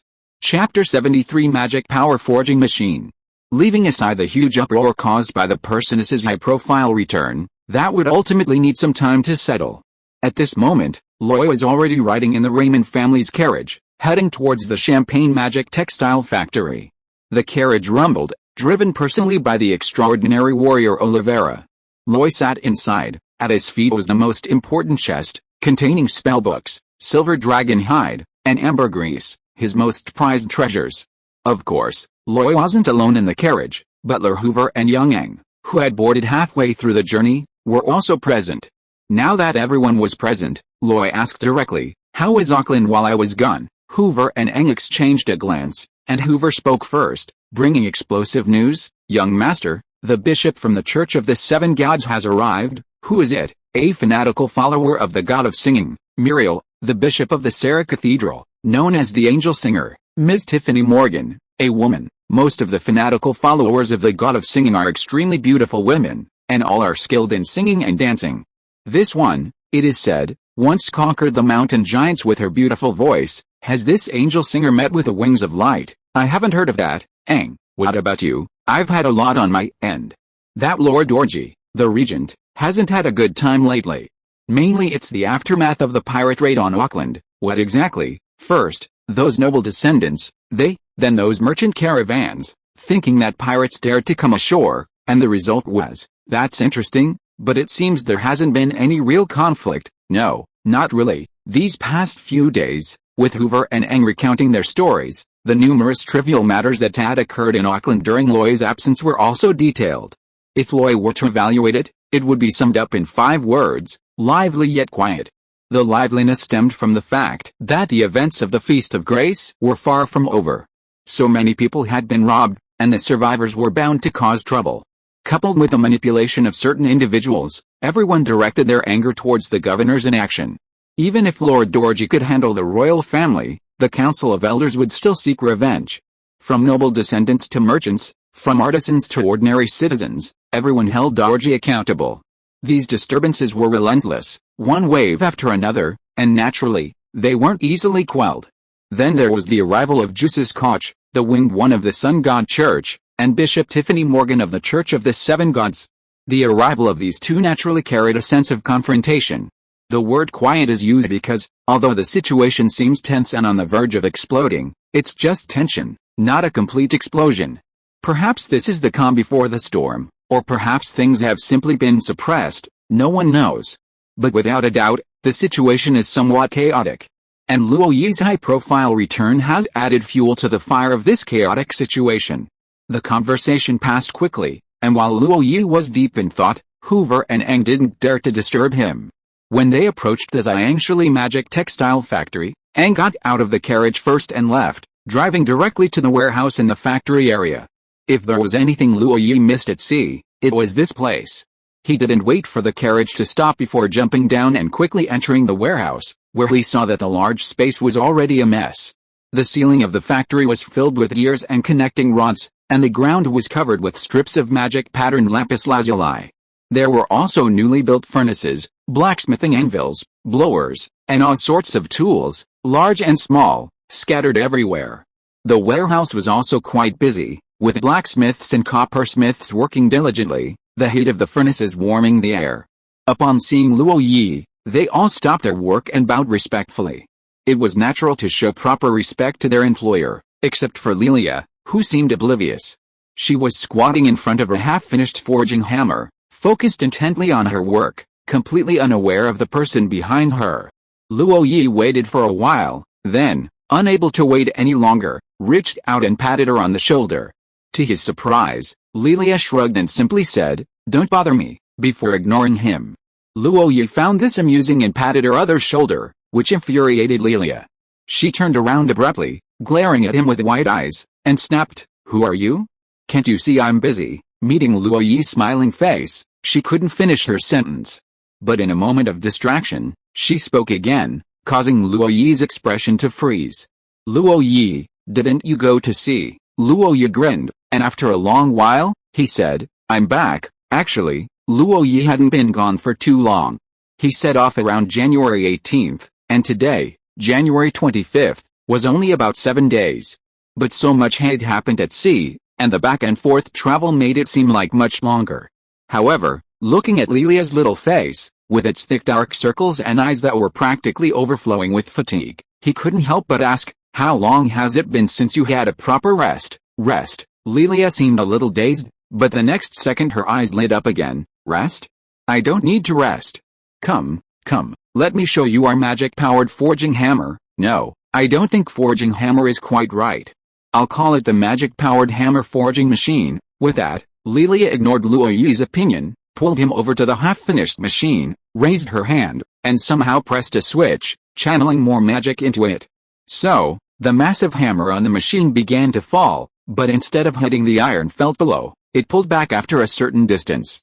With the gears and belts turning, the speed increased rapidly. Luo was immediately drawn to it. He first circled the enormous machine, noticing the gear structure and the encroaching magical runes emitting a faint glow. At the point where these runes converged were several knob-like devices. The entire machine appeared rugged, enormous, and somewhat top-heavy. There were far too many components on top, while only an iron felt lay below, making it seem somewhat incongruous. After circling it, Luo forgot everything else, looking only at Lilia, and said, "Want to try it? Let's try it." A blacksmith then used tongs to take a fist-sized piece of red-hot iron from the furnace and placed it on the iron felt. The forging hammer fell, striking the iron with a bang, bang, bang sound, accompanied by sparks flying in all directions. Luo flashed in front of Lilia, shielding her from the sparks with his clothes. While the blacksmith seemed unconcerned, Lilia, equally unconcerned, peeked out from behind Luo, her eyes glued to the falling hammer. She watched as the red-hot iron deformed before her very eyes, flattening and stretching. The blacksmith slowly raised his tongs, bending the iron piece, then placed it on a nearby felt mat, tapping it a few times with a small hammer to fold it, before placing it back under the forging hammer for continuous hammering. This was the simplest method for refining steel, the folding method, producing weapons with beautiful cloud-like patterns. However, this seemingly simple step, if done manually, would require immense effort, time, and the coordinated efforts of several blacksmiths. Once this step was completed, Luo's purpose in designing this magic-powered hammer forging machine would be achieved. But while he was satisfied, Lilia hadn't finished demonstrating. She flashed to the machine's side. Pressing a knob, the magic resonated, and she slowly turned it. Visibly, the hammer's speed increased, and the bang-bang-bang of the hammer became more and more frequent. Lilia's voice came through the clanging of metal, somewhat muffled, but Luo heard it clearly. "As per your request, I designed 3 switches with 6 adjustment modes. These are light, heavy, high, low, slow, and fast. Basically, they can meet all the requirements of blacksmithing. With Lilia's demonstration, the hammer sometimes struck heavily, sometimes lightly, sometimes fast, sometimes slow, sometimes striking more, sometimes less. Essentially, Lilia had fulfilled Loy's design.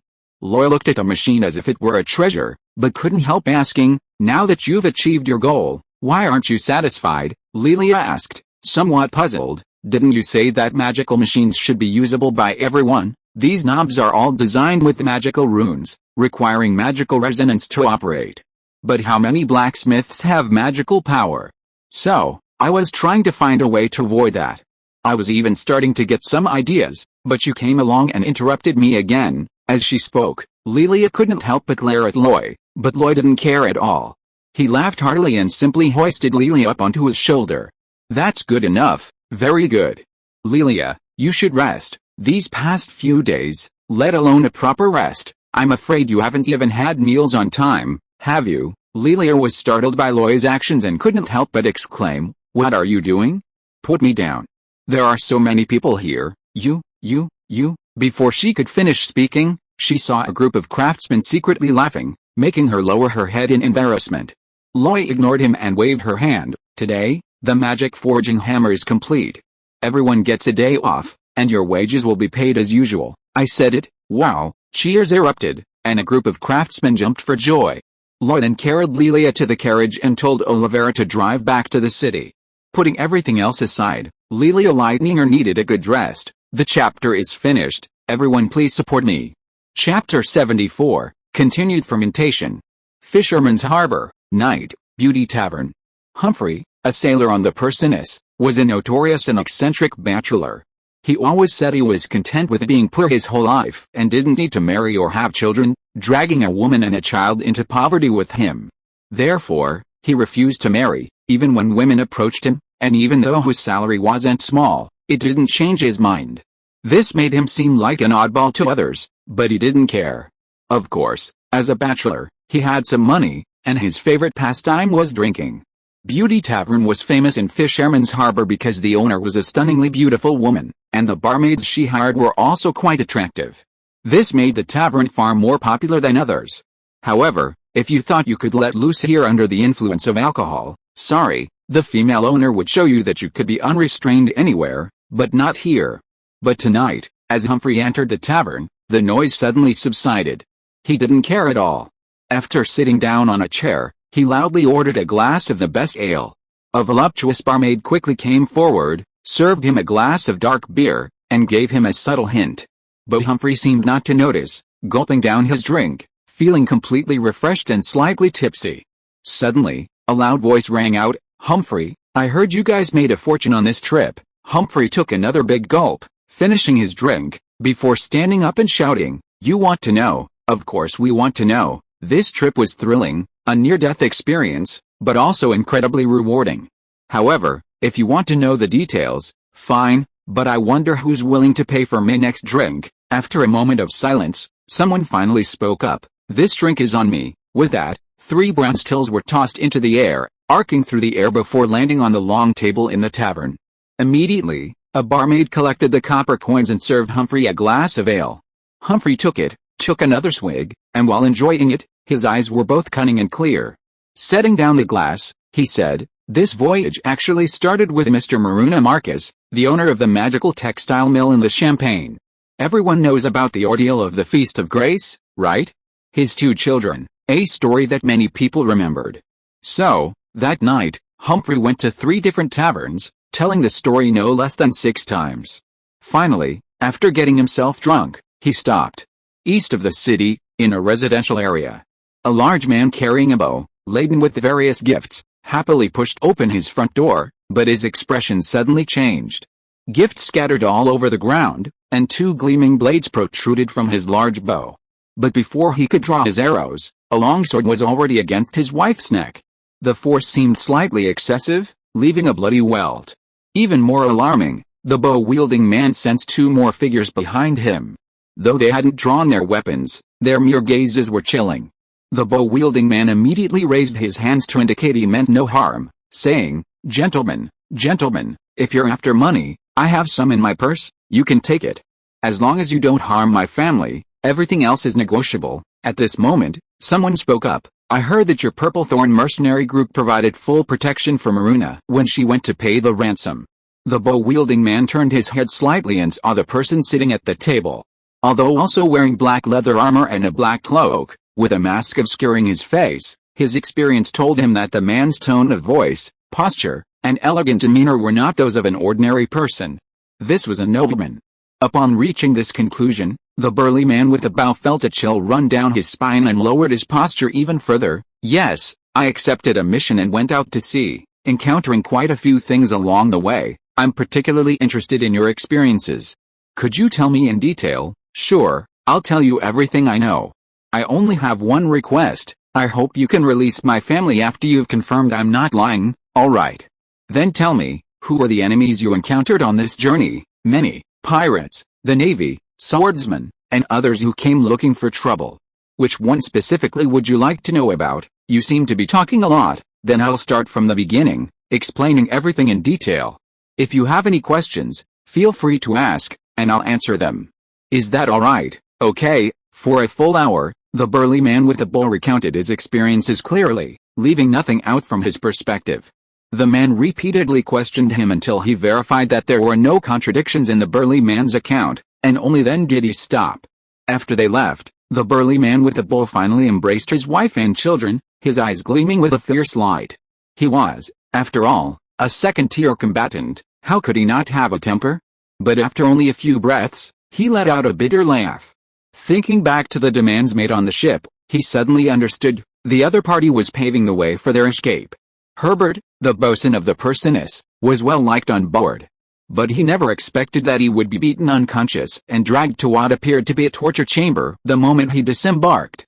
When he opened his eyes, he saw a burning branding iron, a skinning knife, dark red bloodstains everywhere, and the overwhelming smell of rust. He felt like he was going crazy. Even crazier was the sight of a group of people stripping him naked, gesturing as they prepared to torture him. Just when he was about to wet himself in fear, someone finally arrived and asked, "Haven't you gotten the details yet?" Before the torturers could speak, Herbert began to whimper. The rope binding his mouth was yanked off, and he shouted almost without hesitation, "What do you want to know? Ask away."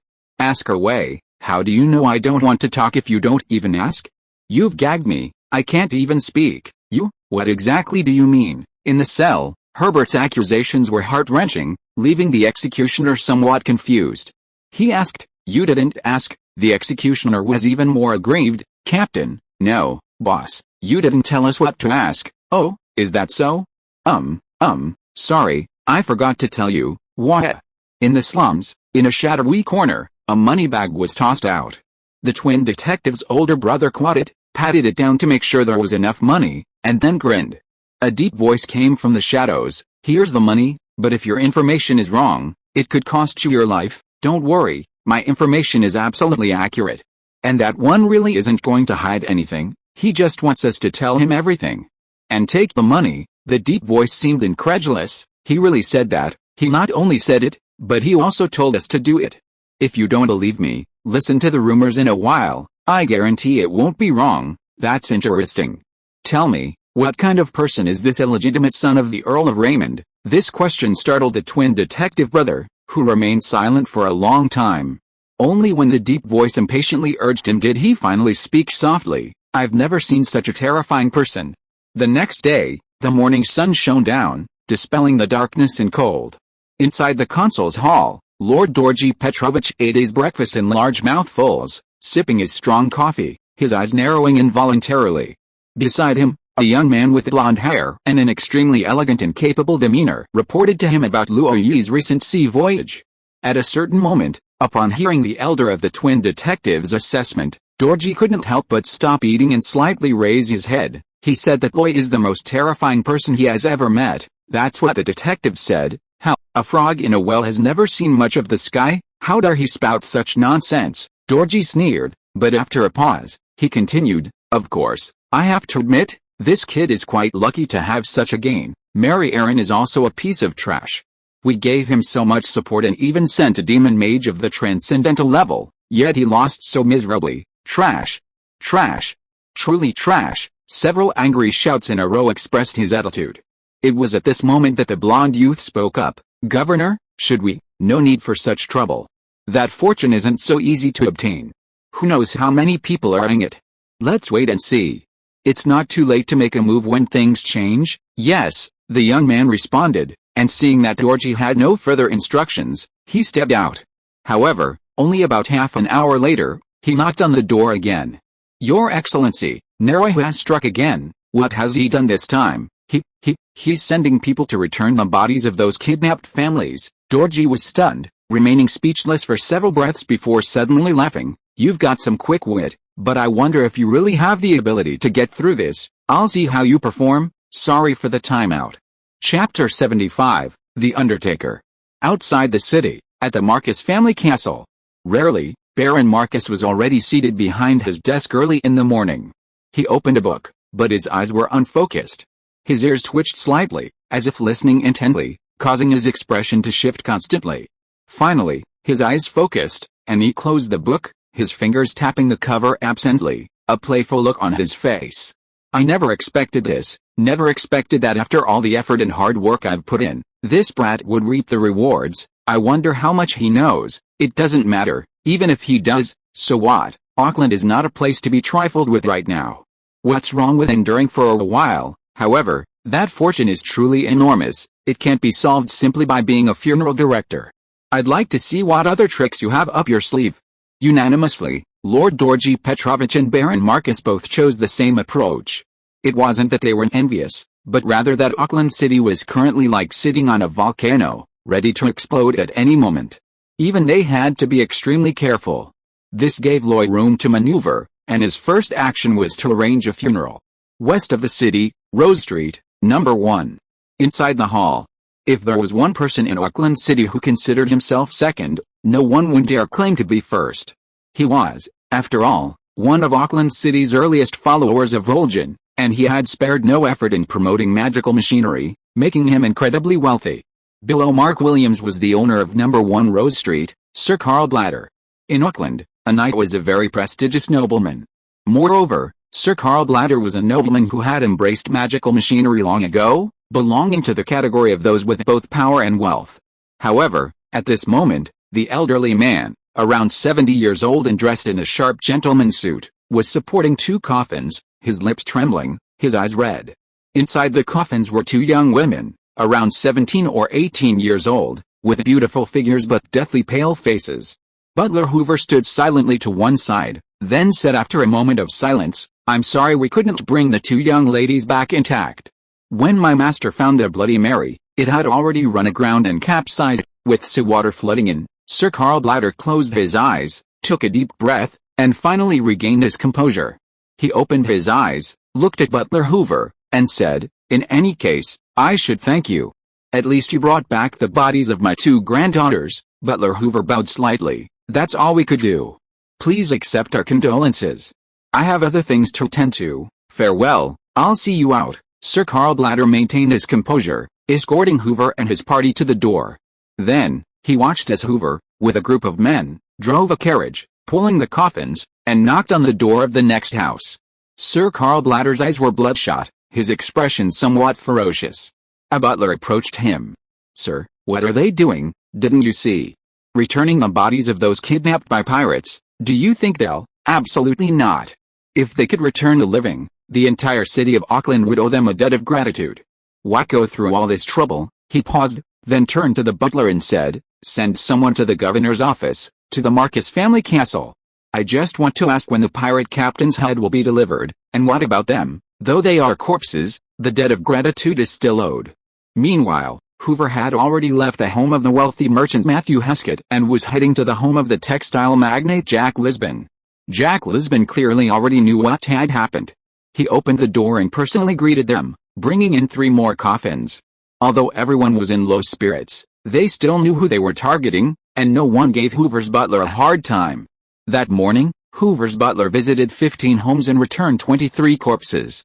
Almost every household opened their doors, respectfully welcoming in and then respectfully seeing off the departing.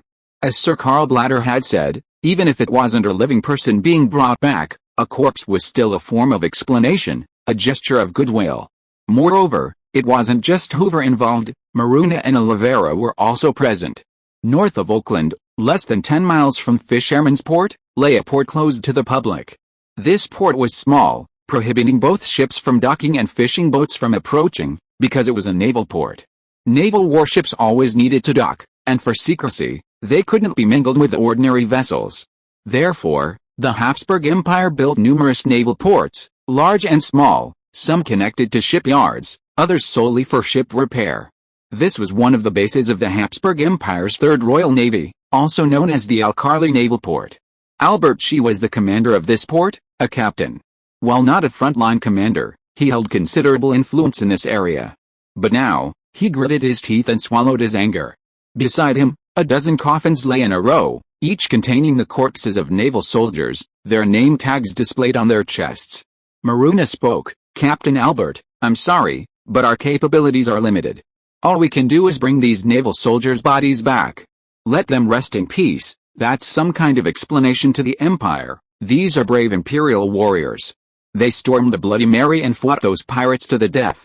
It's because of these brave warriors that we were able to return alive. How sincere Maruna's words were, only heaven knows, but to Albert She, they were extremely grating.